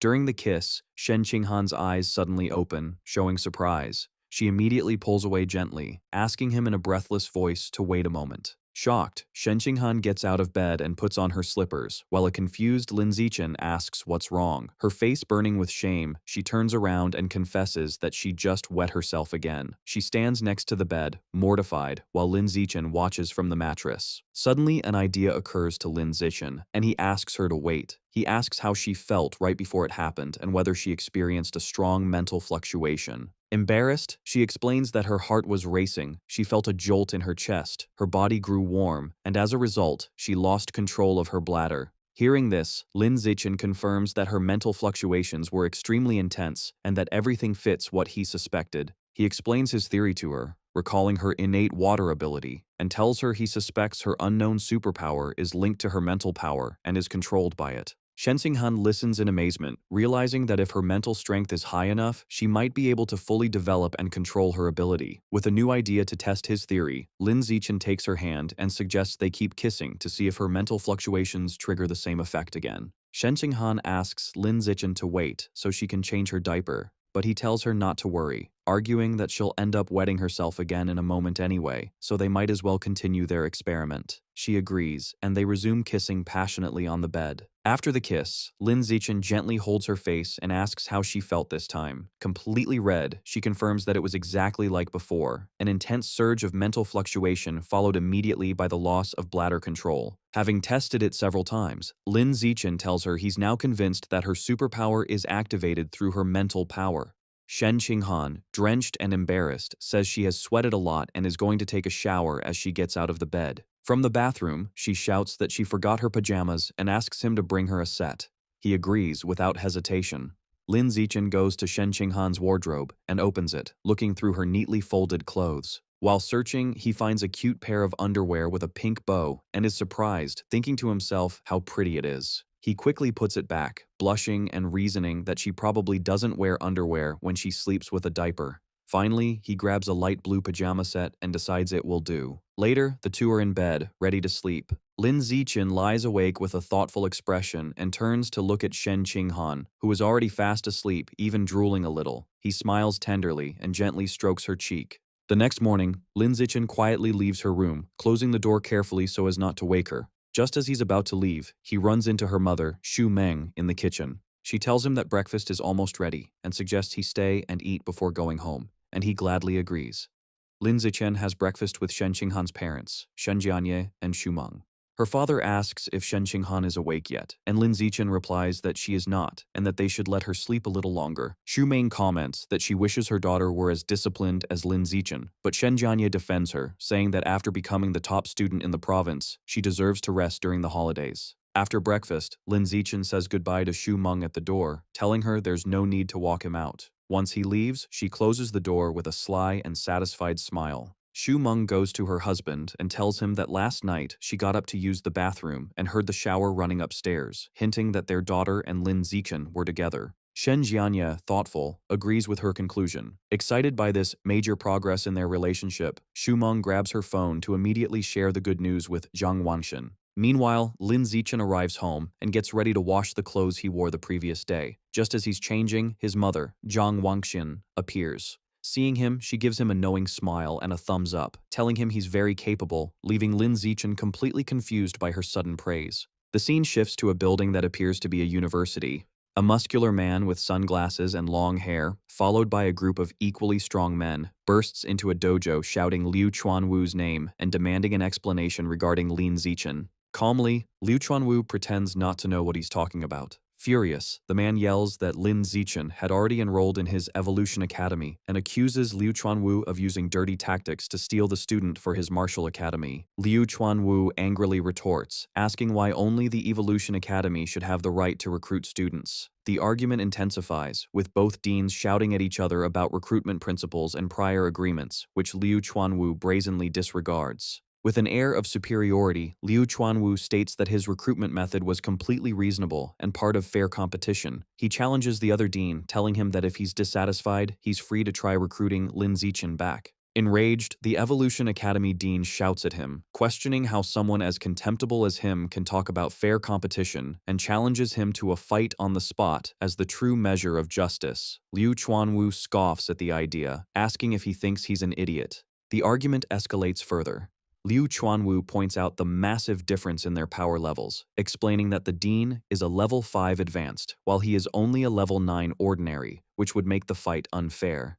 The dean counters that he is 48 years old, while Liu Chuanwu is 95, accusing him of taking advantage of his youth. Liu Chuanwu fires back, accusing him of trying to bully an old man, leaving the dean speechless with rage. Defeated in the argument, the dean turns around and leaves with his group, shouting that as long as Liu Chuanwu refuses genetic fusion, he'll remain weak forever and can continue playing with his pure-blood humans who are no better than insects. Later, the dean is in an office speaking with Mo Dongji. She advises him not to worry, assuring him that in time, Lin Zichen will see how his classmates surpass him through genetic fusion and mechanical modification, and then he will naturally want to switch majors. He insists the real problem isn't that, but that Liu Chuanwu broke the rules and must be punished for it. Calmly, Mo Dongji suggests that if he feels so wronged, he should repay him in kind by stealing his best student. Nervous but convinced, the dean agrees to follow her advice. Once the dean leaves, Mo Dongji closes the office door. Holding her cup, she reflects that although Ma Zhenhe is usually a calm person, he always loses his composure and becomes irrational when dealing with Liu Chuanwu.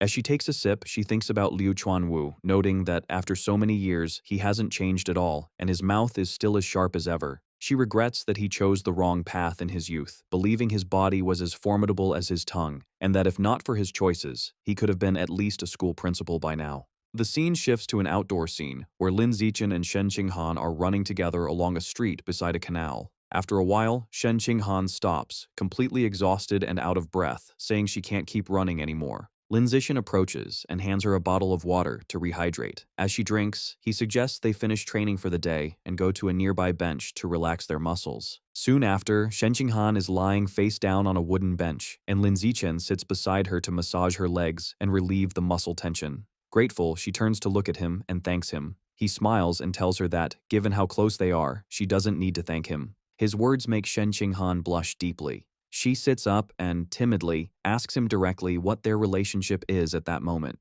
She wonders aloud whether they are simply friends, childhood friends, or if she is his girlfriend. Lin Zichen smiles at Shen Qinghan and confirms that he considers her family.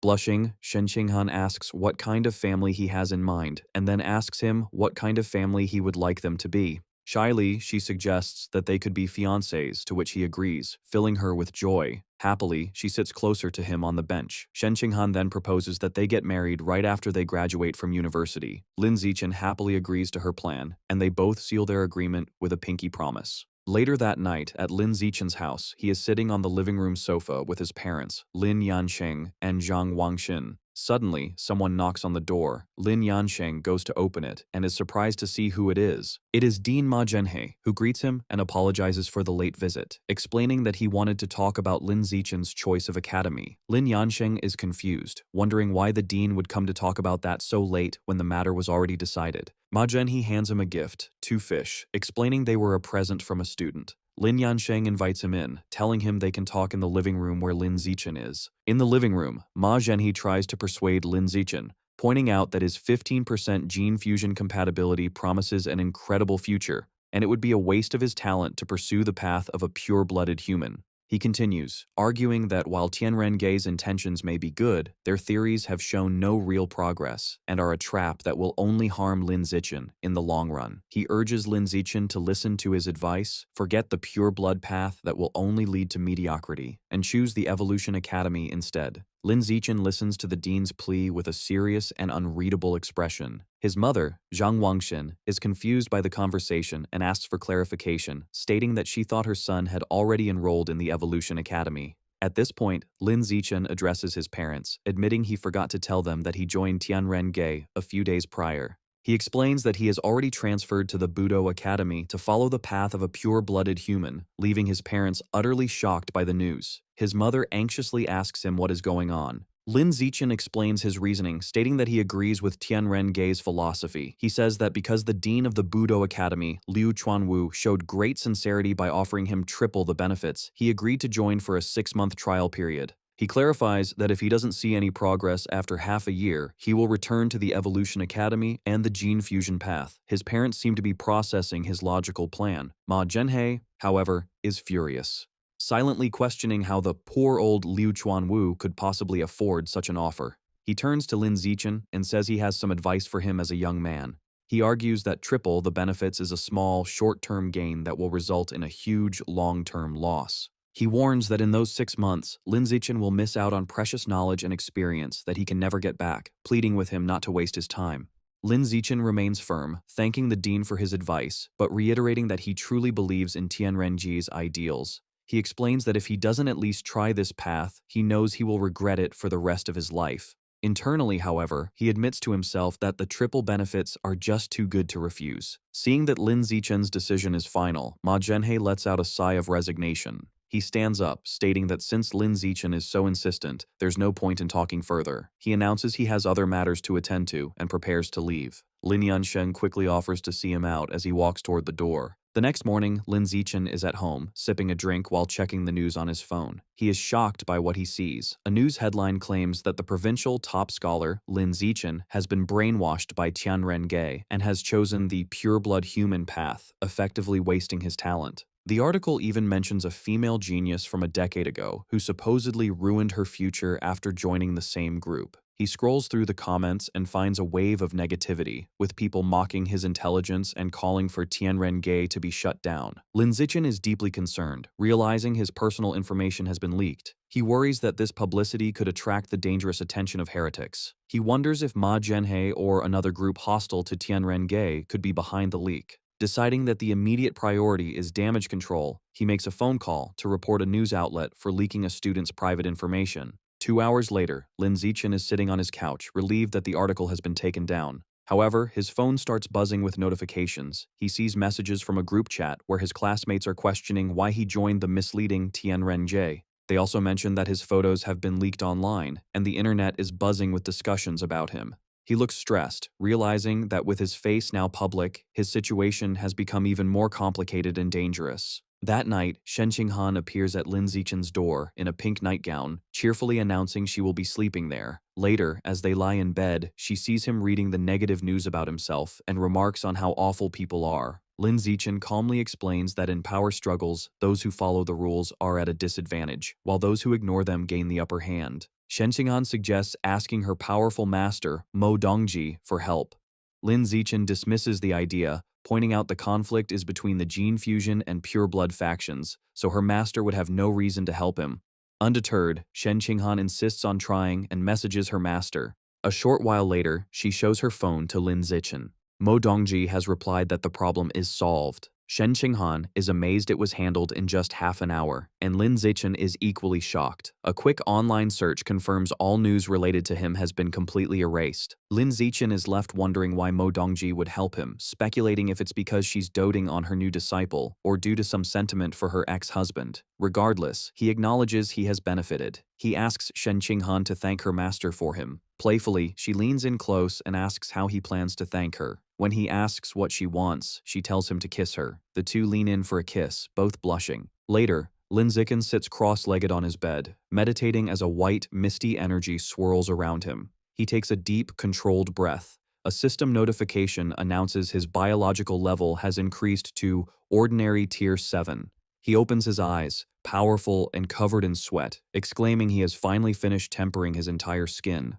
After his training, Lin Zichen checks his updated status. It confirms he is 18 and at ordinary tier 7 with a long list of 9 biological attributes. The screen also notes he has completed the first stage of body tempering for his skin. He feels confident, thinking that having 9 attributes must be equivalent to 10 gene fusions. With a confident smirk, he believes he is now strong enough to overpower the famous Kyoto prodigy. His thoughts are interrupted by a message from Shen Qinghan, asking him to accompany her and their friend Chu Rui to retrieve their eggs next Monday. He understands that since she plans to follow the gene fusion path, which often leads to infertility, she is preserving her eggs so they can have a test tube baby in the future. He quickly replies, agreeing to go. The following Monday, they arrive at a large modern hospital. Inside a room, Shen Qinghan lies on a hospital bed in her underwear, school shirt, and stockings. A nurse gives her an ovulation induction shot and tells her to return the next day for the retrieval procedure. Shen Qinghan thanks her. Later, as they walk down the hospital corridor, Lin Zichen comments on how troublesome the process is. Shen Qinghan admits she still feels a bit nervous.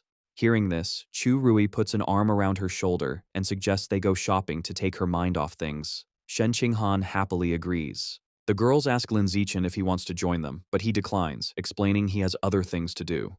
Chu Rui is thrilled to have a fun day alone with Shen Qinghan. The two girls wave goodbye and walk off happily. Back in his room, Lin Zichen decides it's time for the next stage of his training, tempering his muscles. As he meditates, system notifications confirm his muscle strength, and blood tempering art proficiency are increasing. He notes the burning sensation is more intense than when he tempered his skin, but it's a pain he can endure. After an entire afternoon focused on tempering just his right arm, he lies on his bed, exhausted. To recover, he eats a large amount of bread to replenish the chi and blood he consumed. Afterward, he tests his new strength with a hand gripper and is amazed to find tempering just one arm increased his power by 50%. Suddenly, there is a knock on his door. Shen Qinghan enters and explains that Chu Rui suggested they all hang out with He Yu before school starts, and she has already accepted on his behalf. Lin Zichen takes her hand and assures her that if she is going, he will definitely go too. However, Shen Qinghan looks worried and explains that Chu Rui wants to go to the beach. She doesn't want to go but feels bad for wanting to refuse. She reminds him of her past trauma, recalling the terrifying, mysterious voice she heard in the ocean, and admits she is scared.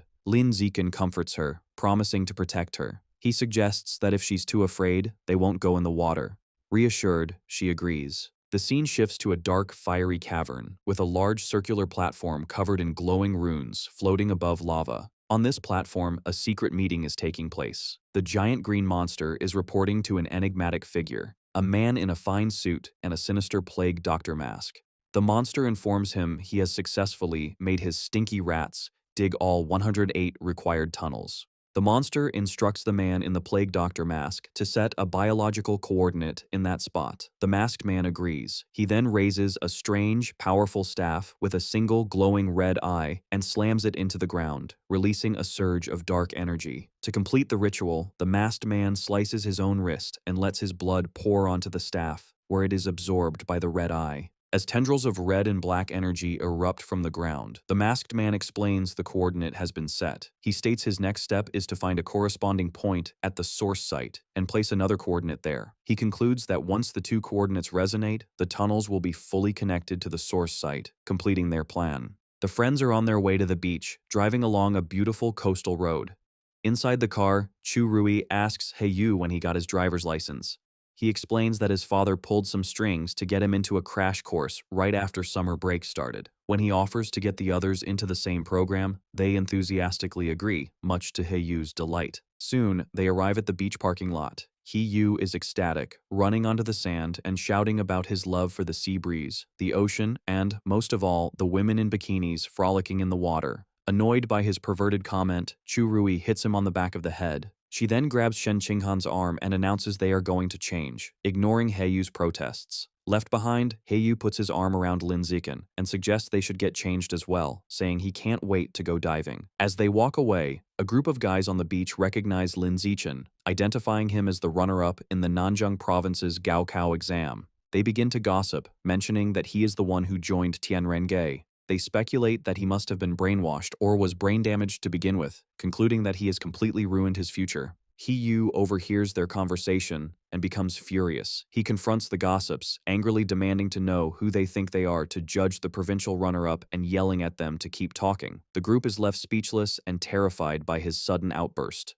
Just as He Yu is about to escalate the confrontation, Lin Zichen calmly grabs his arm, telling him to forget it and not waste his breath on them. He Yu expresses his frustration, saying that Lin Zichen has a good temper and that he would have punched the guys. Lin Zichen explains that he simply doesn't care about their opinions, but if they had said something he truly cared about, he would have definitely gotten physical. When He Yu asks what he cares about, Lin Zichen just gives him a look and glances to the side, as if the answer is obvious. Just then, Chu Rui and Shen Qinghan return, now changed into their beach attire. Chu Rui cheerfully points out that obviously, the person Lin Zichen cares most about is Shen Qinghan, who is holding a tube of sunscreen.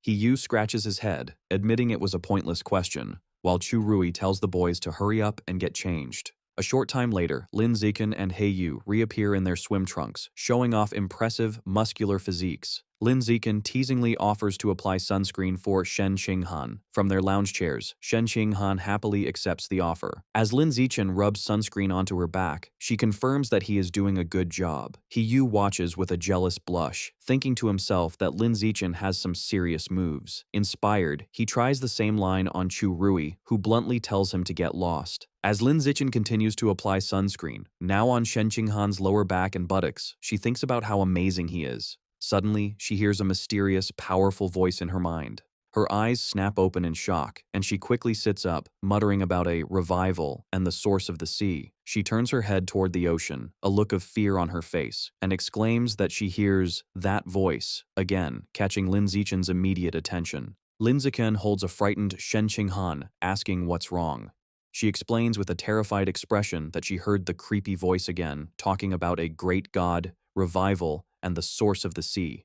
Lin Zichen listens intently, speculating that the voice might be connected to the Origin Land's sources site. He concludes that they don't know enough to understand what's happening and must learn more first. He suggests that once they start university, she should try to indirectly ask her master, Mo Dongji, about it, and Shen Qinghan agrees to the plan. Sometime later, Lin Zichen is back in his room, continuing his training. Having finished tempering his muscles, he has now begun the arduous process of bone tempering. The training is incredibly painful, far more so than muscle tempering, as he focuses his energy on strengthening his bones. After a grueling session, he lies on his bed, completely exhausted and covered in a strange residue, but triumphant, having successfully tempered all 206 bones in his body.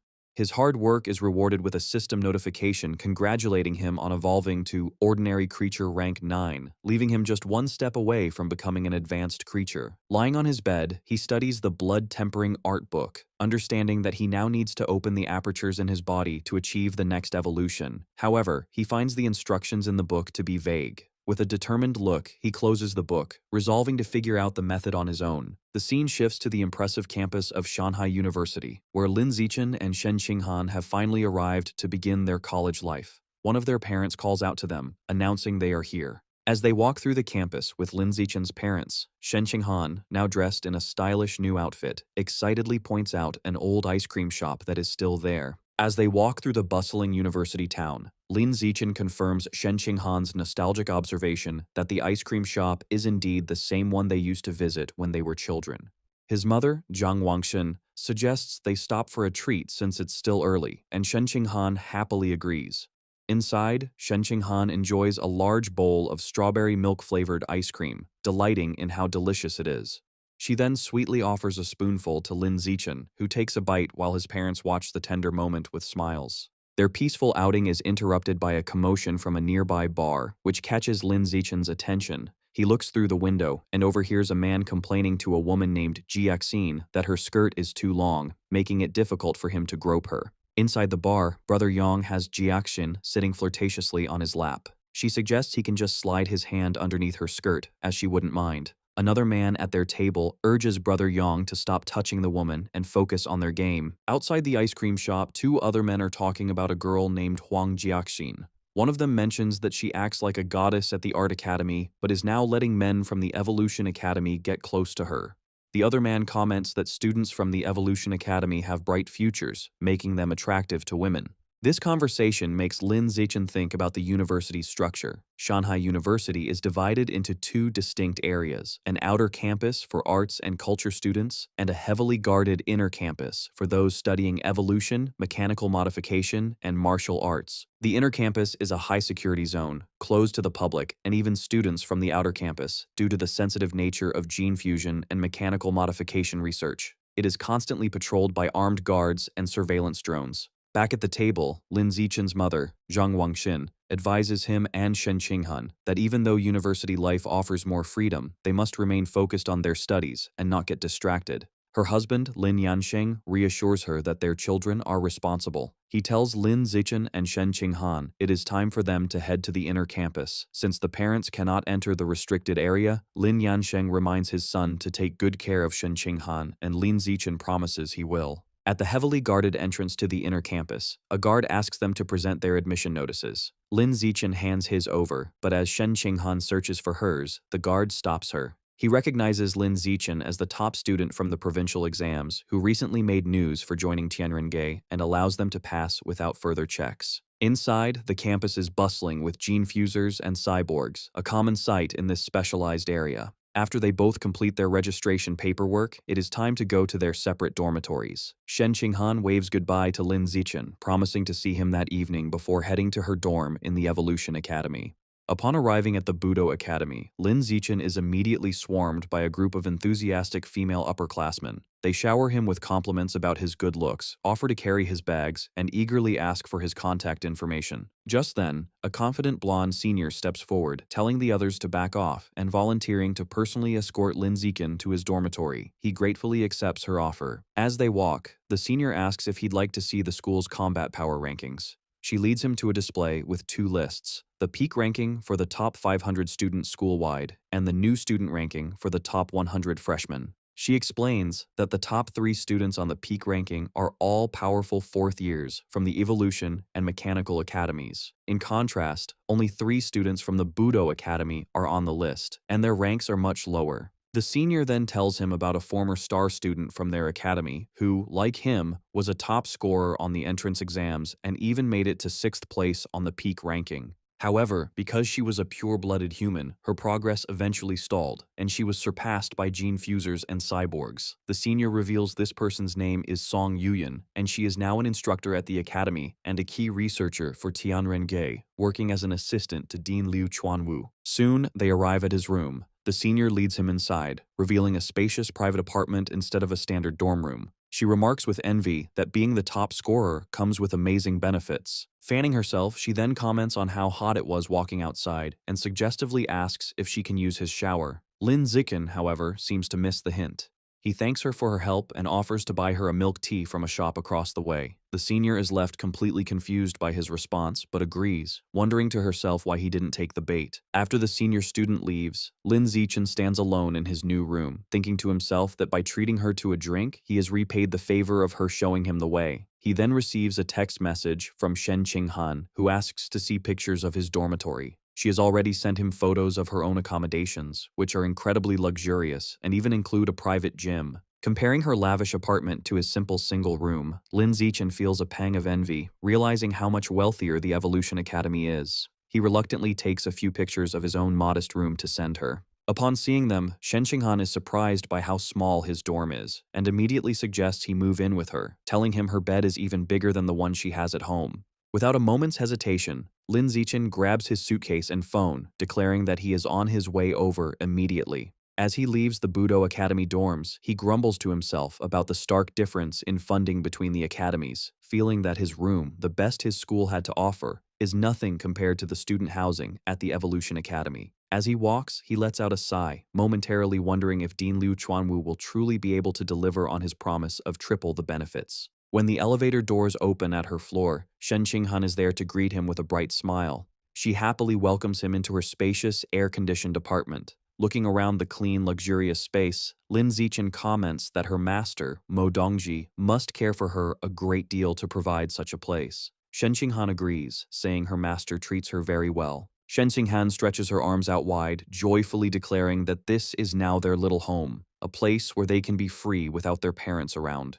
A blushing Lin Zichen quickly tells her not to get too carried away with the idea. Announcing that she is sweaty from the move, she says she will shower first and begins to undress on the spot, leaving her clothes in a pile on the floor. Lin Zichen can only watch, asking her not to leave a mess. As she showers, a flustered Lin Zichen picks up her clothes. He decides to use the free time to check out the new university campus app he downloaded. He discovers an in-app store where students can use school credits to purchase resources for gene fusion and mechanical modification. He learns that there are 3 ways to earn these credits: placing on the school's power rankings, completing official school tasks, or achieving outstanding results in competitions. He realizes that for him, this will be even easier than earning money. His exploration is interrupted when Shen Qinghan calls out from the bathroom, asking him to bring her clothes in. He walks into the bathroom to give them to her, only to find her relaxing in the large bathtub. With a blush, she comments on how comfortable the water is, and invitingly asks if he wants to join her. A blushing Lin Zichen hesitates, then decides it would be a waste of so much hot water for one person. He agrees to join her and takes off his clothes. In the tub, he offers to wash her back, and she happily accepts, promising him it will be her turn to wash his back afterward. Later, after their bath and a meal, Lin Zichen meditates on the bed while Shen Qinghan lies beside him. He begins the second stage of tempering his skin using the blood tempering art. The process is grueling. He finds it much harder than the first time, taking 2 full hours just to temper his right hand. Curious, he asks Shen Qinghan for a sewing needle to test his skin's new strength. To her amazement, he presses the sharp needle against the back of his hand, but it cannot pierce the skin. A system notification confirms his skin's toughness is increasing. When he applies more pressure, the needle shatters against his hand. Shen Han is in awe, exclaiming the blood-tempering art is so incredible it makes her want to pursue the pure blood path too. Lin Zichen then announces the next test, heat resistance. He calmly holds his hand over a lit stovetop flame. A system notification confirms his heat resistance is increasing. He reflects that it took over a minute before he felt a slight burning sensation and concludes that with the blood-tempering art and his system's attributes, he is on his way to achieving a saintly body. Just as Lin Zichen is relaxing, his phone buzzes with a new message from Liu Chuanwu, the dean of the Budo Academy. The dean asks if he is settled in and invites him to visit the Tianren headquarters to familiarize himself with the environment and meet the other members. Lin Zichen agrees, and the dean instructs him to wait downstairs for someone to pick him up. Since he is not at his own dorm, Lin Zichen replies with Shen Qing'an's address. After receiving confirmation, he sighs and decides to head downstairs. He informs Shen Qing'an he has to go out for a while, explaining the dean invited him to the organization's headquarters. She encourages him to go ahead.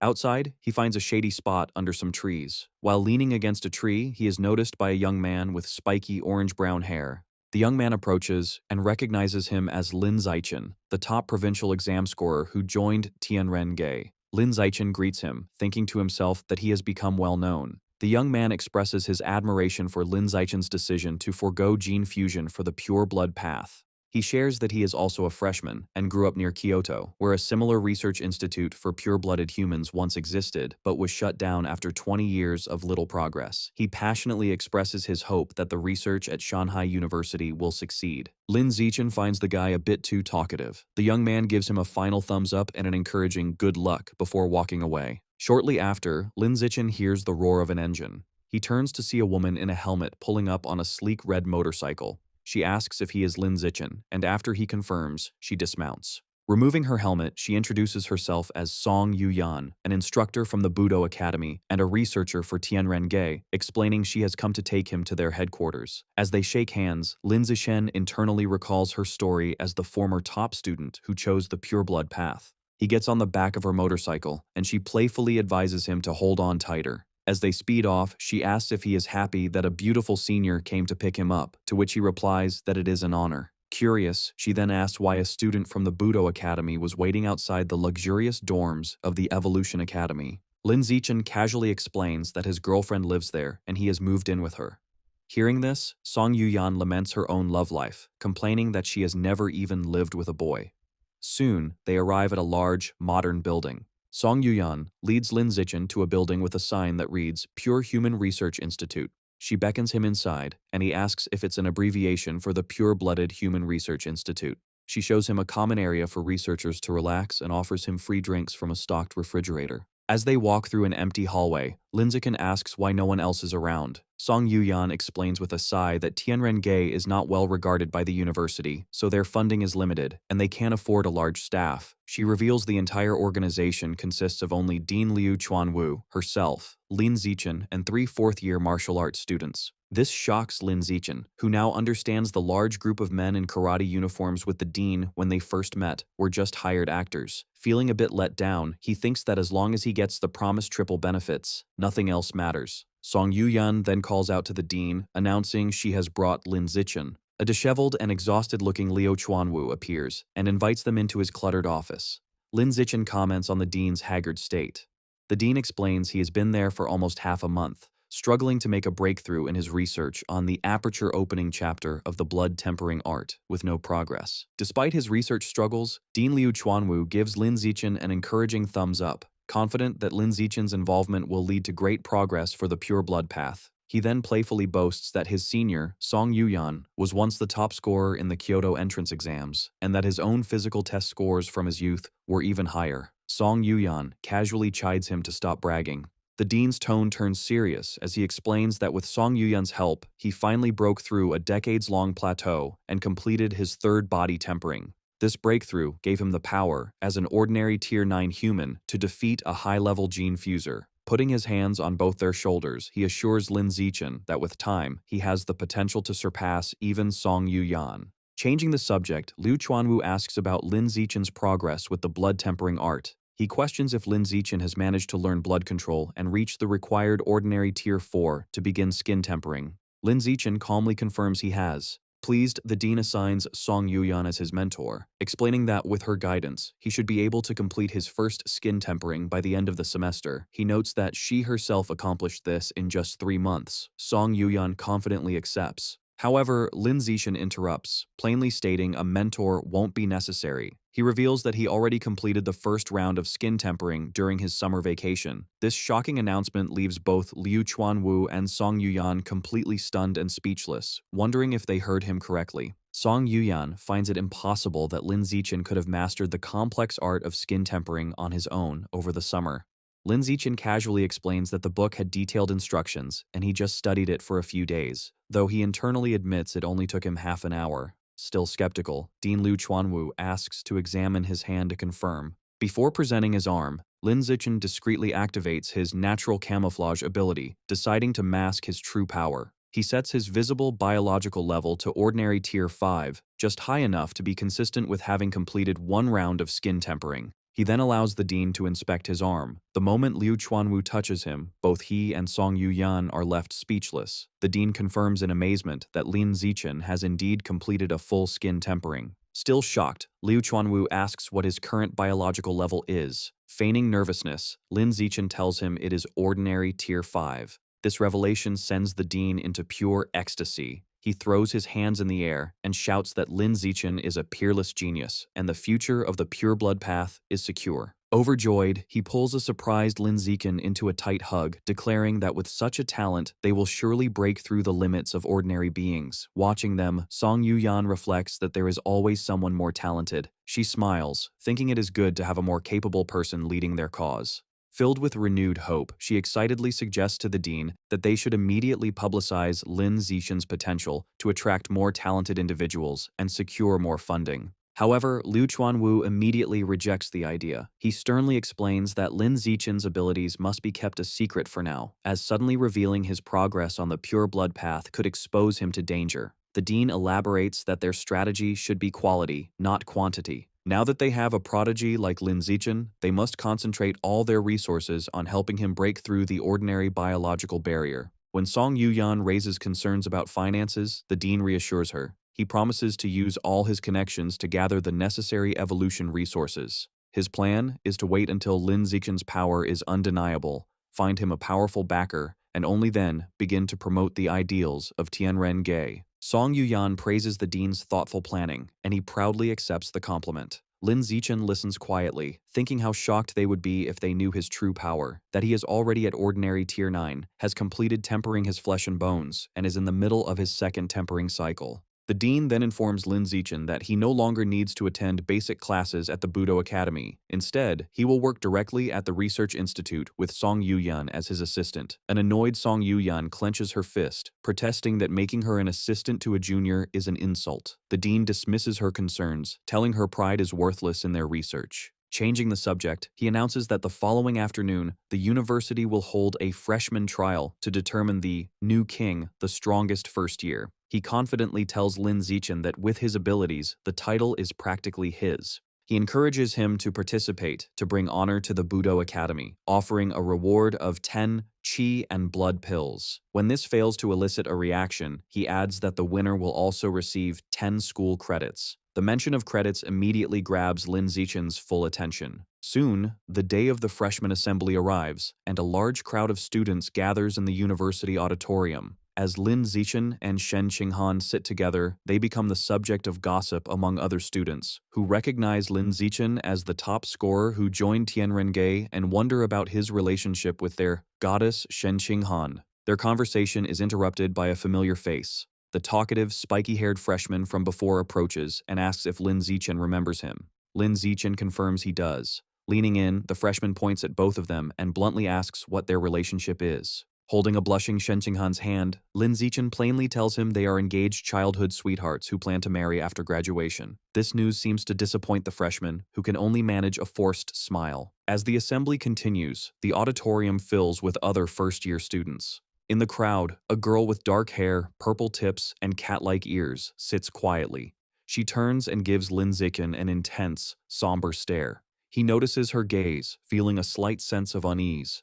Meanwhile, the talkative freshman has returned to his seat and is chatting animatedly with his neighbors. Soon, a man at a podium announces the start of the ceremony and calls for the freshman representative to come to the stage. To everyone's surprise, it is the talkative, spiky-haired freshman who stands up. As he confidently walks toward the stage, other students murmur in disbelief. They question why he, with his dyed hair and chatty personality, was chosen as the representative, a role usually reserved for the strongest student, whom they had assumed would be a gene fuser. The freshman is pleased by their reaction. He thinks this is the perfect opportunity to make a big impression. Taking the microphone, he begins his speech by asking the crowd if they have heard of Li Yijin.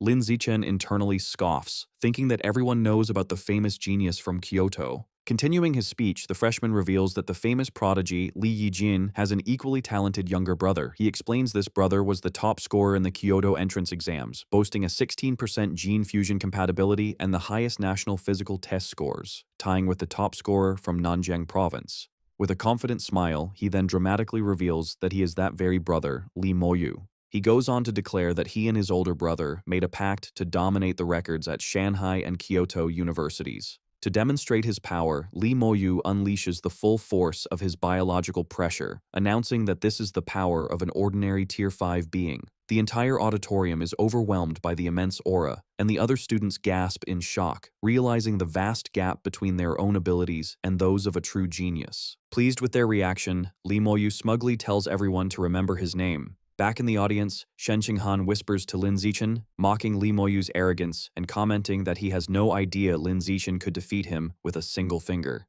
Lin Zichen simply tells her to keep a low profile, and she playfully agrees. After Li Moyu's speech, the announcer invites the next speaker to the stage. Zhou Hong, the president of the student council. A young man with dark blue hair walks to the podium, where the announcer hands him a script. Addressing the crowd, Zhou Hong introduces himself and states he has 3 important things to share. First, he explains that student discipline is managed by the student council, which holds significant authority. Second, he announces the student council will recruit 10 new members from the freshman class next semester, with the sole requirement being strength. He advises them to use the next few months to prove their abilities. Finally, he issues a stark warning. Shanghai University's inner campus is a ruthless environment where strength is everything. Bullying of lower-classmen by upperclassmen is common. He tells everyone to be mentally prepared. After delivering his main points, Zhou Hong's expression darkens. He declares that before he leaves the stage, he wants to give everyone a taste of the power of an advanced being.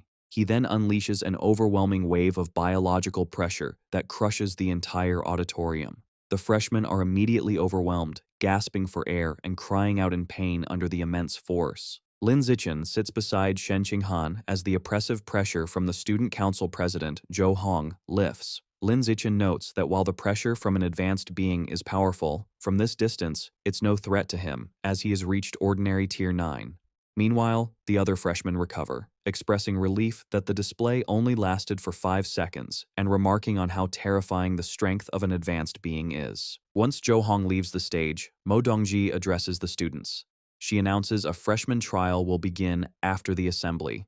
The rules are simple. In the center of the gym is a large stage, and the first student to remain on it alone for over 1 minute will be crowned this year's new king. The reward is 100 school credits, 10 times more than the previous year. In the stands, a couple of upperclassmen arrogantly comment that the top 10 spots are always taken by their genius class, and this year will be no different. This sparks a murmur among the ordinary class students. A special rule is then revealed. If a single student from outside the genius class places in the top 10, all non-genius freshmen will receive 1 school credit. The students get excited as they calculate that 1 credit is worth 10,000 yuan, realizing if they work together, they all stand to gain. Seizing the moment, He Yu gets on stage and takes the microphone. He introduces himself and reminds everyone that his classmate, Lin Zichen, is the province's top scorer and the strongest among the ordinary students. He proposes that all ordinary students join forces to attack the genius class, clearing a path to help Lin Zichen secure a top 10 spot. All eyes turn to Lin Zichen, who remains seated and composed. Inspired, the ordinary students rise with determination, shouting their support and vowing to clear a path for him. Meanwhile, a group of faculty, including Liu Chuanwu, Mo Dongji, and Ma Zhenhe, watch from a distance. Liu Chuanwu remarks to Zhou Hong that he was being too petty with his earlier display. Ma Zhenhe interjects, asking Liu Chuanwu if it was necessary to take his anger out on Li Moyu's younger brother just because Wu Tiancheng defeated him. He adds sarcastically that when it comes to being petty, no one at the university can compare to Liu Chuanwu. Liu Chuanwu calmly replies that his pettiness is directed only at the person involved, never their family. Liu Chuanwu taunts Dean Ma Zhenhe, asking if he heard his daughter performed exceptionally well on her entrance exams. Ma Zhenhe replies she was the third highest scorer in Kyoto. Standing beside them, Zhou Hong suggests Ma Zhenhe's daughter should join the student council, promising to personally cultivate her as a future leader. Ma Zhenhe agrees, asking Zhou Hong to look after his daughter, to which Zhou Hong replies he takes care of any student with genius potential. Down in the arena, students speculate on who will become the new king, with most considering the two top freshmen, Li Moyu and Ma Weiwei, as the main contenders. One student argues Li Moyu is the clear favorite, as his biological level is already ordinary Tier 5. However, another points out that while Ma Weiwei's scores were slightly lower, she successfully fused with Shadow Cat genes during the summer, so her actual combat strength might not be less than Li Moyu's. A third student dismisses this, believing her fusion was only partial and her power increase is limited. Their debate is cut short when Liu Chuanwu's voice booms, declaring that neither Li Moyu nor Ma Weiwei will become the new king. As the others look on in shock, Liu Chuanwu continues with a confident grin, proclaiming that the true new king will be a member of his Tianren Ge, Lin Zichen. Ma Zhenhe immediately fires back in anger, questioning how that could be possible. He points out that Lin Zichen's physical test data didn't even place him in the top 10. He scoffs at the idea, accusing Liu Chuanwu of making baseless boasts. Liu Chuanwu calmly asks if Ma Zhenhe does not believe him, and challenges him to a bet.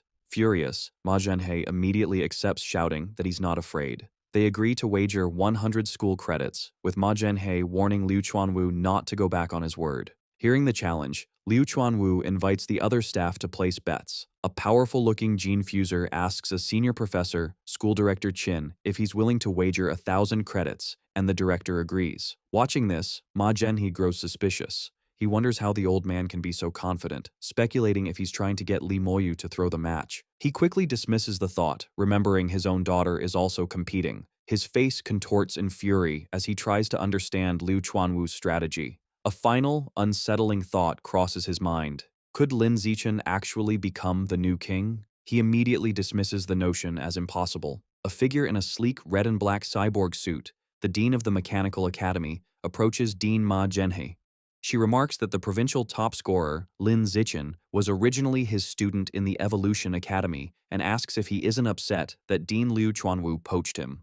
Ma Zhenhe replies dismissively, stating his academy has many students like that.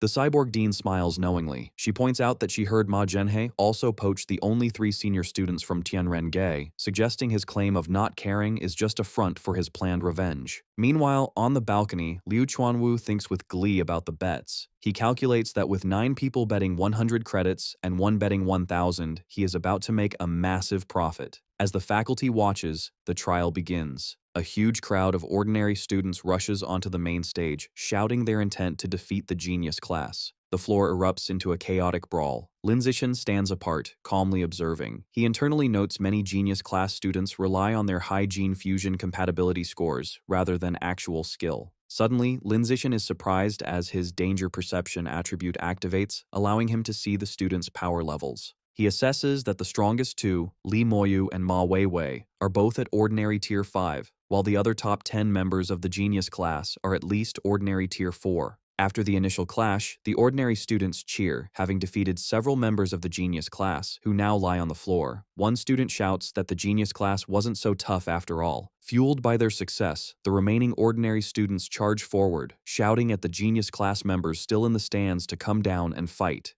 In response, a very large and muscular student with white hair leaps down. He lands powerfully on the stage, arrogantly telling the mob to come at him so he can make them understand how weak they are. The ordinary students don't hesitate and charge at him as a group, shouting that with their numbers, they can overwhelm him if they each land 1 punch. However, the muscular student meets their charge with a single, powerful, sweeping kick. The attack sends a wave of students flying backward in shock, knocking them all out as they crash onto the floor. The muscular student remarks that ants will always be ants, and no matter how many, they can't harm an elephant. The remaining ordinary students are stunned.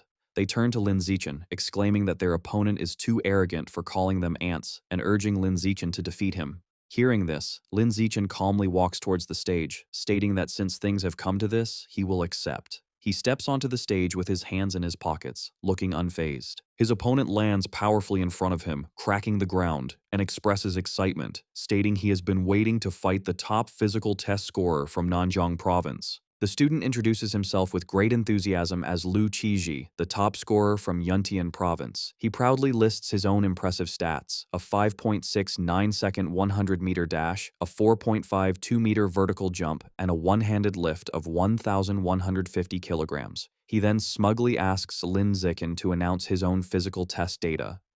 Lin Zichen calmly tells his opponent, Lu Qizhi, there's no need to report his stats, saying he will feel it himself soon enough. Before Lu Qizhi can react, Lin Zichen unleashes a single, fast kick that sends the muscular student flying across the stage. Lu Qizhi crashes to the ground, defeated instantly. In the background, the ordinary class students erupt in cheers for his victory. On the viewing balcony, the faculty members are stunned. They expected a strategic fight, but instead witnessed a victory of sheer, overwhelming power. They wonder about Lin Zichen's true strength, noting that despite his gentle appearance, he is ruthless. Before the cheers fade, another challenger leaps onto the stage. He introduces himself as Luo Yongjian, the top scorer from Dajiang province, and lists his accomplishments.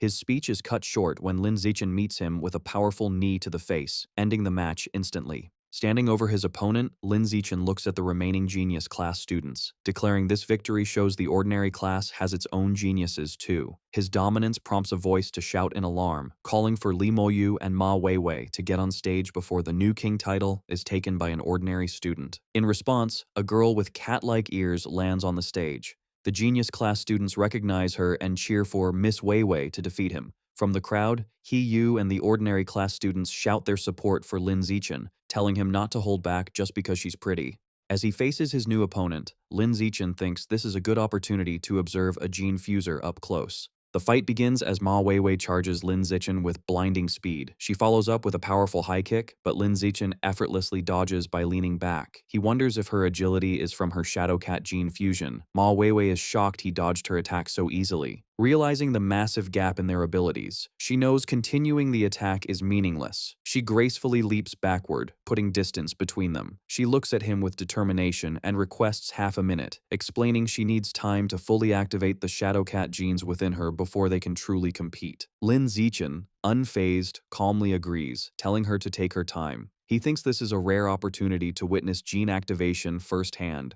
As she prepares, Ma Weiwei undergoes a dramatic transformation. Crouching on all fours, a long furry tail sprouts from her back, and her fingernails elongate into sharp claws as a powerful aura envelops her. Watching from the stands, the faculty is impressed. One comments to Ma Zhenhe on his daughter's incredible gene integration, praising her immense talent. Ma Zhenhe proudly agrees, stating her talent surpasses even the top scorers from other provinces. However, his expression shifts to concern. He worries that since her fusion was recent, pushing her body this far could cause a backlash. He sighs, noting she is just as headstrong as ever. With her transformation complete, Ma Weiwei lunges at Lin Zichen, shouting he is too arrogant for waiting. She declares he will pay the price and attacks with newfound ferocity. She throws a powerful kick, which Lin Zichen narrowly dodges. As he evades, he analyzes her new power, noting it jumped from mid-ordinary tier 5 to nearly ordinary tier 6. Ma Weiwei is shocked that even with enhanced power, she still can't land a hit. She unleashes a furious barrage of claw strikes and kicks, but Lin Zichen effortlessly dodges every attack with fluid movements. After observing her, Lin Zichen's expression turns serious. Surrounded by a blue aura, he thinks he has gathered enough data on Shadowcat gene fusers. Deciding not to waste more time, he prepares to counterattack. As she lunges again, Lin Zichen meets her with a single devastating punch to the face. The force is immense, sending Ma Weiwei flying backward. She crashes hard into the pile of defeated students, knocked out cold. The other students gather around her, remarking in disbelief how her beautiful face is now a swollen mess from his punch. Ma Weiwei sits up, crying and holding her face in pain. Her father, Dean Ma Zhenhe, rushes from the stands to console her. He turns to Lin Zichen, furiously asking if he's a man for hitting a girl so hard. Lin Zichen calmly replies that on the path of evolution, there is no distinction between men and women, only between the strong and the weak. From the crowd, Lee Moyu agrees, stating strength is all that matters. Seeing his chance, he dramatically leaps from the stands onto the stage. He lands with a powerful impact, and the genius class students erupt in cheers, calling him their only hope to avenge Ma Weiwei. Lee Moyu addresses Lin Zichen, acknowledging he is also skilled at hiding his power, pretending to be ordinary only to reveal himself as a provincial champion. With a sinister grin, he declares Lin Zichen isn't the only one who has been holding back. Lee Moyu unleashes his power, and his body begins to transform, growing larger and more muscular as a powerful aura surrounds him. The faculty on the balcony are shocked, realizing Lee Moyu is also a gene fuser. The Dean of Mechanical Engineering identifies the genes as those of a demon-eye giant ape, which require immense physical strength for fusion. His biological pressure surges to ordinary Tier 6. As the transformation completes, Liu Chuanwu freezes in horror, realizing he is about to lose his bet of 1900 school credits, worth 19 million yuan. The scene shifts to a separate location, where Wang Shuojie and Lu Gang are given a mission by another student. He instructs them to retrieve a high-level demon seed from a nearby park and make Lee Moyu consume it. Lu Gang is concerned about the risk of targeting someone from the powerful Kyoto Lee family. However, their superior assures them their organization is far more powerful and could easily destroy the Li family. When asked if they will carry out the mission, a resigned Wang Shuojie tells Lu Gang they have no other choice. The battle between the two top freshmen begins. Lee Moyu explains his transformation, boasting that the demon-eye giant ape maximizes strength and defense. Though it is usually slow, his power level is far superior, creating a massive gap between them. He taunts Lin Zichen, wondering if he can remain as relaxed now that he faces a true genius. Instead of replying, Lin Zichen immediately attacks, charging forward with a punch. As they clash, Lee Moyu reacts to the attack, leading Lin Zichen to note that his opponent's reaction speed is decent enough to dodge a blow controlled at ordinary Tier 6 speed. Deciding to push harder, Lin Zichen increases his output to test ordinary Tier 7 speed. This increase is too much for Lee Moyu, and Lin Zichen lands a heavy, direct punch to his face. Lee Moyu stumbles back, angrily accusing Lin Zichen of a sneak attack. Lin Zichen calmly analyzes that the beast's defense is indeed strong, comparable to a high-level ordinary Tier 6. Furious, Lee Moyu regains his stance, vowing Lin Zichen's fists will not touch him again. Lin Zichen continues his offensive. However, he internally notes that although his speed is superior, he has not yet managed to inflict any significant damage. The battle intensifies as Lee Moyu blocks a barrage of attacks. Lin Zichen analyzes that while Lee Moyu is slower, his high defense gives him a large margin for error, whereas Lin Zichen cannot afford a single hit, making it seem the winner is already decided. Testing his limits, Lin Zichen engages in a rapid exchange, dodging Lee Moyu's heavy punches. He decides the test of reaction speed is sufficient. Lin Zichen leaps backward to create distance. He prepares himself, deciding it is time to test the final attribute, strength.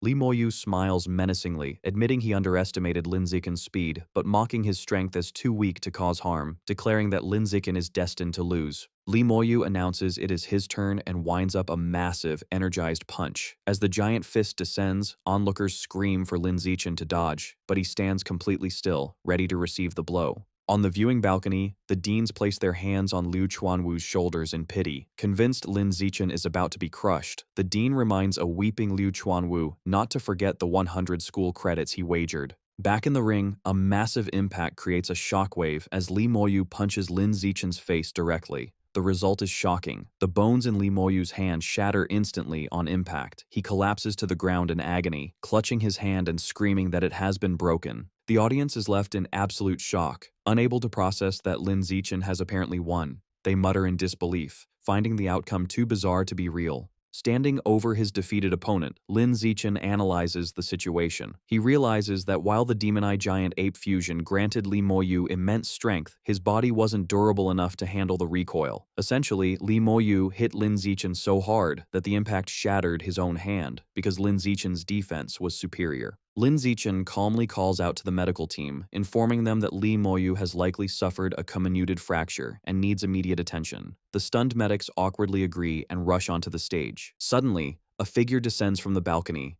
It is Mo Dongji. She lands gracefully and orders Lin Zichen to step aside. She examines Lee Moyu's arm and confirms the diagnosis. The entire right hand is shattered. She deduces with shock that this was caused by the rebound force of hitting Lin Zichen's face. She takes out a glowing golden pill and feeds it to Lee Moyu. As she does, she can't help but wonder just how hard Lin Zichen's face must be to cause such damage. Suspecting there is more to him, Mo Dongji unleashes mental power to probe Lin Zichen's strength. Sensing the intrusion, Lin Zichen immediately activates his skill, Natural Camouflage, hoping to hide his true level. Mo Dongji analyzes him closely.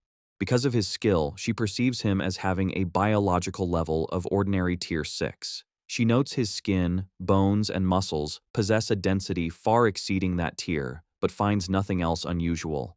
She wonders if that physical toughness is his only secret. The other faculty members gather around her, eager for her assessment. Mo Dongji reports her findings. Lin Zichen is simply at ordinary Tier 6 with exceptionally high physical durability, and there are no other abnormalities. Hearing this, Lin Zichen maintains a stoic expression, but internally breathes a sigh of relief, glad his camouflage successfully deceived them. Meanwhile, the pill Mo Dongji administered takes effect instantly. Li Moyu sits up, amazed. He exclaims the medicine was miraculous as he has recovered safely. He flexes his hand and smiles, confirming his injury is completely healed. With the battle concluded, Lin Zichen decides Li Moyu no longer needs to be on stage. He calmly tells him he can go down now and delivers a casual kick that sends the newly healed Li Moyu flying out of the ring. Humiliated, Li Moyu shouts from the floor below, vowing that once his gene fusion progresses, he will return to defeat Lin Zichen. In the stands, a heated argument erupts between the ordinary and genius students. The ordinary students mock the elites for having losers act so self-righteous. The genius students retort that Li Moyu lost to Lin Zichen, not them, but the ordinary students drown them out, claiming Lin Zichen's victory as a triumph for their entire class. On stage, the timer completes its countdown. A notification declares that 1 minute has passed. The announcer officially proclaims Lin Zichen of Martial Arts Class 1 as this year's new king. The ordinary students cheer wildly for Brother Chen, celebrating the glory he has brought them. However, Lin Zichen is not finished. Thinking that since he has secured the top spot, he might as well go further, he suddenly leaps from the stage into the spectator stands. To the shock of the crowd, he lands near the genius class seating and scoops Shen Qinghan up into his arms in a princess carry. The students whisper in confusion, wondering why he is grabbing Shen Qinghan. Shen Qinghan blushes intensely as Lin Zichen leaps back toward the stage with her in his arms. Her heart races, and she wonders if he intends to publicly announce their relationship. Lin Zichen lands gracefully back on the ring. With Shen Qinghan standing behind him, Lin Zichen faces the stunned audience and faculty. He boldly declares that for the remaining rankings, from 2nd to 10th place, he wants them all. The enraged genius class students refuse to accept defeat. Shouting that Lin Zichen is bullying them, they charge together to crush him and the traitor Shen Qinghan. The stage erupts into a chaotic brawl. Lin Zichen moves fluidly through the attackers, dominating the fight despite being outnumbered. He dismantles their formation with a flurry of punches and kicks, knocking students away with ease. Seeing an opening, Ma Weiwei lunges from the air, aiming her attack at a shocked Shen Qinghan and shouting at her to die for her betrayal. However, Lin Zichen reacts instantly, intercepting her midair with a heavy kick to protect Shen Qinghan. The force of the blow sends Ma Weiwei flying off the stage. From the balcony, her father, Ma Zhenhe, screams as he watches his daughter crash violently onto the floor. With the genius class wiped out, Lin Zichen stands triumphantly over the defeated students. Immediately, a notification announces that Shen Qinghan has officially secured 2nd place in the trial. She looks pleasantly surprised. Lin Zichen then turns to the ordinary students and outlines his plan. He offers them the remaining spots from 3rd to 10th place, on the condition that the school credits awarded for those spots belong to him. The students are ecstatic, cheering for Brother Chen, eager for the chance to be in the top 10. Chu Rui calculates that the top 10 spots yield a combined 550 credits. He Yu adds the participation rewards, bringing the total to 559 credits with a grin. On the balcony, Ma Zhenhe is furious. He yells at Mo Dongji, arguing that Lin Zichen's actions are improper and questioning how the new king is allowed to control the entire top 10. A voice calmly interrupts, asking how it violates the rules. Liu Chuanwu steps forward to defend his student, challenging Ma Zhenhe to point out where the regulations forbid such a strategy. Ma Zhenhe is left speechless, forced to admit there is no rule against it, though he angrily insists Lin Zichen is exploiting a loophole. Ma Zhenhe stands sweating and defeated. Meanwhile, the plans of hidden conspirators shift. Wang Shuojie urgently grabs Lu Gang, informing him the plan has changed and they should no longer target Li Moyu. As they watch the celebrating students toss Lin Zichen in the air, Wang Shuojie declares their new target is Lin Zichen. Their goal is now to make him eat the high-level demon seed, so he joins their organization. After the trial, Liu Chuanwu runs excitedly toward Lin Zichen with open arms, but is coolly dodged. Lin Zichen simply asks if the dean has forgotten his promises. Liu Chuanwu immediately produces a bottle, explaining it contains 10 qi and blood pills, along with the triple benefits for the semester. He adds that he has transferred 300 credits to Lin Zichen, happily noting the boy just helped him win 1,900 credits from other faculty members. Leaning in close, Liu Chuanwu whispers, asking Lin Zichen his true strength and level. Lin Zichen whispers back a partial truth, claiming he is at ordinary tier 6, has completed skin tempering once, tempered some facial muscles, and was born with naturally hard facial bones. Liu Chuanwu is shocked, screaming in disbelief that Lin Zichen has already learned to temper his muscles. Overcome with emotion, he grabs Lin Zichen's hands and cries, declaring that Lin Zichen will evolve into an advanced creature with a pure human body before graduating. He urges the student to persist on the pure blood path, and Lin Zichen calmly agrees. Later, in his room, Lin Zichen sits on his bed holding a small red qi and blood pill.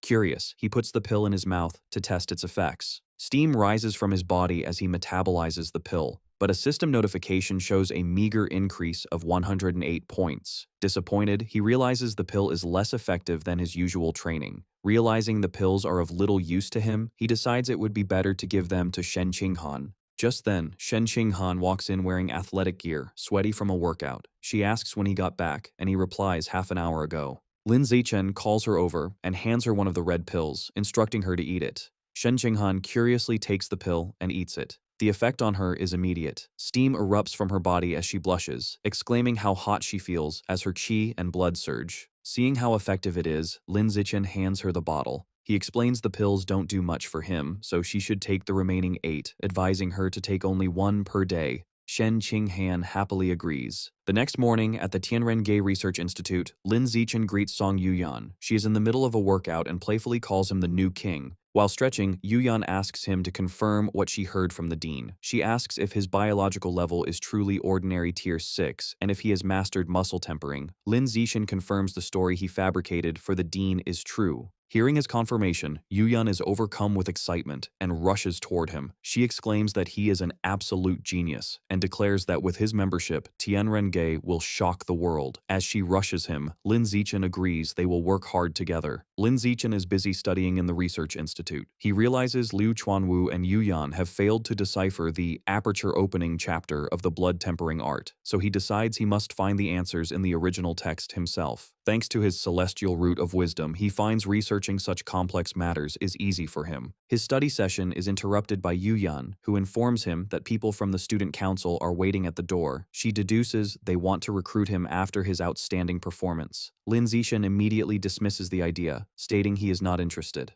However, Yuyan adds that student council members receive monthly credit subsidies. Hearing about money, Lin Zichen's demeanor instantly changes, and he is suddenly very interested. Lin Zichen goes outside to meet the visitor. It is Zhou Hong, the president of the student council, who extends his hand in greeting. They shake hands, and Zhou Hong explains that he has come to invite Lin Zichen to join, offering to groom him as a candidate to become the future president. Zhou Hong elaborates on the benefits, painting a picture of wealth and luxury. He explains that besides special meals and the power to participate in school decisions, members enjoy monthly credit subsidies. Motivated by the rewards, Lin Zichen smiles and agrees immediately. However, Zhou Hong stops him, stating there is one condition. Zhou Hong demands that Lin Zichen must give up the path of the pure-blooded human and choose gene fusion instead. Lin Zichen looks confused and asks why. Zhou Hong arrogantly explains that the student council only accepts future geniuses. He declares the pure-blood path has no future, calling Dean Liu Chuanwu and Yuyan failures. He warns that without gene fusion, even Lin Zichen's talent will fade into mediocrity.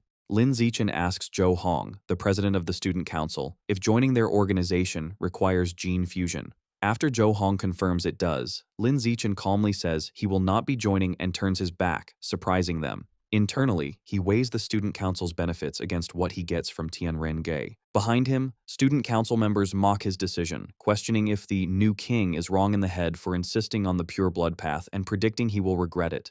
One tells Zhou Hong it was a waste of time, as Tianren-Gay's brainwashing is effective. Zhou Hong dismisses Lin Zichen as a genius with no future, which he considers trash, and tells his group they will recruit other talented people. Later, at the Tianrenge Research Institute, an enraged Yu Yan slams her fists on a desk, complaining to Lin Zichen about the student council's hopeless mindset. Their conversation is interrupted by the arrival of Dean Liu Chuanwu, who looks utterly exhausted. Yu Yan sarcastically praises him for his sacrifice for the pure-blood cause, including working day and night and selling his body for investments. Annoyed, Liu Chuanwu asks if she must always include that last part. He then warns Lin Zichen that women are a roadblock on the path of evolution and he should avoid them. Sitting in his office, Liu Chuanwu informs Lin Zichen that the university provides housing for the families of geniuses.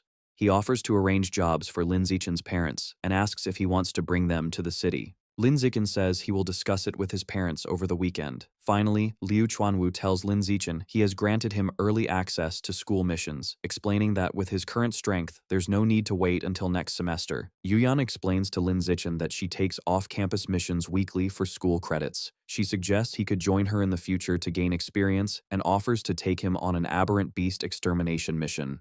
Lin Zichen politely thanks her. Deciding to explore his options, Lin Zichen checks the school's app for missions. He finds the school-published tasks are minor chores for only 1 or 2 credits each. He then browses student-published missions and finds a peculiar request for a female gene fuser training partner with beast ears and long legs for 5 credits a month. Amused, he checks the off-campus missions instead. He finds the off-campus missions are numerous and offer higher rewards. One is to capture robbers for 30 credits, and another is to hunt a powerful aberrant beast for 200 credits, though both are far away. As he scrolls, a particular mission catches his eye. It is to capture a Shadow Cat Girl, an out-of-control gene fuser at Ordinary Tier 6 who has been killing men in the city's red light district. The reward is 50 credits, and he promptly accepts it. Yu Yan leans in close, startling Lin Zichen. She asks if he accepted the Cat Girl mission and offers to join him. Surprised, he asks how she knew. Yu Yan explains the mission details page shows who has accepted the task. Checking his phone, Lin Zichen is surprised to see 28 people have already accepted it, including 26 seniors and one other fresh man, Ma Weiwei. He finds it odd she would take this mission at only Ordinary Tier 5 and assumes she has a helper.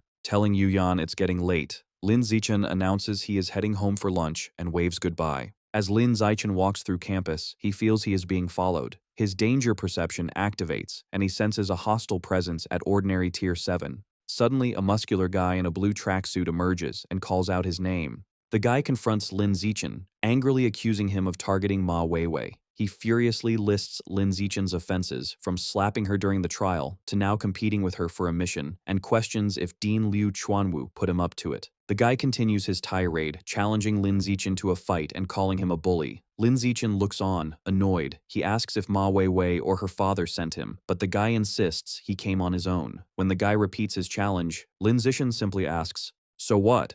Knowing he's dealing with a foolish simp, Lin Zichen turns to walk away, but the guy grabs his sleeve, yelling at him to stay put. Fed up, Lin Zichen turns and swiftly punches him in the face. The muscular guy is knocked unconscious. Standing over him, Lin Zichen thinks to himself if he is satisfied now. Lin Zichen arrives back at the apartment.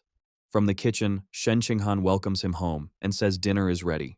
She mentions that the 10 pounds of life and death toad meat he ordered were delivered. He takes the bag from the fridge, thinking he initially wanted to buy more to unlock the codex, but decided against it to avoid attention. He places his hands over the package, and a surge of blue energy flows from it as a system notification confirms he has devoured a large amount of the toad's life essence, bringing his codex progress to 10%. Later, a confused Shen Qinghan finds Lin Zichen putting the now spoiled-looking meat in a garbage bag. He explains it has gone bad. She finds this strange, as it looked fresh on delivery. He clarifies that he has already absorbed all its essence, which causes it to spoil rapidly. Shen Xinghan is surprised and asks if this is his superpower. He confirms it is, explaining he can absorb the essence from aberrant beasts to gain some of their abilities. She is shocked, exclaiming she finally understands why he chose the pure-blood path. With such a power, he doesn't need gene fusion. While eating dinner, Lin Zichen brings up the dean's offer of housing and jobs for their parents. Shen Qinghan is thrilled, and they agree to visit their families over the weekend. During the meal, she mentions an interesting duel between peak-ranking students at the gym that afternoon. She suggests they go watch it, and Lin Zichen agrees. At the university gym, a large crowd has gathered. Lin Zichen notes that in addition to students and faculty, representatives from the Mechanical God group are also there. Shen Qinghan excitedly points to a woman in a large white cyborg suit in the VIP section, the famous mechanical genius girl they've seen online. In the center of the arena, two fighters face each other, a muscular bull-like gene fuser and a sleek cyborg. Shen Qinghan asks Lin Zichen who he thinks is more powerful between the Kyoto genius and the mechanical genius girl. He replies they should get a good idea from this duel. He clarifies that if the 8th-ranked Evolution Academy student wins, the Kyoto genius is stronger, but if the 9th-ranked cyborg wins, the mechanical genius girl is more powerful. With an announcement, the duel begins. The cyborg immediately takes to the air with mechanical wings. From above, the cyborg unleashes a massive barrage of missiles, which rain down on the bull-like opponent below.